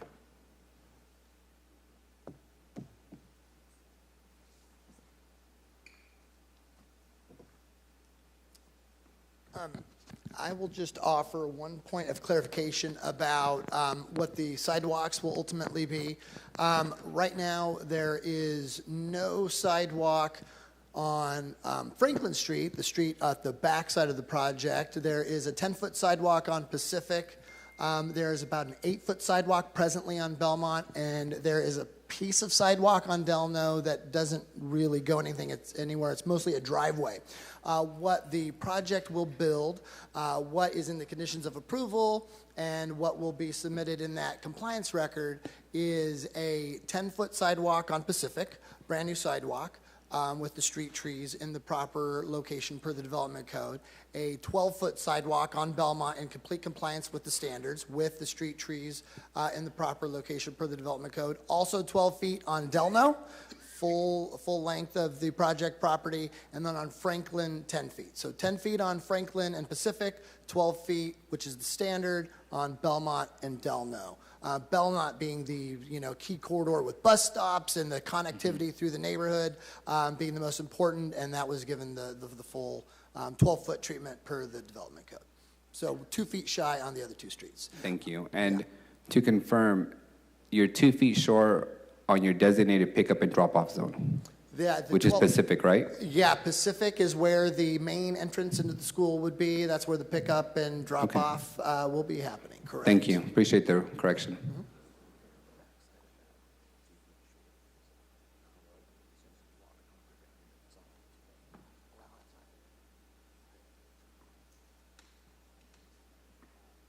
Good afternoon, President and members of the council. My name is Sarah Coleman. I'm an attorney with Young, Minnie, and Core. We represent Golden Charter Academy.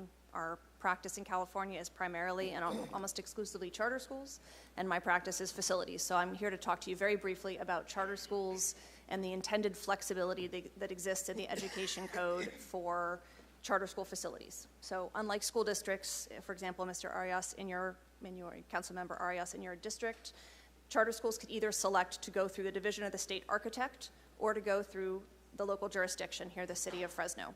So there is that flexibility. Clearly here, Golden Charter Academy has elected to go through the city of Fresno. In addition, charter schools, unlike school districts, cannot exempt themselves from local zoning ordinances. So here we are going through the zoning process through the city of Fresno, and the school has gone through 2 years of planning and working with the city to get to the project that you now have before you. And that is very intentional. So things like green space, things like parking, things like sidewalk requirements that would be applicable to a school district site are not applicable to Golden Charter Academy here. They are applicable, the requirements are the city of Fresno's. And again, as staff has indicated, as our people have indicated, we do meet those compliance with the exception of where we're asking to change from the development standards. All those changes have been approved and given permission by the planning director. So I do want to note that charter schools are intended to be hotbeds of innovation and to be creative in not only their educational program, but also in the way that they manage, develop, and design their facilities. As you saw from the schematics, this facility is unique, and it will provide a really amazing opportunity for these students. And in working with the city of Fresno, they have designed it to meet those requirements. The other thing I did want to say is, from our perspective, the appeal letter that was provided by the council member to appeal this from the plan to the Planning Commission and then to the City Council is not sufficient under the Fresno Municipal Code 155071A1 because it required a clear and concise description of what was being appealed. And here, the only thing that was stated is that they wanted to explore the conditions of approval as well as the modifications to the development standards that did not allow the school or city staff any real sense of what was at issue. We do now have some additional information that has been helpful, but it did make it very difficult for us to plan our presentations and to address concerns because we didn't know what was at issue here, and that could have been provided as part of the appeal letters. And so we don't believe that the appeal in its inception from the Planning Commission should have been granted. So thank you very much.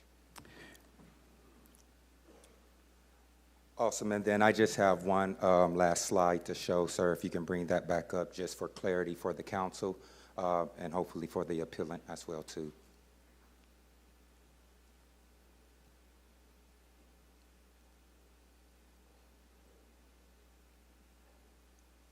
Can you share it on the big screen, sir? On the big screen. Excuse me, sir. Can you share it on the big screen up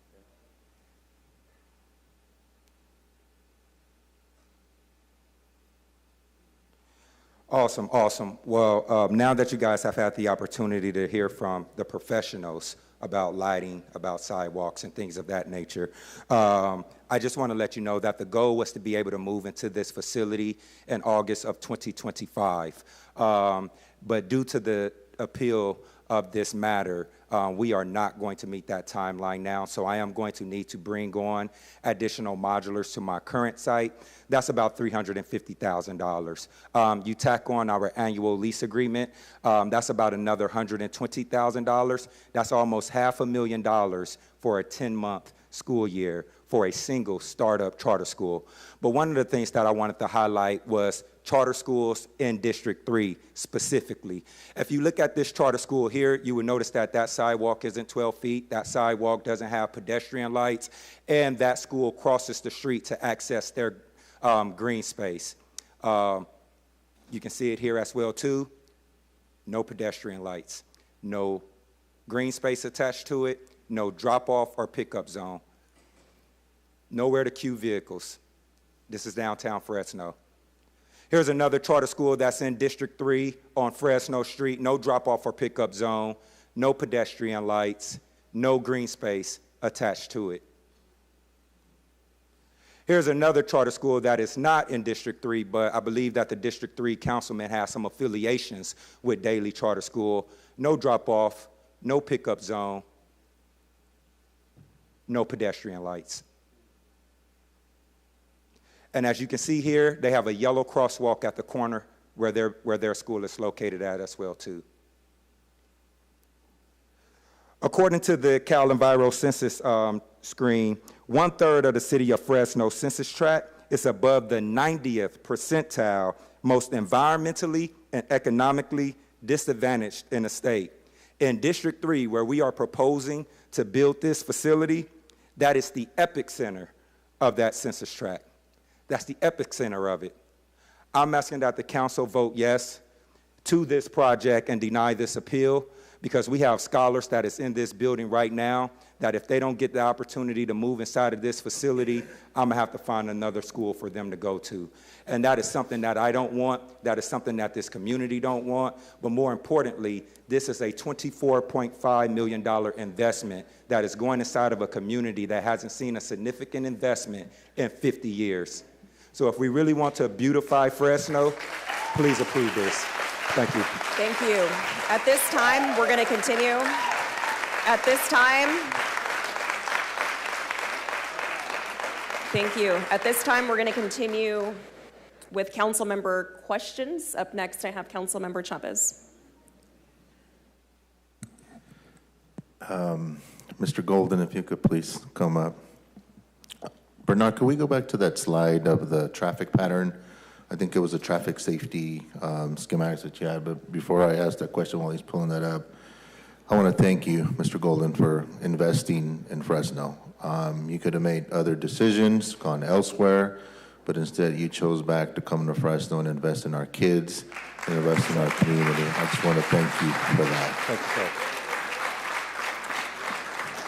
I think oftentimes we get into the conversations of technicalities, and I think I can see your frustration with government and sometimes how slow it works, or maybe we're an obstacle to your model and what you're trying to build.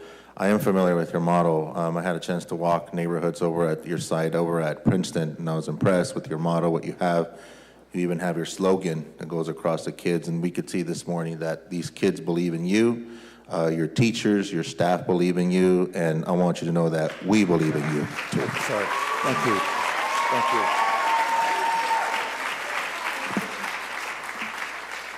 I pulled up the Google map of the site here while we were having a conversation, and I asked our city manager, I do see sidewalks that go around the perimeter of the facility, but I want to hone in on that because I do want to make sure you address, just for the benefit of the council and the public, the traffic and safety pedestrian measures that you will be taking. I think earlier in the presentation you mentioned that there'll be four shifts of drop-off pickup for kids. So they'll essentially come in through Belmont, and the route that you have is going southbound all around the area. Is that correct? Yes, sir, that is correct. And just to add to that as well, too, Councilmember Chavez, is I do want to echo that we do have transitional kinder through 8th grade. So our bell schedule fluctuates where TK and your youngest scholars, they're going to get out of school around 2 p.m. Your primary elementary grade levels, they'll probably be getting out of school around 3 p.m. And then your middle school will be getting out of school around 3:45. So there's not going to be any given instance where you're going to have approximately 526 scholars getting picked up at the same time.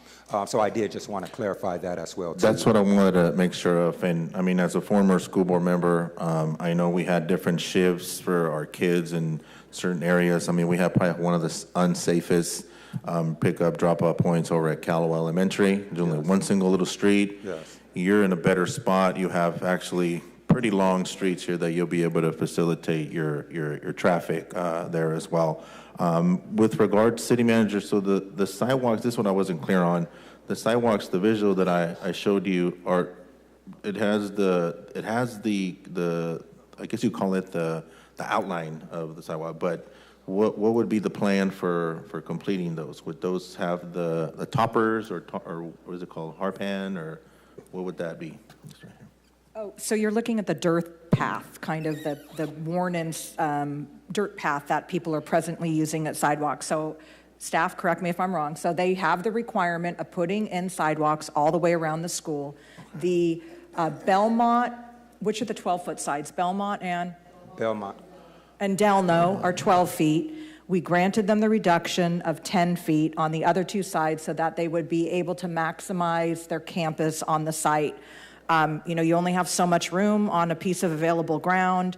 They did their best to fit everything on and to fit all of the requirements. And frankly, I've granted this exemption in many other parts of the city where a site, sometimes you just can't fit everything on a particular site, especially when you're doing some sort of infill site. So we did grant the exception to allow those to be 10 feet. Okay, so, and just so we're clear, Mr. Golden, so pickup, drop-offs, what time is your drop-off in the morning for kids to come in? Yes, sir. That ranges between about 7:15 in the morning till about 8:15 before we get ready to start our affirmations. So it will be, we said 500 students that will be at the campus at one point or another? Yes, that's our projected enrollment. Yes, sir. Okay, all right. Well, again, I mean, thank you for investing in Fresno and coming back home. I can't stress that enough. I think your school and you are changing the narrative for Fresno, that we don't value education. I think you're doing a lot of great work in that space. Thank you, sir. And I know sometimes it gets a little frustrating, but I know that our kids believe in you. And again, we believe in you, and thank you for investing in Fresno again, Mr. Golden. Thank you, sir. Thank you. Councilmember Arias. Thank you. I do want to address a couple of direct comments by the applicant. First, I know you're frustrated that's taken time, but the fact is, if you wouldn't have requested 16 exemptions, you would have already gone to approval and construction months ago. But when you make those requests, it triggers a process that applies to everyone, not just you. So it's not personal for me, even though there's been a couple of cheap shots. I am completely unbiased. I'm not on your payroll. I support all charter schools and public schools. My kids have gone to them. I want the best for West Fresno, but I'm also the gentleman that has to go to Kirk Elementary, Columbia, and explain to them why the previous leadership approved such poorly designed traffic patterns, such poorly designed sidewalks. And I want to have a question to the city manager. Have you approved an exemption of sidewalk size for any school in the city? And what schools did you approve it for? I don't believe it's been a school, no. But it's more That's what I for thought. like infill type Absolutely. projects. Yeah, and I can appreciate that. We just had this discussion on the zoo sidewalk, right? Again, for me, a school is different than office use. A school is intentionally attracting pedestrian traffic. Even though you're a charter school and most of your kids are driven in, you will have pedestrian traffic because folks will park in the neighborhood and they'll walk to your entrance. So I want to be very thoughtful. I also want to acknowledge the fact that based on your presentation, you've convinced me on a couple of points that I had concerns with. You convinced me on the lighting. I'm extremely concerned that we would allow an applicant to put on-site pedestrian lighting because then you're going to open yourself to code enforcement. And I'd rather hold the city accountable for sidewalks in front of schools being lit than to hold the school site accountable. But if you fully acknowledge that you are going to be responsible and that if they're broken or vandalized by the unhoused or somebody being inappropriate in the neighborhood that, goes and breaks your pedestrian lighting, that you know that code enforcement has the right to cite you if they're not fixed on time. Are you comfortable with that? Yes, sir, I am very comfortable with that. I'm putting a $24.5 million facility in an area that deserves it, and I appreciate we're going that. to make sure that it stays golden, and golden simply means I appreciate that, and from my perspective, $25 million project, penny pinching on safety is not the thing I'm comfortable with. So that you've convinced me on the lighting part. You've also convinced me around the trees. I was concerned that there would be no trees on Belmont. That for me is not acceptable. You're an environmental school. You're planting trees everywhere else. We ought to have trees in each of the streets. So I want you to confirm for me that your proposal, Mr. Danzak, I'm looking at you because you're the guy who's going to have to answer to this at some point. We'll have trees on each of the streets. We have tree wells going all around the project as shown in our site plan, but we also have $300,000 of landscape architect to provide our scholars with a fresh green space inside of the campus as well too. And I'm very aware that on the downhill side, you can be asked to put sidewalks and trees because all that is private property. So it would be enormous for you to do right-of-way acquisition. But on the stuff that you do own, I expect tree wells. Absolutely. Okay.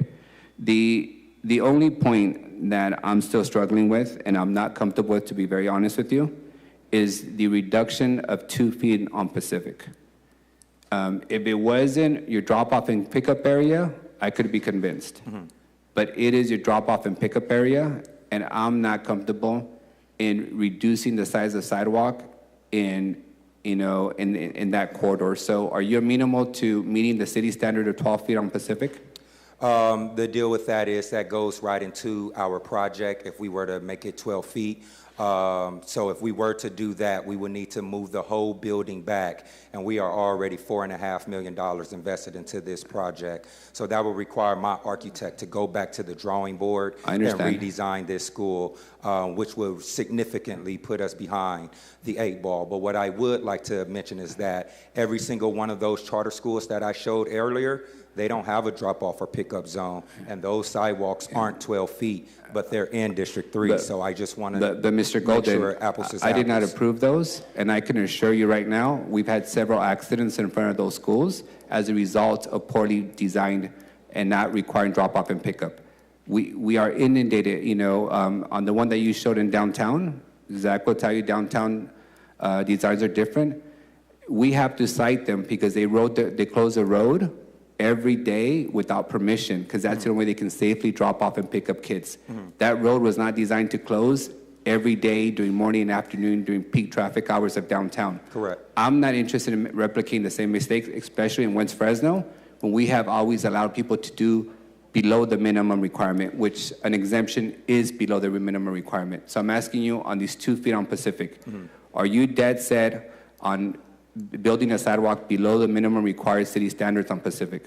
For the record, I would like to say that 10 feet that we have on Pacific, we are going to be able to have a safe drop-off and pickup zone, more safer than any other school that is in your district as of right now. Based on the presentation that we showed, how we have staff out there, even the city has already came out to our current site and they viewed our pickup and drop-off zones, and they said that we were significantly efficient. And this is on a very narrow and tight street. Who was that? Public Works, I believe, came out to view our pickup and drop-off. Who was that in Public Works? I want names because whenever I ask them directly, they act like they weren't around. Okay, that's not my issue to handle, but I will say the professionals do understand this line of work. So if I could, Ms. Clark, City Manager, are you guys on the record that we did a site visit and signed off on the Pacific drop-off and pickup as he indicated? At our that? current, let me make that Oh, clear. I'm sorry. Our current site. Got it. Our I current misunderstood. site that we are currently located at. I misunderstood. Right now, yes. Okay. Not this one. Thank you. Thank you. One last question for the applicant. Are you willing to accept all legal and financial liability if accidents occur by us allowing a below minimum standard sidewalk on Pacific Avenue? My legal attorney could answer that question. Because I can assure you. I don't even think that is relevant compared to what you've already experienced. I can assure you. I can assure you the city gets sued every time when an accident happens because we approved a project outside the city standards. You can speak in the You microphone. can speak on the mic. Are you declining to accept the responsibility? Of course, that's not a question I'm going to answer. Your city staff and we have done a great job of working through all these concerns. 10 feet is wide enough. They're going to be staffed regularly. There's plenty of room for people to walk on this sidewalk. Suggesting that this much space is going to make the difference between a kid being safe and not is... Have you pushed... I have 2 kids. Yeah? Yeah. So you know the sidewalks get crowded during pickup and drop-off? That's why they have 5 staff people on Pacific. Can you speak closer into the mic? That's why they're going to have 5 staff people on Pacific to make But how does 5 staff people give you more physical space for people to walk through? It makes sure that kids don't get crowded and that things are safer. Okay, so traffic is going along, you're fully aware of that you're asking for us to authorize a below city standard width on Pacific Avenue, your pickup and drop off? We've already talked about that. So what I'm saying is the city staff have worked Closer into the mic, please. City Yes. We're staff have streaming worked online, and this is the only way they can hear. Yeah, city staff have worked very closely with Golden Charter Academy to ensure Okay. that this is going to be safe. And the traffic people talked about it, the plans talk about Thank it, you. et cetera. All right, I'll take that as a non-response, but I appreciate And I your would like position. to also add, council member, is that right where we will be dropping off at, there is a ton of concrete to our main entrance. And if you want to pull the photos back No, I up for your understand. visual, then you will see that we are beyond 12 feet where it comes to our drop-off You location. mean, let me just make sure I understand. Can we pull a photo up back up You too, mean for his visual? Sorry. your entrance, there would be portions that go beyond the sidewalk that allow Correct. for more spreading of people? That's correct. Okay. Yes, That's appreciated. Thank you. Councilmember, can I just add a little point of context? No. Okay. Thank you. I appreciate it, City Manager. I think I'm ready to make a motion on this. So first of all, I do want to say thank you. And again, my intent wasn't to surprise you with concerns. I have to follow the rules. Once you guys ask for 16, exemptions, I have to follow the process. This forum here is designed for us to have a very public, transparent conversation about everything. As I noted, you've convinced me on several points. I do, for the record, am not comfortable with pedestrian lighting being the responsibility of an applicant versus a city. But you've acknowledged that you know that intentionally and upfront, and that the city code enforcement has a right to enforce that, including fines and everything that's involved in that process. I've already indicated my concerns around the width of the sidewalks. You have indicated that you believe it is safe. I don't believe we should be making an exemption in West Fresno on a truck route in a drop-off and pickup zone, but that is your position. So with that, I'm going to make a motion to, we still have to? Okay. I've asked him to allow us to go out to public comment first to hear from the public before we start making motions. And I do have another council member punched up. Councilmember Bredefeld. Mr. Gold. Thank you for the presentation. Yes, it was sir. an excellent presentation. You had children up there for the whole morning. They were well behaved. I'm not so sure some public schools whether they would have been that well behaved. Yep. Thank you, sir. And I really want to comment on your presentation. Excellent. Thank you, and I'm fully supportive of this. My only question, would you be willing to build a charter school in District 6? Absolutely. Yes, sir. I definitely will. We would welcome it. And Thank you, sir. I wish people were as in tune with their presentations as you were. And I thank you for the investment, for being willing to sacrifice probably a lot of money through the NFL to come back to the community and invest in it. And you've done that, and I think kids are going to greatly benefit from it. So I just wanted to share that with you, and I'm fully supportive of you. I think you've addressed all the issues. I'm not concerned about anything. And so we'll hear from the public comment, and then we'll come back up and address it. Thank you, sir. Thank you. Council Vice President. Sorry, can you hear me? Council Vice President. Thank you. Well, very robust conversation, good questions, back and forth. One thing that struck with me, I do talk a lot about safe routes to schools and this issue of 12 feet. I want to get some clarification from the experts. So City Manager, 12 feet, is that referring specifically to schools, that standard? No, the 12 feet is about because it's in a mixed-use district.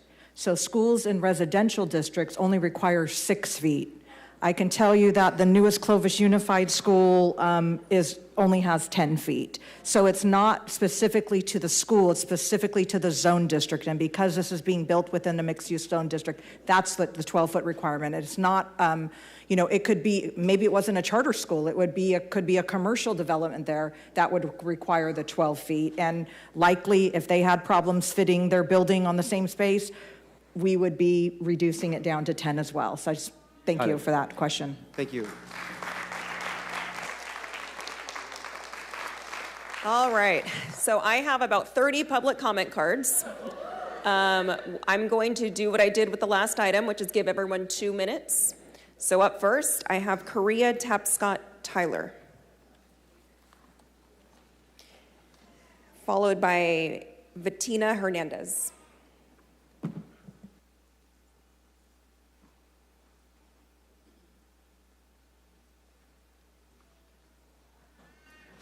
Good afternoon, you'll have 2 minutes.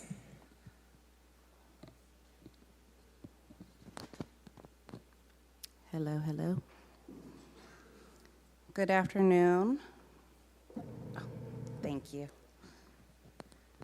Good afternoon, honorable members of Fresno City Council, Mayor Dyer. My name is Korea Tapscott Tyler, and I'm a proud parent of a scholar at Golden Charter Academy, an institution that has become more than just a school. It is a beacon of hope and opportunity for countless families in our community. Today, I stand before you to advocate for the approval of Golden Charter Academy's building expansion request.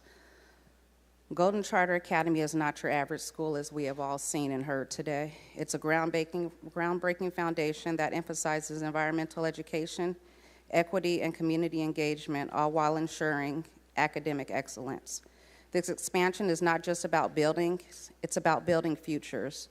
The current limitations on space hinder our ability to provide GCA scholars with the facilities they deserve, facilities that match the level of innovation and care this school delivers daily. As a GCA parent, I have firsthand seen that Golden Charter Academy not only invests in its scholars and their families, but the community of Fresno as a whole. Just recently, Golden Charter Academy partnered with Beautify Fresno to give back and clean up our community as well as providing turkeys to not only the scholars' families, but the surrounding families and areas of our current GCA location, as well as our future GCA location. This is the kind of environment every child deserves, one that nurtures their minds and prepares them to lead in the future. The denials that we have received feels like a step backward in our community. While concerns may exist, I urge you to look beyond any politics or misconceptions and focus on the undeniable need and potential this expansion represents. Approving the expansion is not just about Golden Charter Academy, it's about Fresno as a whole. It's about investing in the next generation of leaders who will carry our city of Fresno forward. The scholars. Thank you very much. Appreciate your time. Bettina, followed by Mandy Brewer. Good afternoon. Hello, everybody. Thank you for allowing me the opportunity to speak with you today, the City Council, everybody here. I'm also the proud parent of a GCA scholar and also an advocate for our community's children, including the disadvantaged and those with special needs, like my own child. I'm here to support the relocation of GCA to the proposed location on Belmont, a move that will provide a better learning environment for our scholars to teach them valuable lessons in environmental stewardship. Relocating the school to the proposed location ensures the undeserved youth in low-poverty neighborhoods have access to the same quality facilities and resources as their peers in other parts of the city.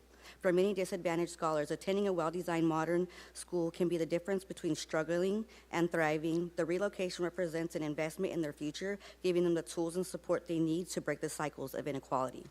For children from disadvantaged backgrounds, hands-on experiences with nature and sustainability are often rare. Relocating the school to this site would create opportunities for all scholars, including those with special needs, to engage directly with their environment, whether it's through outdoor classrooms, gardening programs, or conservation projects. This location could become a place where children learn not only about the world, but how to protect it. The proposal location offers a chance to create a healthier school environment with natural lighting and green spaces. These features are especially important for disadvantaged youth and scholars with special needs who may already face challenges related to their health or access to safe outdoor areas. A school that prioritizes environmental stewardship also prioritizes the well-being of its scholars. Teaching the scholars about environmental stewardship is more than a lesson, it's a life skill. The disadvantaged youth and those with special needs, this knowledge can open the doors to future opportunities within their education, careers, or community leadership. By integrating sustainability into the curriculum and the design of the school, we prepare them to be active participants in solving the challenges of tomorrow. The relocation is not just about the building of a school, it's about showing our commitment to equity and responsibility. By approving this move, the city sends a clear message to disadvantaged youth and their families that their education matters. Thank you. Mandy, followed by David Watson. This isn't just about another building. This is about a community coming together to address historical inequities through learning how to care for our planet and our communities in more sustainable and equitable ways.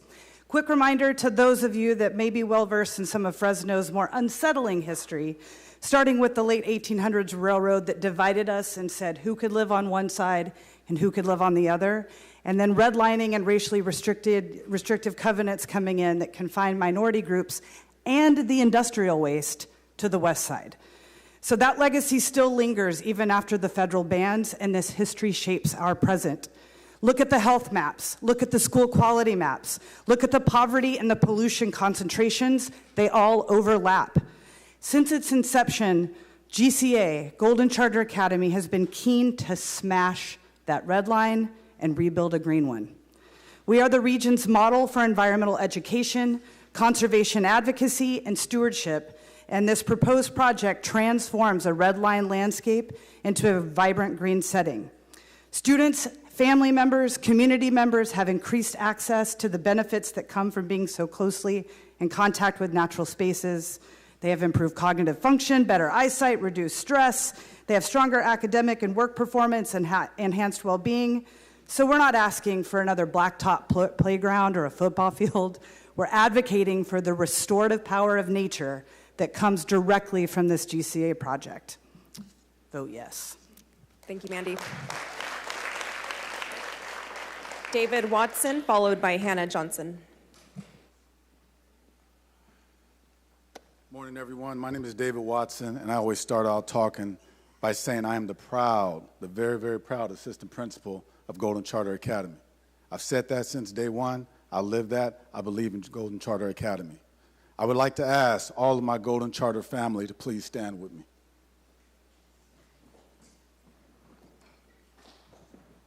Council, my request, our request, is for you to stand with us and be part of our family and understand that we are here, we're not giving up, because the N in Golden stands for what? We never quit. We're here to stay. Our request is that you stand with us and not stand against us. District 6, we're coming. We are coming. Thank y'all very much. David, your card had two names, David Herspring.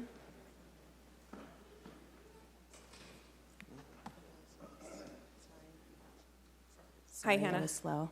You have 2 minutes. Yep. Hi, everybody. Hannah Johnson. Thank you for allowing us to speak today. I'm a proud Golden Charter board member. I could talk for hours about how great the school is, but I won't. If you haven't been on campus, there isn't a data point and there isn't a word that adequately describes what we're doing to these kids' lives. Our kids are smart. They are curious. They think critically.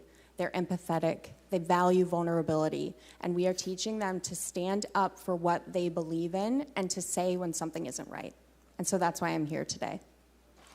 I believe that our students deserve this beautiful building that we are building on Belmont. I believe that the 700 kids on our waiting list are hankering for it. And I believe that the neighbors in District 3 are so excited for us to be up and running because they want to work together on rising up the neighborhood. Today isn't about a building. Today is about putting a beacon in an area of our city that has been overlooked for decades. Today is about coming together and saying that we haven't been paying attention, but we are now. You are valuable. You are worth this investment, and we're ready to work together. So please vote yes. Thank you. David Herspring, followed by Jesse Garcia. I'm not going to go through everything that I said, but was going to say earlier. But I will say this. We ask our students to stay off their cell phones when they're in school. We would ask that you folks do the same thing. First of all, we talked about cheap shots a little bit, and I felt like there was a cheap shot, council member Arias. Yes, sir. Address your comments to the chair, please. I'm Those going are to the ask you rules. to Okay. If you'd like to discuss afterwards, I'll be happy Councilmember to. Arias. Thank you. Specifically about safety. So what happens at our school is that, unlike elementary schools that I've had the experience with, we've got about 8 staff members that are outside the school in the morning. In the afternoon, when they're picked up, they're escorted to the gate on the school property. The vehicle pulls up, they're actually walked to the car and valeted, just like a valet service. That's how safe it is for our kids. And as far as crosswalks go, I'm inspired and happy that you guys are investing money in those crosswalks. But I kind of view it as a restraining order. It's just a piece of paper. The crosswalks on Belmont, although it is a busy street, it is a truck route, we're going to have 4 to 5 adults standing there. Those kids only cross twice a day, 9 a.m. and 11 a.m. The other thing that I'd like to say, and I'm going to try to do it quickly, our vice principal almost has her PhD. We have 2 doctorates that are associate. Mr. Watson is law enforcement experience plus 3 master's degree. We have a life coach that has his master's degree. We have front office staff that have their bachelor's degree. We have 2 or 3 learning guides that have their master's degree. My whole point is that we have a whole lot of staff there that are there for the right reasons. Thank you. Thank you. Jesse Garcia. Jesse Garcia. Stephen Morris.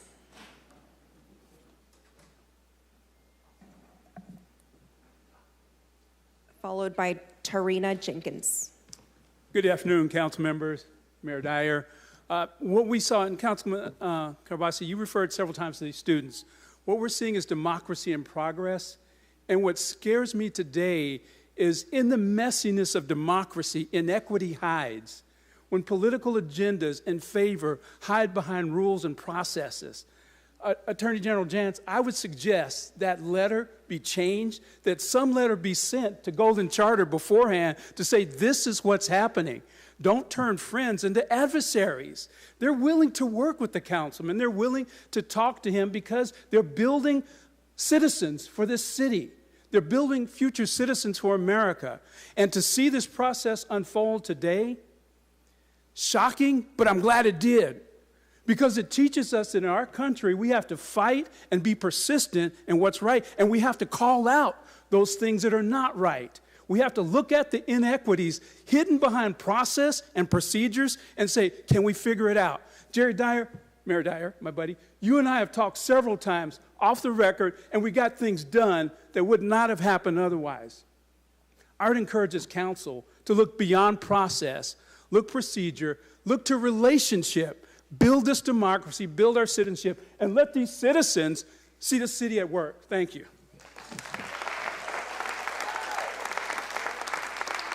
All right, thank you. Next, we have Tarina Jenkins.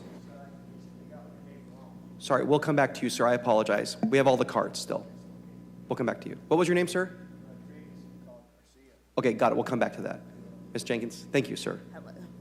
Okay, good morning, board members. My name is Tarina Jenkins, and I am both a staff member and a parent at GCA. I have been with GCA since its inception in 2021, and it's been a truly remarkable journey over the years. I have witnessed so much growth and positivity in our community. GCA feels like one big family, and together we always strive to go above and beyond for our scholars. Our scholars are the reason we wake up every morning and serve with passion and dedication. For me, this is not just a job, this is home, working from 7:15 to 6:30 p.m. At GCA, we provide unique opportunities for our students to set us apart from other schools. For example, we have a partnership with Fresno Chaffee Zoo, allowing our scholars to attend a specialized class once a week. Additionally, our presentations of learning give students in every grade the chance to showcase their achievements in a meaningful way. I have had a privilege of transitioning from working with second graders to sixth graders, and I see this as a lifelong career. I truly cannot imagine myself working anywhere else. With that said, I kindly urge you to reconsider approving the new building for our scholars. Our students deserve the best, and this new facility will help us continue providing them with exceptional education and opportunities they need to thrive. In the word of Tyler Maxwell, when children succeed, our cities succeed. Thank you for your time and consideration. Next, we have Jesse Rodriguez.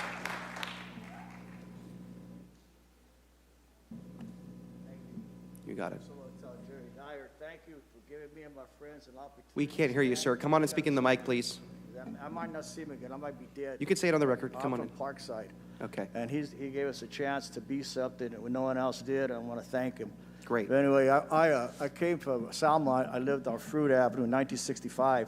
And my mom wouldn't let us get past dark, but the only trucks that go by were from Pampac down the street. And they would chase us out. The cops finally told us, go play at the parks. We played on the lions and tigers. And in the morning, you wake up, you hear all these lions and tigers. And my God, where am I at? It's awesome. So I finally moved out, and I came back, had an opportunity to buy a house on Delano and Franklin on the corner. I heard the lions again, and I'll be damned, the same trucks are coming down again this way because they can't go that way. That's the only trucks, big trucks in that neighborhood come from there. At 7:15, all the cars are gone because they're working people. And for 30 years, I've been waiting for my sidewalk to get put in, never. Streets left behind, I'm still waiting, never. 50 years, nothing's been on that park side, nothing. They took the store out, they said they're gonna put something there, nothing. This man's vision is to build up that community and do something great. We have an opportunity. You said the children are our future. It's the same today as it was in 1972 when I heard that. Give these kids an opportunity to do something. Where are they going? We don't have a boys club. We don't got Hilton playgrounds. We don't have no playgrounds. There's 30, 40 kids in that area with no place to go but back to the streets. And I don't want this to be like me. And this man's got an opportunity, thank you, to come and do something to that area. 50 years, nothing. Nothing. 50 years. Please, please give this man the opportunity to put a school there where these kids have an opportunity to. I was smart. I ended up on the streets. No place to go, nothing to do. People like that man seen something in me. Pastor J.D. Adams, they said he could put a community center up, a shopping center. He did it. I worked with King of Kings, trade alcoholic and drug addicts. You can't change him. I did it because people like him gave me an opportunity. Give this man an opportunity to do what he has to do. Right. Next, we have Eric Bauer, or Boer. Thank you. Forgive me if I mispronounced the last name.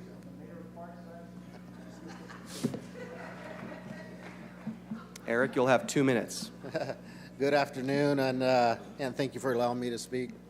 I'm Eric Bauer, I'm president of BMY Construction Group, the contractor that's been involved with this Golden Charter project from the onset. I've constructed many projects in our community. Just to name a few, we're working at the Central California Food Bank currently, the Unitarian and the Buddhist churches I built, Chaffee Zoo projects, the new Marjorie Mason Center, hundreds of school projects, and soon the Golden Charter Academy that exceeds the standards and codes of hundreds of other public school projects. I was really hung up on this 10-foot, 12-foot sidewalk because, and I'm glad it got clarified here at the end of the meeting, that of all the 16 items that came up from the appellant, the 2 feet of sidewalk didn't matter anyway.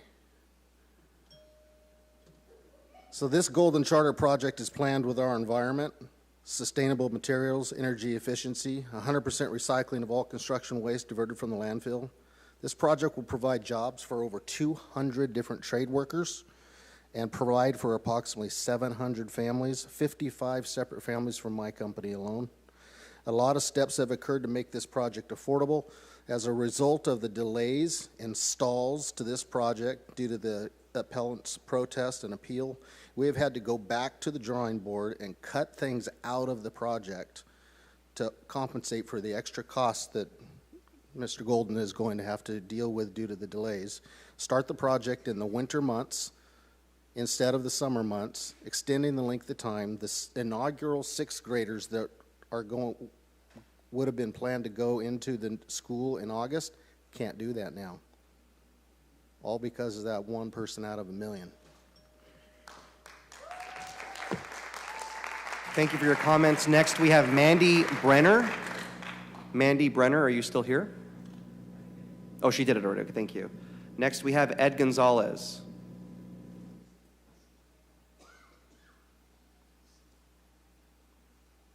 And Mr. Gonzalez, you will have 2 minutes. Distinguished members of the council, Mayor Dyer, my name is Ed Gonzalez. I'm a longtime educator here in the Valley and the board president of Golden Charter Academy. You've all heard of Golden Charter and how it started. We are the nation's first environmental public school. I want to personally and publicly thank Robert Golden for walking away from lucrative NFL money and coming back to his hometown, my hometown, our hometown, and saying, I want something different in education. I want something better. We talk about school safety, and I know that that's very important to the councilman. I know the councilman very well. That is very important. But we don't want to miss the bigger picture. We're recruiting from zip codes where sometimes the dropout rate is 35, 40, 50%. The cost of that, sure, there's a cost of incarceration, rehabilitation costs, all of those ancillary costs that come out of the taxpayers. But the greater cost is the cost of human capital. We're wasting our geniuses, our inventors, our future council people, our next business owners. So, Robert, thank you publicly for your vision and the power of what you're going to do here, because this school is going to put Fresno on the educational, yes, the architectural map too, but more importantly, it's going to make a difference with the kids. And I want to ask for all of you to be partners in this proposal. Thank you. Thank you. Next, we have Mona Cummings. Mona, are you still here? Okay. Next, we have Esther Sanchez. Esther going once, going twice. Stefan Tyler.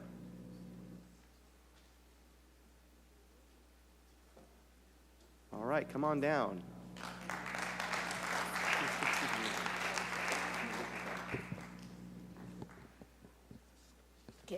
Good afternoon, student council members. My name is Stefan Tyler, and I'm a proud scholar of Golden Charter Academy. Our school is elevating daily, but you need to elevate us and help us expand our school. At Golden Charter Academy, the teachers and staff are not only providing hands-on experiences from going to the zoo to hanging out in the mountains. Golden Charter Academy gives not only me, but my scholars opportunities to explore and grow in ways that make learning fun.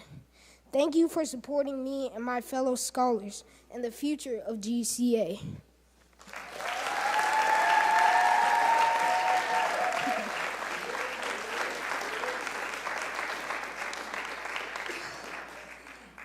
That was the most convincing public testimony yet.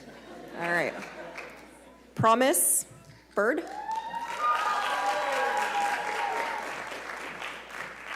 All right, here comes another one. Let's go. You have 2 minutes. Okay. Dear board members, my name is Promise Bird, and I am a 6th grade scholar at Golden Charter Academy. I am here speaking to you to urge you to reconsider the decision that you have made. For the 4 years that I've been here, I've noticed something about this school that is in no other school. Golden Charter not only gives you an education, but they give you the support that you need to grow and strive. Golden Charter also makes us feel like one big family, and they treat us all equally. Another thing about GCA is they're an environmental school. In other words, we like to go to the zoo and see the animals as well as learn about them. Other schools would stay inside and do work. That's not very fun now, is it? GCA takes us on overnight trips, which can really be fun for the kids who can't afford it. We learn a lot of stuff from our POLs that we do. Our POLs that we do are there so we can show our parents what we do in school. I love Golden Charter Academy along with every other scholar here. In conclusion, that is why I think we should pen the new school. Thank you so much.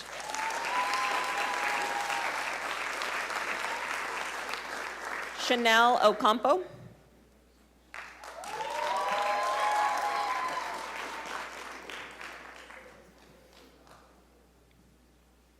Good afternoon. Good afternoon, everyone. My name is Chanel Ocampo, and I'm a 6th grader at Golden Charter.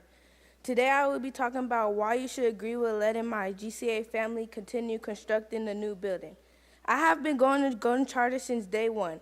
That's how you know Golden Charter has an impact on me growing, not only on my education, but my outside life, including dance. Dance is boosting my confidence to speak in front of people like right now. If it wasn't for dance, I wouldn't have been standing here in front of you all speaking for the 3rd time. The 3rd time. Crazy, right? Recently, I have tested at an 8th grade level, and the teachers and learning guides make sure they meet my standards no matter where I'm at, in the classroom or on field experience. I also think it's unfair that the school has to go through all this trouble that's slowing down the new school from getting built because one person brought this project to your attention out of like 8 billion people in the world. This is why I think you should let my family continue giving other kids the same opportunity as me so they can grow up and be successful. But not only be successful, but be the person they're desired to be. And GCA is the right school for that. If you go to any other school, they won't be organized and the classes will be loud, but if you come to GCA, you'll find golden classes. I'm almost done, but before I finish, let me tell you the golden rules. G, give respect. O, obligation. L, love learning. D, dedication. E, elevate. N, never quit. That's all the time for me. Be golden, everyone. Thank you. Up next, we have Daryl Maxey.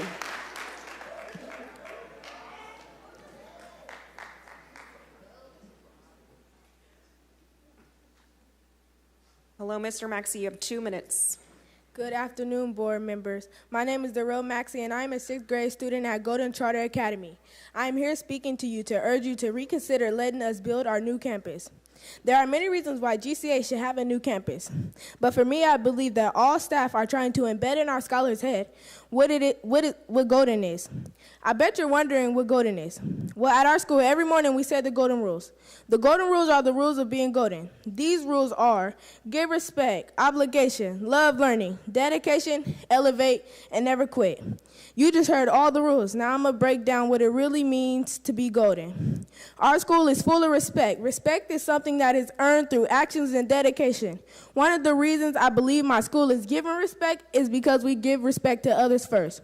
Whether it's our teachers, classmates, or school staff, we make sure to treat everyone with respect and understanding respect in a two-way street. By showing it, we create an environment where others feel valued and in return they respect us. This approach helps build trust and support in school where relationships are key to success. I feel a deep sense of obligation to my school, not just because it provides us with an education, but because it's a place where we grow as a person. School is more than a building where we take classes. It's a community that helps shape our future. This feeling of obligation comes from knowing that our efforts and hard work today will help pave the way for my tomorrow. The teachers dedicate their time to guide us, and it's only right that we return that effort by being committed to our learning. Our love for learning fuels our dedication to school every day.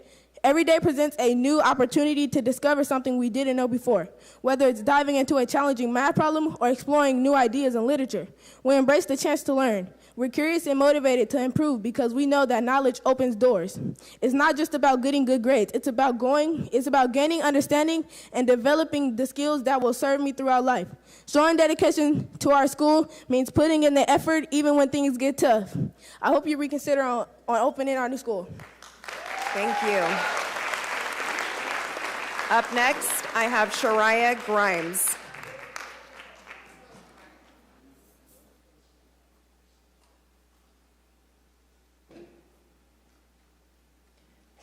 Good afternoon. You have 2 minutes. Good afternoon, board members. Hi, my name is Shariah Grimes. I'm here again with my GCA family. We are here to speak to you to urge you to continue to build our new campus. I have been going to Golden Charter Academy since I was in the 4th grade, and now I am in the 6th grade. I have learned so much for the years I've been here.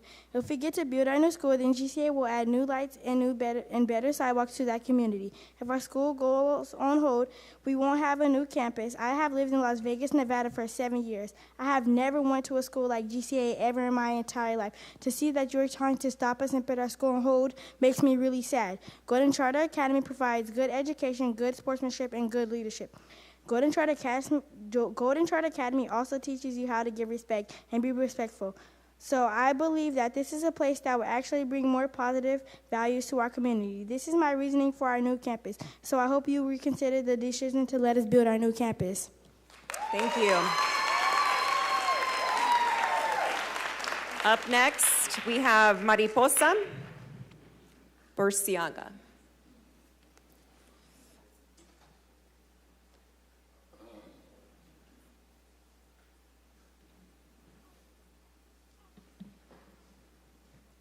Hi there, you have 2 minutes. Thank you.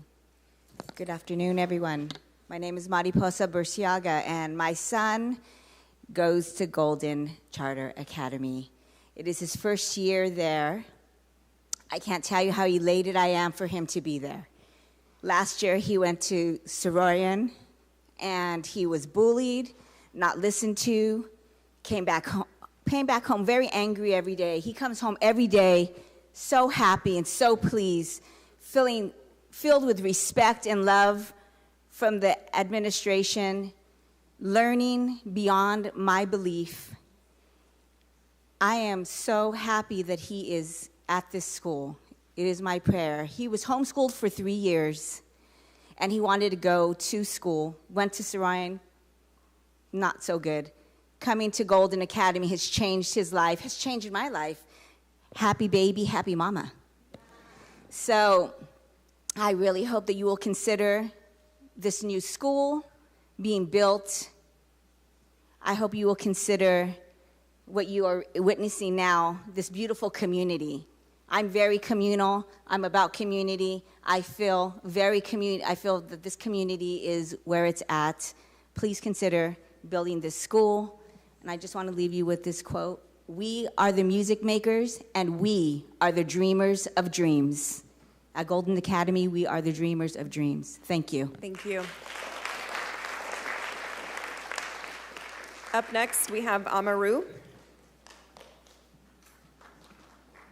Did I say that right?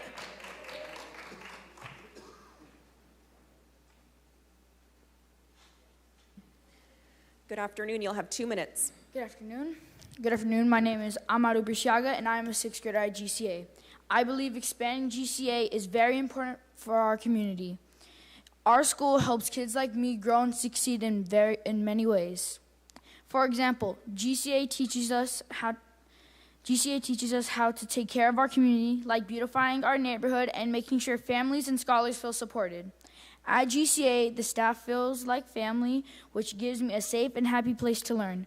Right now, GCA only goes up to 6th grade, but if we expand, we can add more classrooms and invite even more people into our community. In conclusion, GCA is guiding the next generation to be strong, kind, and active members of our community. Thank you for your time.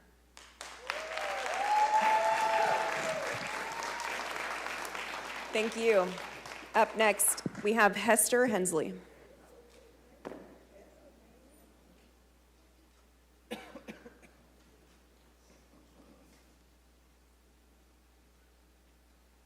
Hi, Ms. Hensley, you have 2 minutes.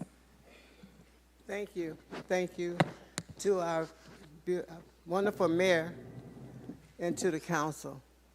First, I'd like to say to the mayor and to the council, our children been out here since 9 o'clock this morning, and I think it would be nice if the council would grant them a voucher for lunch or dinner, a $10 voucher, the mayor, for their lunch or dinner. Anyway, my name is Hester Hensley, and I'm here in regards to Golden Academy.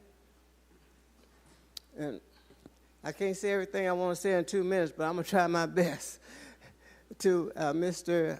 Arias, I can only say that I was always told to call a spade a spade. Tell the truth, and I got to tell the truth. It's not all about the lighting. It's not all about the sidewalks. Just tell the truth. This young man come here to try to do something for this community, for this city, and you just flat out turn your back on him. And I'm telling the truth. If he wasn't black, it wouldn't be all of this. And I'm going to look you in your eye and tell you that. Because that's what the problem is. It's not about the sidewalks. It's not about the lighting. Who walks up and down Belmont after dark? Huh? Come on now, tell the truth. Tell these folks what's going on. Just like you changed California Avenue for Cesar Chavez. All of that is about, you know what it is. That's why I'm talking to you like that. And I'm going to stop because I don't want to say anything to hurt anybody. Because you know, I know. Miguel.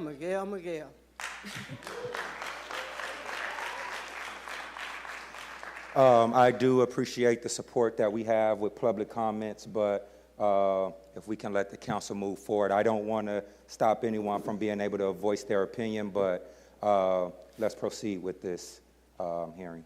Thank you. Thank you, Mr. Golan. I will just call these names in case they do want to come up, just so I can afford them the same time I've given everyone else. Poppy Roberts, did you want to still speak? Okay.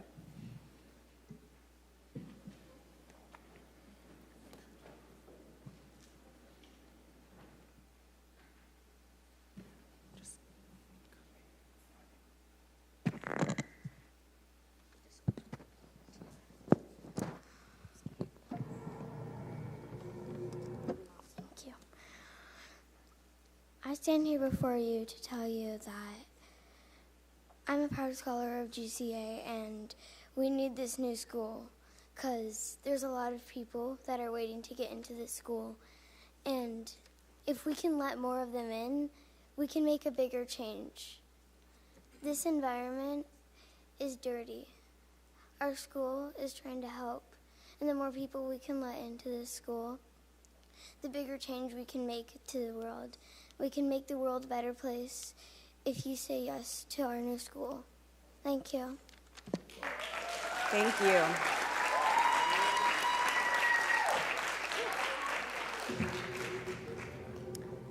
I have a card from BT Lewis. Is BT here? Would you like to say a couple words, Mr. Lewis? I do want to say that my name is Pastor B.T. Lewis, pastor of the Rising Star Missionary Baptist Church and the chairman of the African American Clergy Caucus, and I want him to know how much we appreciate him and the work that Golden Charter Academy is doing. I'll ask you to please speak into the mic. That way they can hear you. Oh, Thank I'm you. sorry. I Thank want you. him to know how much we appreciate the work that they're doing in our community and that we have clergy that support this work. And I thank you for your positive consideration, your favorable consideration of this application and the denial of the appeal. Thank you very much. Thank you. Up next, Shanta Williams. Would you like to say a couple words still? Would you like to say a couple words? Or would you like to pass? Okay. I just want to be sure I call everyone since I do have these cards in my hand still. Good afternoon, members of City Council. My name is Shanta Williams, and I am a second grade teacher at Golden Charter Academy with 30 years of teaching experience. I am here to support Mr. Golden, constructing the first of the state-of-the-art school connected to the Fresno Chaffee Zoo. Now, I had a whole speech, but now I'm going to speak from my heart. I have been at Golden, this is my second year at Golden, and this is the first school in my 30 years of teaching experience where I've had the opportunity to not only share my love of teaching, but empower my scholars.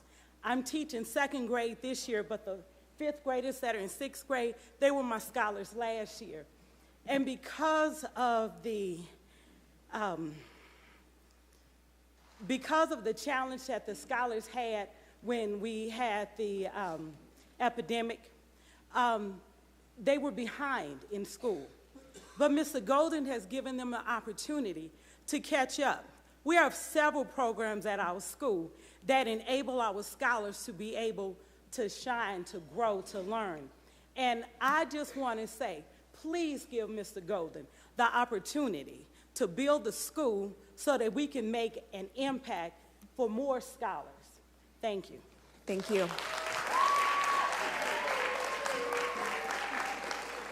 I think it says my Franklin.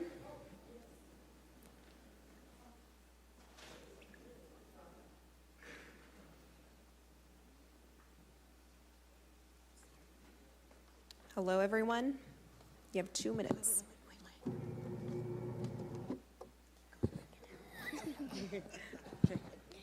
Thank you, council members, for letting us speak. Thank you, Madam President. My name is Mai Franklin. My name is Zakiah Brown. My name is Jenny Adams Rubin. Please improve our school so I can finish the 8th grade. And Golden stands for, the G is for? Give respect. And the O? Obligation. And the L? Love learning. And the D? Dedication. And the E? Elevate. And the N? Never quit. Thank you so much, council members. Thank you, Madam President. I am actually the grandmother of this young lady, and I just wanted to say Golden Charter Academy focuses on the total child's development. Mr. Robert Golden created an innovative way to learning. Having a new expanded school approved will have a significant positive impact. Working with the Chaffee Zoo in nature and animals gives children memories etched in their souls. GCA focuses on mindfulness, cultivating better little humans, which will grow into bigger, better humans. The approach leverages the use of the local community and environment and emphasizes hands-on, real-world learning experiences. Approving this permit will increase engagement, cognitive benefits, social and emotional benefits, executive functioning, confidence, self-esteem, sense of responsibility, empathy. This fosters great qualities for young children to embody the golden meaning that my granddaughter and her friends just shared. If we are not growing, we are not living. These children love GCA. Please allow GCA to grow. GCA is where strangers become friends and friends become family. Join our family and let's grow District 3. GCA is a voice for the voiceless. Be golden. Thank you. Up next, I have Lindsay Roberts.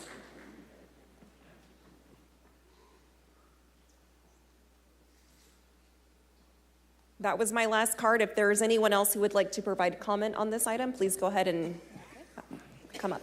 All right, thank you guys so much. This has been a long day. Maybe it's a normal day for you guys, but I think for us it's been a long day. So we're hanging in there. I've lived in Fresno my whole life, and this school is a school that I wish had existed when I was ready to go through K through 8, and it didn't. So it's here now. It doesn't seem like anybody has a problem with the school in general, just those 2 feet of sidewalk. So I'm urging you all to make the consideration that, as the city manager pointed out, it's typically a 6-foot requirement at schools. I understand that there's a zoning laws for a reason, and as Mr. Arias pointed out, that when there are exceptions requested, you have to do your due diligence and review them. So yay, government, we're doing it. And we did it. So we're good with 10 feet of sidewalk, I think, and say yes. Thanks. Thank you. Anyone else? Oh, God. You'll have 2 minutes.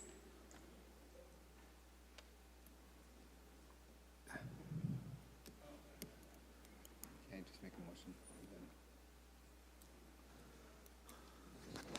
Peace be with you. The Lord is my strength and my defense.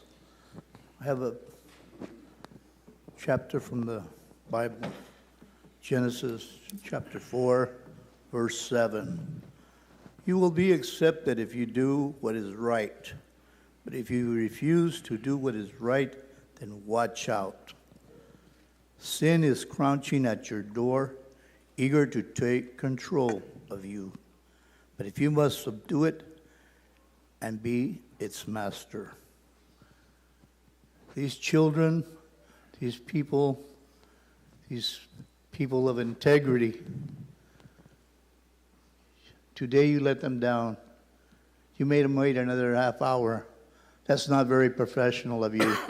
You're supposed to be leaders, mentors, people of example.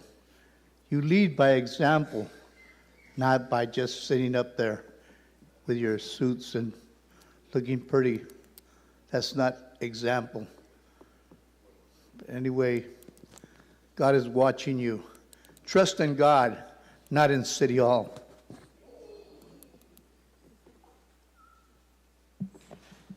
Any other members of the public, if you would like to speak, go ahead and please come up at this time. Go ahead and state your name and you'll have 2 minutes.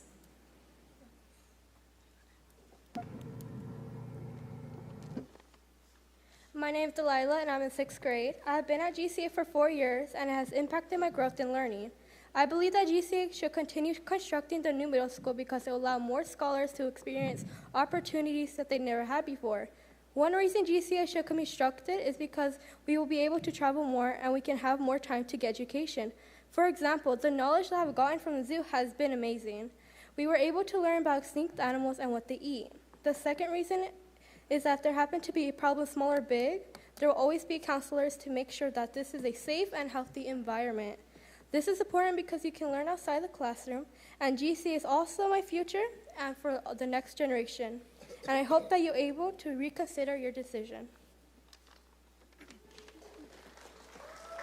Hello, good afternoon. My name is Diane Lee. The scholars know me as Miss Lee. I just want you, councilman members, to take a moment and reflect back. Look at where you're sitting at right now. Someone had a dream. Someone believed in you. So whether it was family members, maybe someone that you used to work with, maybe a boss believed in you, or maybe a teacher that believed in you and told you that you could do whatever your heart and your mind desires. So please take this moment to reconsider, and thank you for your time. Thank you.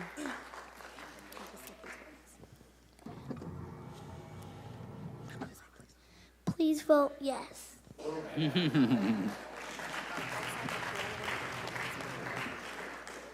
Motion, be done with it.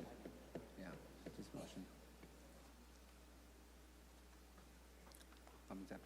Please state your name and you'll have 2 minutes. Okay. My name is Ulias Gomez. I am one of the 2 of the 6th grade teachers. I believe that we should continue building the new site for GCA as we're continuing to grow. I have worked for 3 years and I've never experienced this type of love. We are a school focused on African American scholars. Most schools do not offer support as they're often pushed to the back burner. Another reason why GCA is important is because the staff is also very diverse. The staff is able to support our scholars, but we need a new site as we're growing at a fast rate. Now, when you guys talk about what it means to me, it means a lot, as I never had teachers that were of color. And we're able to have that here at GCA. So I just hope that you guys really consider your decision, and thank you guys for hearing me out. Thank you. Last call for public comment. Seeing no one else, I will close the public comment period for this item. I'm going to bring it back up to the dais. I'm going to ask for a motion, and then I think some of the council members had some additional comments. Council President, Member Arias. Thank you. First, I do want to personally apologize for the late start. That's not normal for us, and I do appreciate you guys' time here. Secondly, I do want to thank you for the informative, thoughtful, and responsive presentation today. As somebody noted, this is a process, and I hope your kids learn something about local democracy. There's process and guidelines, and if you engage with them honestly, I think we'll all be happy with the outcome. With that, I've been convinced by the information provided today, so I'm going to go ahead and make a motion to approve staff's recommendation to the City Council and deny the appeal and uphold the action of the Planning Commission for permit number P23-03784 and the Plan Development Permit application number P23-03785. All righty. I'm going to second that one. Thank you. Councilmember Maxwell. Thank you, Council President. Mr. Golden, would you mind coming up just hopefully one last time here today? I want to thank you for your patience and your leadership on this. You got a good team here with you today. Your students, well behaved, as you've heard from a lot of my colleagues. I wanted to hear all the public comment folks had to say before I spoke up.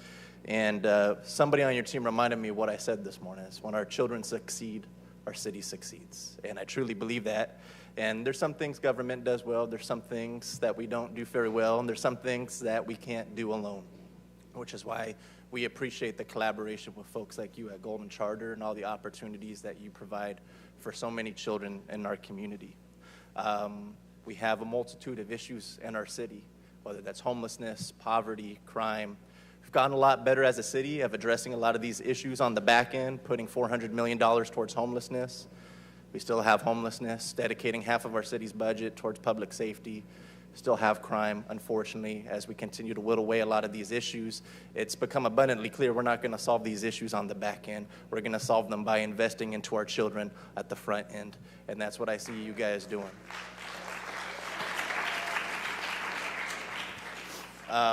Had a pretty rough childhood growing up. I didn't ever see myself going to college. It was a school teacher that pulled me aside one day after geography class and invested her time into me, paid for my SATs, paid for my college applications. It's the only reason I was able to go to college. It's the only reason I'm able to sit here in this chair today. Your road ahead is not an easy one, but your team has a good leader, and you have a great team. God bless you guys, and good luck. Thank you, sir. Councilmember Bredefeld. Yeah, I tell you what I'm blown away by, Mr. Golden, are these kids. I mean, they're poised and so young and speak so intelligently. I can tell you that we sit in these chambers and we have some young people come in here, and it's embarrassing how little they are able to articulate without four-letter words. We've had that here many times, and these young people are just a testament to what's going on at your charter school. And so congratulations on that. I'm sorry that it's been delayed and it's cost you money. That's sadly sometimes the unfortunate thing that government gets in the way of progress. But the council member had some concerns and had to address it, but it cost you money as a result. And somebody spoke about democracy. You saw it today. I mean, a lot of issues got raised. You addressed them, shot them all down very well. And so congratulations to you. Congratulations to all of your staff and the great work that you're doing. I'm sure you're going to get a 7-0 vote today. I'm sure of that. So good luck. Keep moving forward. And the invitation remains in District 6, Northeast Fresno. Council Vice President. Mr. Golden, would you come up, please? And yes, regarding the late start, there was a pretty bad accident on 41 going south, so it was a little bit of a delay. And you guys have been really patient. Is that a Steelers tie? Yes, You sir, lost it my is. vote. No, I'm only kidding. I'm only kidding. That is not true. So seeing you throughout this day, the emotions, it's hard for me to hide how I feel about things too. And seeing you basically display emotion the way you are, I'm lucky, I'm a council member, I'm up here. This is not permanent, I'll be back down there soon. I remember what it's like to be in your position, and I really feel it right here. You shouldn't have to cry to do what's right, and I'm sorry you had to be basically rung through the ringer. I'm sorry you went through that. This city's better than that, and this council's gonna correct this today.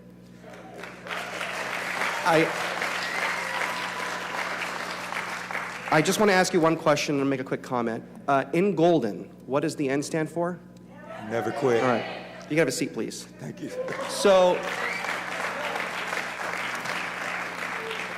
what I'm going to say next is for anyone who's a student at Golden Charter, put your hand up. You can stand up if you want to, too. Okay. So, this is for you, all the adults earmuffs. This is not for them. You saw government today. You saw what democracy looks like. If you turn on the TV, you're going to see the president and all the people yelling at each other. But this is what government's really like. Sometimes you'll hear people tell you no. If you really believe in your heart what you're doing is right, and you don't give up, and you speak up and have a voice, and you do it so eloquently like you did, frankly, the adults didn't win the room. You guys won the room.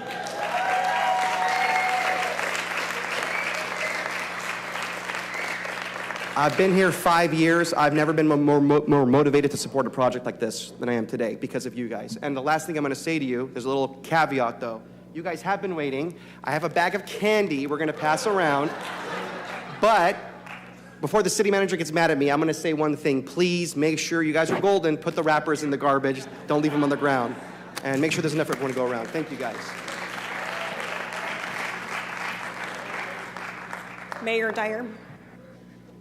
Yeah, I just hopefully making the final comment before they take the vote. But Rob, I want to say thank you for your perseverance, for your dedication, for your sacrifice, for your vision, for what you have turned into an incredible school.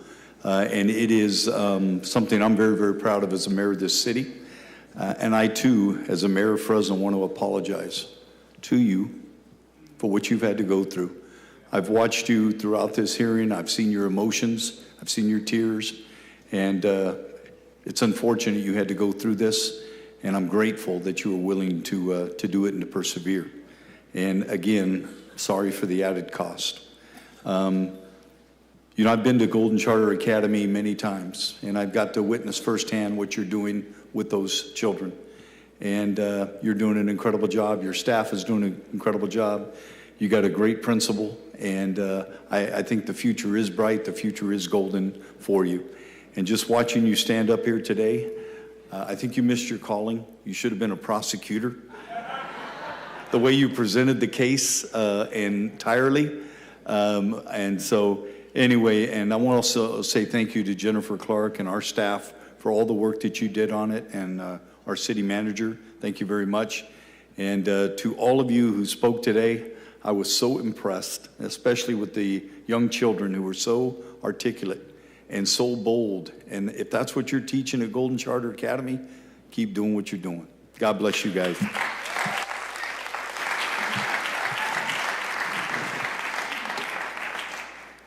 Mr. Golden, I've been to your campus a number of times. It is in my district, and this is a big loss for me in the sense that I know this means that you ultimately will be moving on to somewhere bigger and better. And so for that, even though I am losing something, I'm happy for you. I'm happy for everyone that stuck it out here today. And I know we do have a big agenda and a lot of big ticket items, and we're not even halfway through our agenda, but I think this was time well spent just to hear everything out, to address the council members' concerns.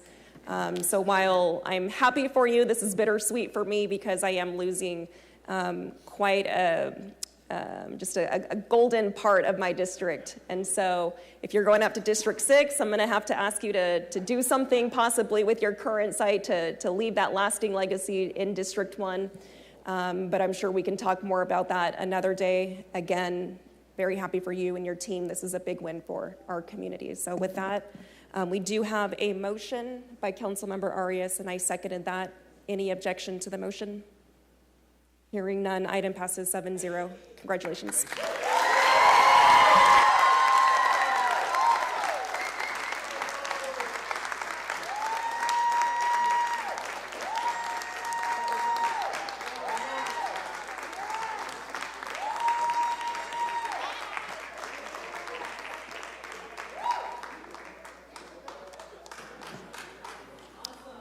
All right, Council, as the audience clears out, we do have a lot of business to get to, so I'm just going to keep this moving.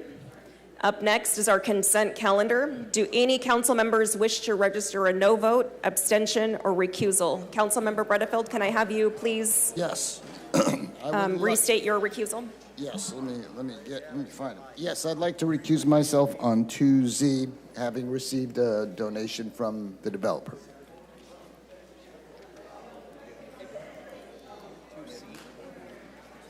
2Z as in 2 zebra. as in zebra. Okay, 2Z as in zebra. Councilmember Maxwell? Like to register a no vote on item 1DD, as in, 2DD, as in David. All right. Mr. Golden, can I have you help me with something? We're going to continue with our business right now, so if we can move everyone out, that would be very much appreciated. Councilmember Maxwell, that was a recusal on item 2DD. That was a registration of a no vote, Council President, on that item. That was a no vote on 2DD. Councilmember Esparza? Yeah, I'm going to also register a no vote on 2DD as in Doug.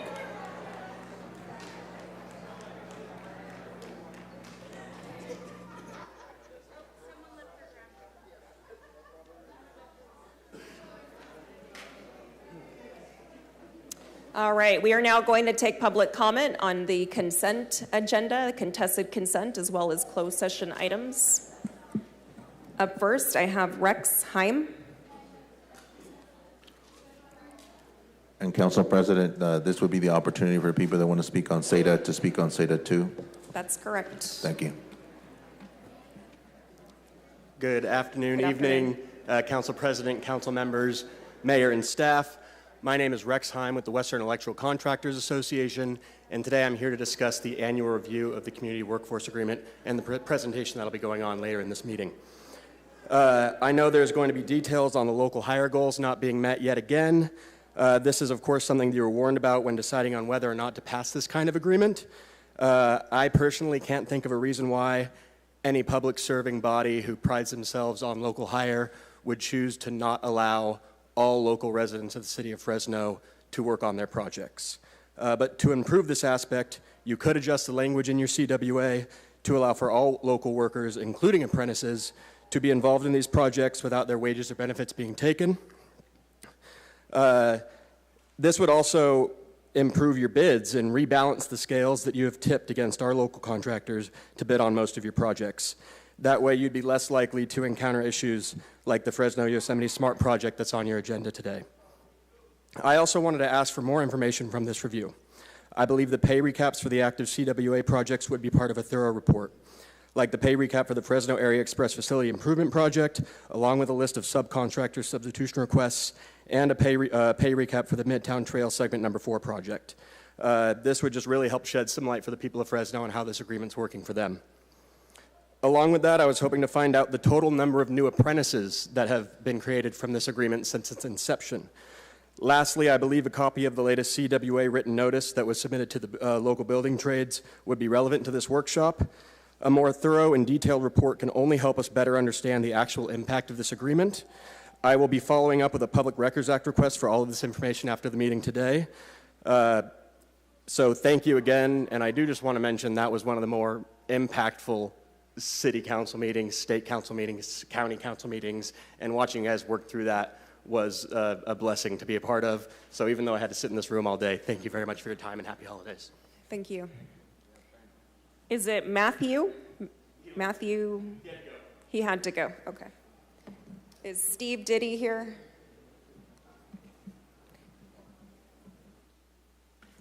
Darren Rose.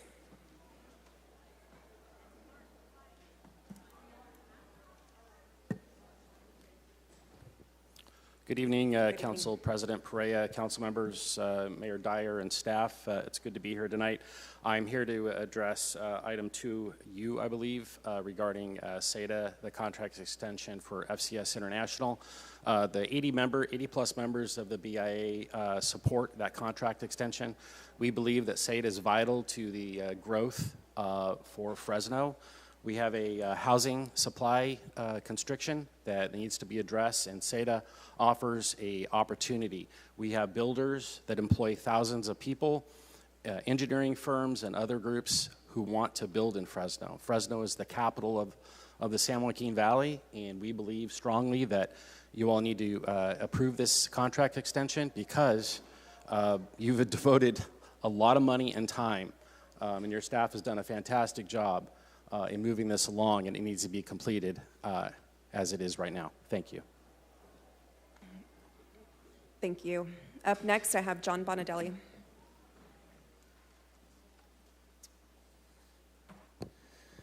Good evening. John Bonadelli with Bonadelli Neighborhoods. Our company is a 75-year-based, Fresno-based home builder, and 2025 will mark the first year in our company's history where we will not pull a single building permit in the city of Fresno. The lack of feasible development land available within the city's general plan makes it extremely difficult to invest and consistently build within the city. Looking at the industry at large, most builders face the same situation we do. Single-family residential housing investment within Fresno is declining, while investment in housing increases in surrounding valley cities and counties. At a time when housing unaffordability in Fresno is rising, SADA is an opportunity for Fresno to provide potential home buyers with critical housing supply. The home building industry is a significant economic driver for this community. We are a force multiplier for job creation. 35 or more subcontractors, each employing dozens or more people, are needed to build one single-family home. These created jobs are in addition to the people builders directly employ ourselves, along with the indirect jobs we create for realtors, insurance agents, landscapers, gardeners, etc. Job creation for a single-family housing development can number in the thousands. There are a few other additional items I'd like to briefly address. The conversation on suburban versus urban infill housing should not be an either-or conversation. We're at a time in California where there's a 1 million-plus unit housing shortage in this state, and any housing stock is good housing stock. Statewide housing median prices are approaching $1 million currently. Regarding infrastructure, a specific plan like SADA is a two-part equation. One side of the equation is planning, the other side is infrastructure and financing. Tonight, item 2U is just a conversation about the planning side of the equation. The infrastructure will get sorted out. There's specific plans that other surrounding municipalities in this area have addressed. They've addressed the infrastructure in those areas. There's 2 master plans nearby that have addressed infrastructure, and they've pulled thousands of building permits at the expense of the city of Fresno as a result. So, in closing, this remains an excellent opportunity for Fresno to usher in the next generation of Fresno. Thank you, Mr. Bonadelli. Council Vice President. Mr. Bonadelli, if you wouldn't mind, you said something that really caught my ear, and I'm really surprised to hear that. You talked about the number of years you've been in business, and what's happening this year that's significant? Well, next year, we will not be pulling a building permit in the city of Fresno. We will be building in Bakersfield, Madera County, Clovis, Tulare County, multiple locations, but we will not be building in the city of Fresno. It's a direct impact because of the current general plan and the need for SADA. Okay, thank you. Yes. This is really alarming to me. Just to clarify something, City Manager, we've talked all about tax base for a long time. We're going to start looking at our budget early next year. Just to be clear, the money we get in our budget to pay for things like roads or police and fire and parks, it comes from primarily 2 sources: property tax, and we had our assessor here a second ago, and the other one is sales tax, but property tax is pretty much number 1. So if somebody doesn't buy a home in Fresno or live in Fresno and they live in one of these other communities, they may be working here and using our services, but the money goes to another city or jurisdiction? For property tax, yes. Which is our number one source of income. Okay. Correct. Thank you. Well, gosh darn it. I don't know what else to say. Well, I can tell you, our company, we're not alone. We've built hundreds of millions of dollars worth of property tax value in surrounding communities that could be in Zeta right now. Okay, my very last point, and this might be for city manager. One of the concerns we get from a lot of folks that are against growth is they don't want to see what they call leapfrog development. But if you don't build here, you're going to build somewhere else. Now, I'm assuming it's a longer drive from right here to Seda as opposed to going to Madera. So wouldn't that create more emissions, hypothetically, if people have to go to Madera? VMT. Mike, it's 11 miles from here to the intersection of 180 and McCall Avenue. It's Okay. 14 plus to Madera County. Okay. So not better for air quality to do yeah. nothing. Yeah. Okay, And but it's Vice better Pre- to, Seda's better. And Vice President, I pulled item to you you to did? discuss it. I'm So so we will be sorry. discussing it. Okay. I know we're just doing public comment. Sorry, thank you. If I may, just a point of order question. I do have questions for Mr. Bonadelli. Would it be more appropriate to ask him when the item comes up, or can we do it now? I went out of order. I should have waited. It's okay. I just want to make when sure. the we're- item comes up. Okay, thank you. Okay. I just point of clarification. I do need to unfortunately run at 5:20, so I just want to point that out. Thank you. Thank you. Up next, I have Patience Milrod.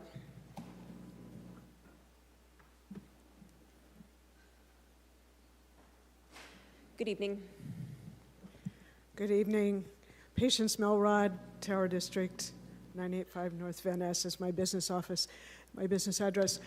So it's been a really long day. I just have a couple of questions. You have my letter. I'm not going to go through what's in my letter, but I have some questions, and I'm hoping this is the right time and place to ask them. Did we pay FCS the whole $625,000? That item was pooled, Patience, and so that will be a discussion amongst the council members, and if somebody wants to ask that question to staff, we can do that at that time. Okay, well, as a customer of the city, I'd like to know. Another question, who is doing the work that was supposed to be done on infrastructure analysis and developing a matrix? And, you know, a lot of us are not against growth, but I really am not interested in paying for the infrastructure that should be supporting itself. The general plan requires new growth to support itself. So it would be important to be transparent about what we've paid for, what we're getting, and what we're going to get. This is not the time and place to debate the merits of SEDA. I'm quite confident there'll be another opportunity to do that. But we would really appreciate, it's very, very important that information about the infrastructure costs and how the city's going to afford this be made available to everyone timely, including the underpinning assumptions and like all of that information. We shouldn't have to come to a city council meeting to learn that. So that's probably the most salient thing. We do incorporate by reference all of the other objections we've got to this project, and I sure you wish you were spending this money some other way, but thank you. Up next, I have a card from Fernando Paul Elizondo. All right, are there any other members of the public who would like to provide input? Please come up. See none at this time. Can I get a motion to approve? This is the balance of the consent calendar. I have a motion to approve by Councilmember Arias, seconded by Councilmember Chavez. Any objection? Item passes 7-0. We're going to do our contested consent items next. Up first, we have item 2H.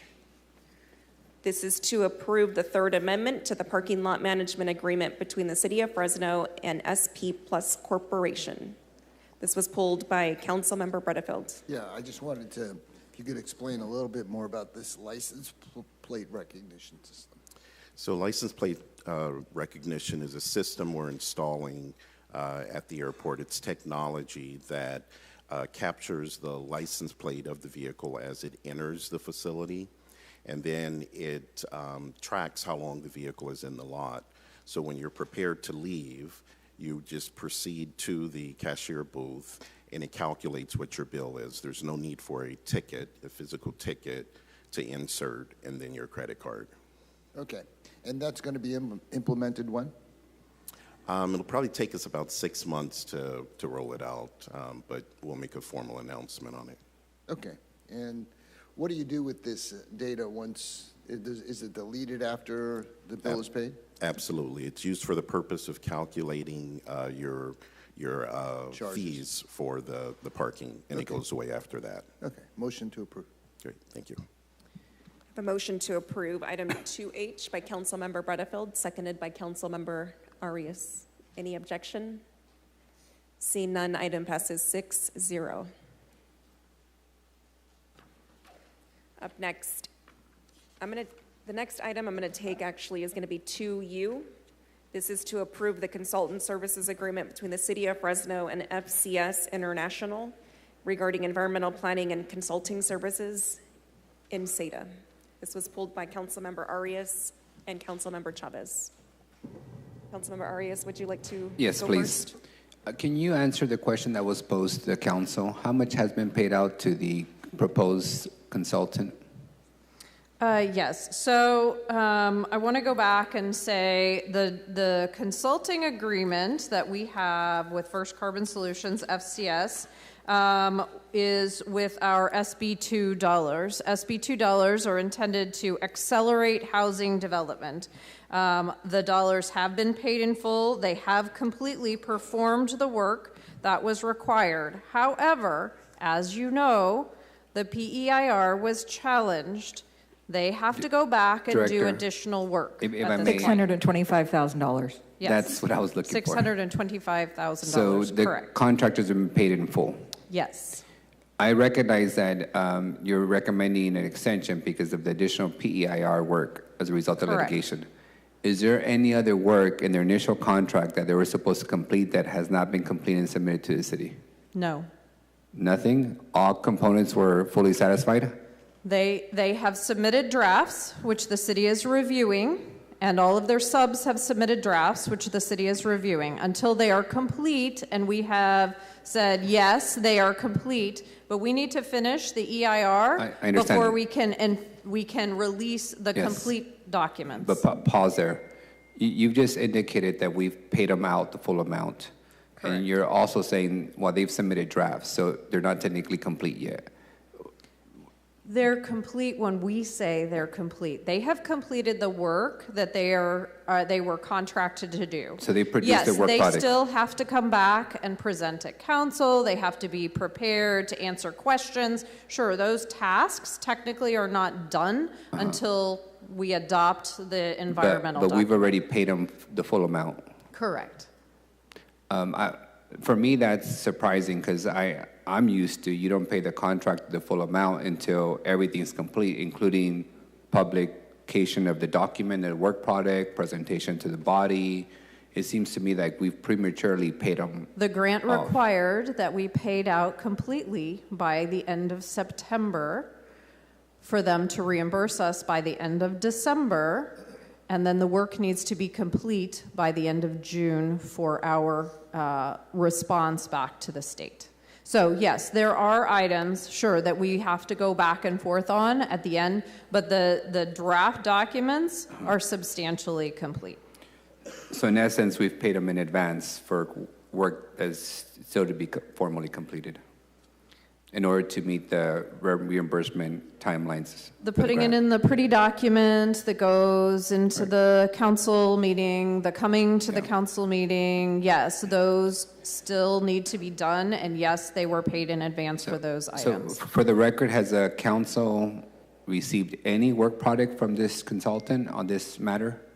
I know we're not talking about the final, shiny report, but have we received any work product as a body from it? Has the city council? Yes. So they're doing the environmental impact report? No, it is still in a yes, okay. So there was a publication of a public review draft last summer. We have been working on revisions to that, and then the PEIR, so now we have additional revisions that need to be made. So yes, there has been a public review draft that was accessible by the council. Okay. My second question is, part of that contract was the EIR. The other part was the infrastructure analysis. Has that been complete? So there is a completed analysis of the cost to construct the infrastructure, and that Where is that at? That is It's in my email box as a draft. When is the council going to receive that? Because you're asking us to extend a contract without even receiving the work product of the initial contract.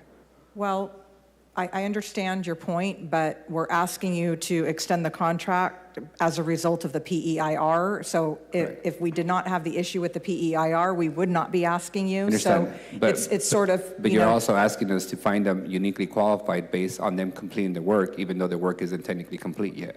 No, So- we're asking, no. They're uniquely qualified because they have spent, I don't know how many, over a year in-depth analysis and understand what the project is and understand the landscape. So if we wanted to go pay another consultant to help us to make it compliant with the PEIR, we would then need to have them start from square zero, which would probably cost us another $600,000. So they are uniquely qualified because they possess unique knowledge of the project thus far. I understand that rationale. I guess the bottom line for me is, when do I, as the elected official who signed off on the initial contract, get to see the analysis in your inbox?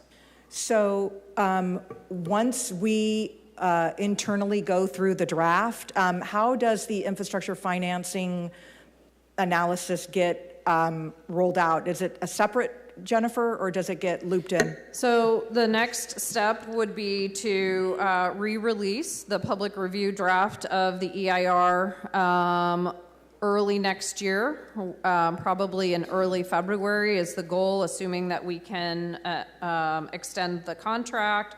And once we've confirmed that any additional infrastructure that's necessary in that EIR is covered in that financing plan, then we could release that draft along with the draft of the draft of the plan is out on the website. So the draft plan is out, but you don't plan to even give the council the draft financial analysis yet? It's until next year? As soon, if we can get it reviewed and incorporated in before then, as soon as we've had a chance to internally review it and meet on it, then you are definitely the next step. Thank you. My last question for you, Director, is can you remind me again, I've asked you this several times and you always remind me of the factual numbers. How many approved track maps do we have in the city where we've approved them and builders can pull building permits immediately? That is a great question, Councilmember. I don't know off the top of my head because we have been burning through that inventory. Is it thousands still? Relatively rapidly. I can't tell you off the top of my head. I could tell you, I'd have to pull my presentation from budget. I don't know that off the top of my head, but we're well below where we were, 10 years ago it was 10,000 lots. We've been burning through over 1,000 lots per year for the last 10 years. There's not much left in that inventory. There's not, so you would think, are we under 1,000 approved track maps that are active? We'd have to pull that information. I don't have that. My last question, Copper River, is the last update I got was that it was at about a 40% built out. Is that your understanding? Is there still quite a bit of undeveloped tracts in Copper River specifically? I would not say that. There's the new area that has just been opened up. Planning Commission last night approved a multifamily project in a single family zone, so in an RS5. So we anticipate that will move forward. We continue to see Director, I want to interrupt you and make sure that we stay on topic. I was just Absolutely. advised by the Thank city you. attorney to just keep us focused on that I'll item, keep please. it on topic. Just one last question to Mr. Bonadelli before we lose him, if I may, on this item, since you spoke on it. Are you fully built out of all the track maps that you have in the city? I don't own any track maps in the city right now. You don't have any ownership of maps No, that have been approved? No, nothing approved. I'm working on track maps within the current general plan, to your point. It will not be online in 2025. However, I can tell you, Miguel, I look at the general plan almost every day. It's a part of my job. There's people in our office that look at the general plan almost every day. The amount of feasible projects left within the current confines of the general plan is extremely limited. And so when I come to you talking about SEDA from the industry's perspective, I'm talking about the next 10, 15, 20 years for growth in the city. Not in the immediate, though. What's that? You're talking the next 10 years is fair to describe, right? I'm talking about the future growth of the city of Fresno. Right, inventory for the future growth. There's very limited inventory in Fresno, very limited. Okay, thank you. Director, if you can provide us an update of all the existing inventory in the city that's not been pulled for building, that would be helpful in the future meeting. Yeah, or memo.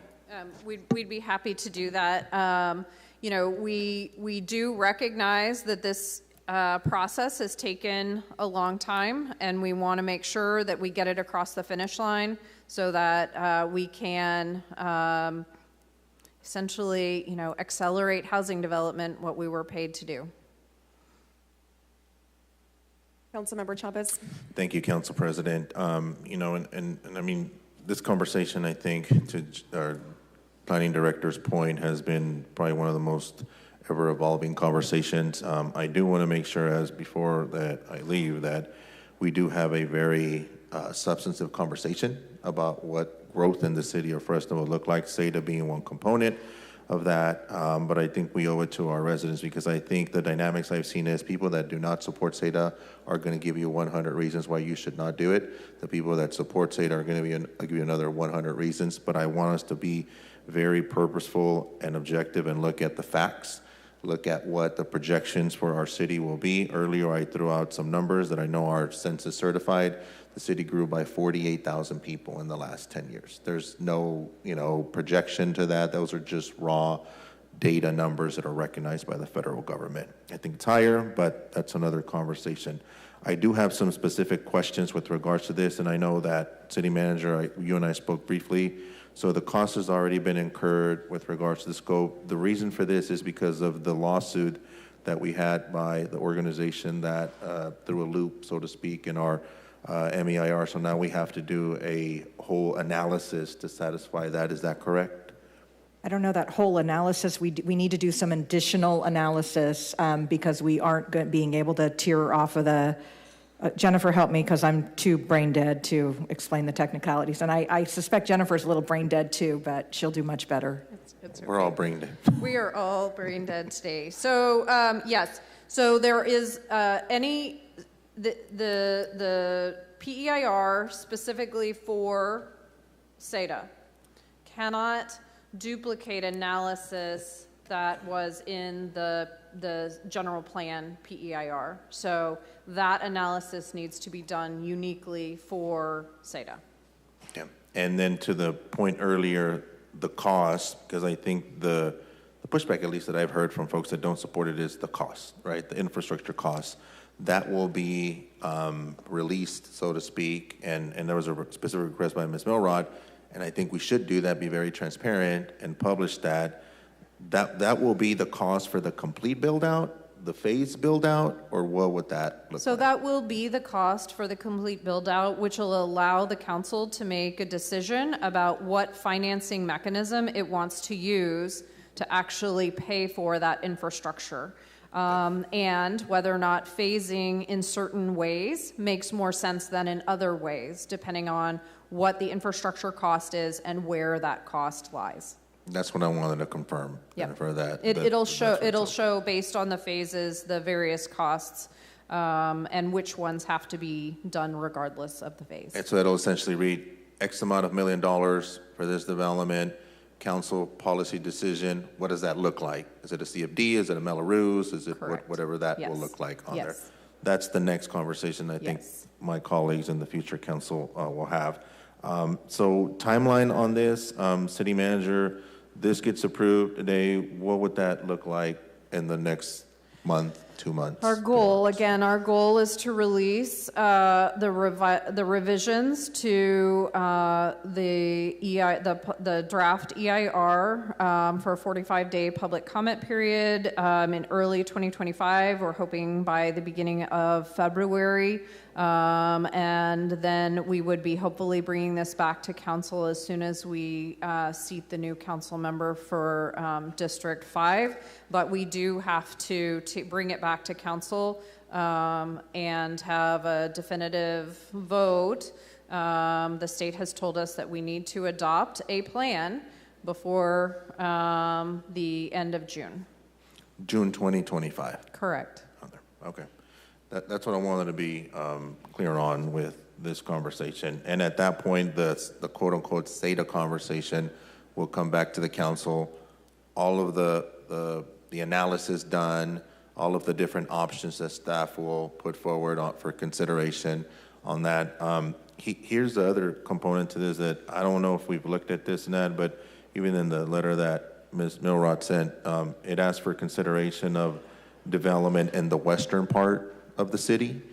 What analysis will the city be using with regards to that? I know today we're focusing on SATA, but you don't have to answer that today, Jennifer, but I think for future conversation, because there's other areas, Northwest Fresno for Councilmember Carbasi's area, to the north, I know we're boxed in, but I think it's worthwhile to have a complete picture for the council on what growth will look like overall in our city. West Area Neighborhood Specific Plan is scheduled also for 2025, potentially later than the SATA discussion, but they'll both be in 2025. I will note that, you know, the council over the last 8 years has really focused on creating specific plans that would be considered infill specific plans, right?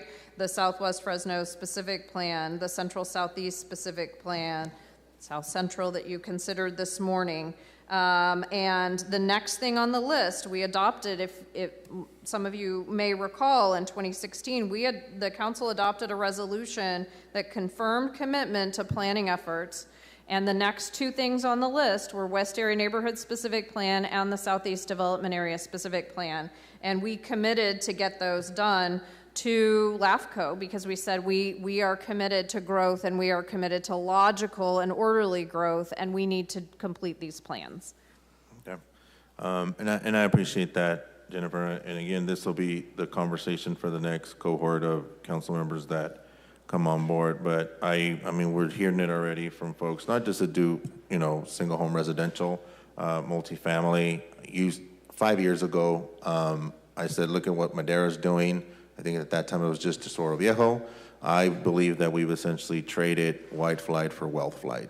And now people have to transit, 12, 13 miles just to get to Fresno.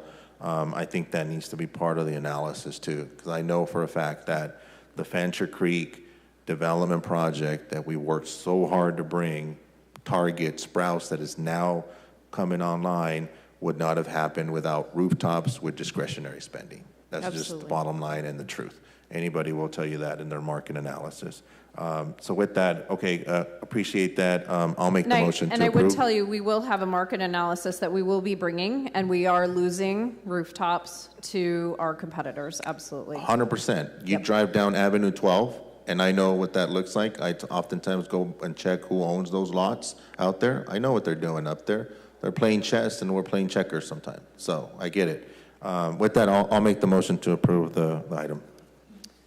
All right, I have a motion to approve by Councilmember Chavez, seconded by Council Vice President. Up next, I have Council Vice President Carbasi. I'll say I'll be brief, but that's a lie.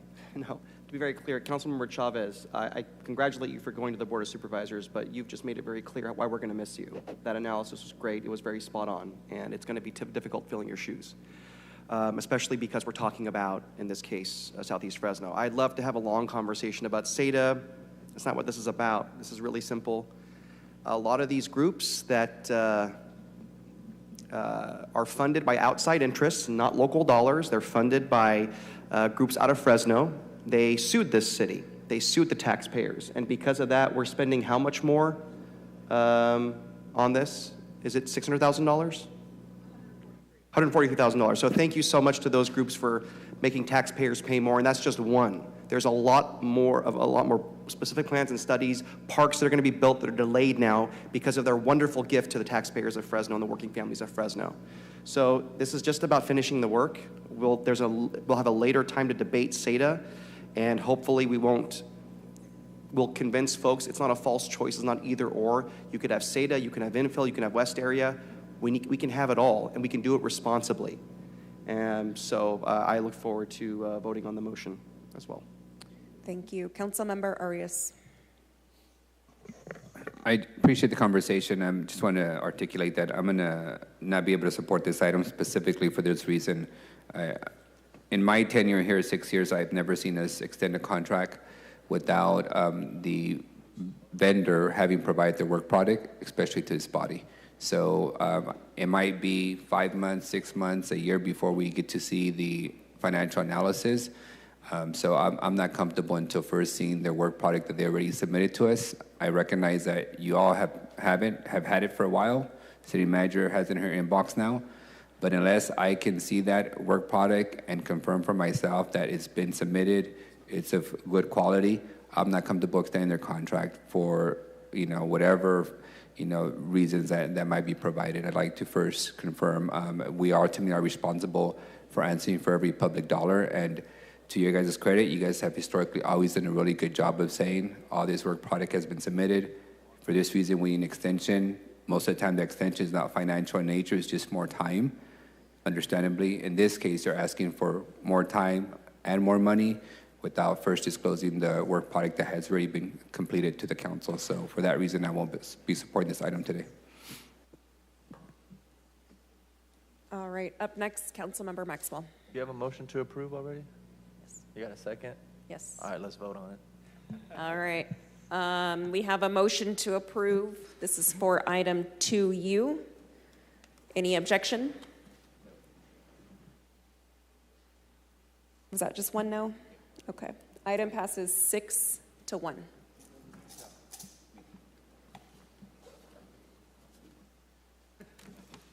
Last contested consent item is 2P, actions pertaining to the Garage 7 High Priority Repairs Project. This was pulled by Councilmember Arias. Council President, the city manager has addressed my question for the public's benefit. I simply asked what is the estimated cost for the full renovations of that garage, and it's been provided around $1.7 million to digitize. No, that was just for the lights, not for the full renovation. For the lighting. Yes, just for the lights. So thank you for that. That's all I had questions on. Motion to approve. All right, this is a motion to approve item 2P by Councilmember Arias, seconded by Councilmember Chavez. Any objection? Hearing none, item passes 7-0. Okay, I'm going to request that we postpone our 2 workshops. Can I get a motion to postpone? City Attorney, do I need those? Second. Do I need to state a date, or can I just postpone them to a future council meeting? If you want to go to next week, I would advise that you say that today. But if it's a meeting after that, you could just say at a future date. Then I'll make a motion to postpone these 2 workshops to a future council meeting date. Second. Any objection? That passes 7-0. I'm going to take unscheduled communication. Is there anyone in the audience who would like to provide public comment? Please come up. Come on, Brock, you got something. We saw you laughing from up here. Seeing no one, that will conclude today's open session portion of the meeting. We're now going to transition into closed session. City Attorney, can you please read the agenda for closed session? Of course. Today in closed session, we have item A, conference with labor negotiators, all units listed on the agenda. Item B, conference with legal counsel, existing litigation, City of Fresno, fire and police retirement systems, and others versus City of Fresno. Item C, conference with legal counsel, anticipated litigation, 1 potential case. Item D, conference with legal counsel, anticipated litigation, 1 potential case. Item E, conference with legal counsel, anticipated litigation, 1 potential case. There will be no reportable items after closed session.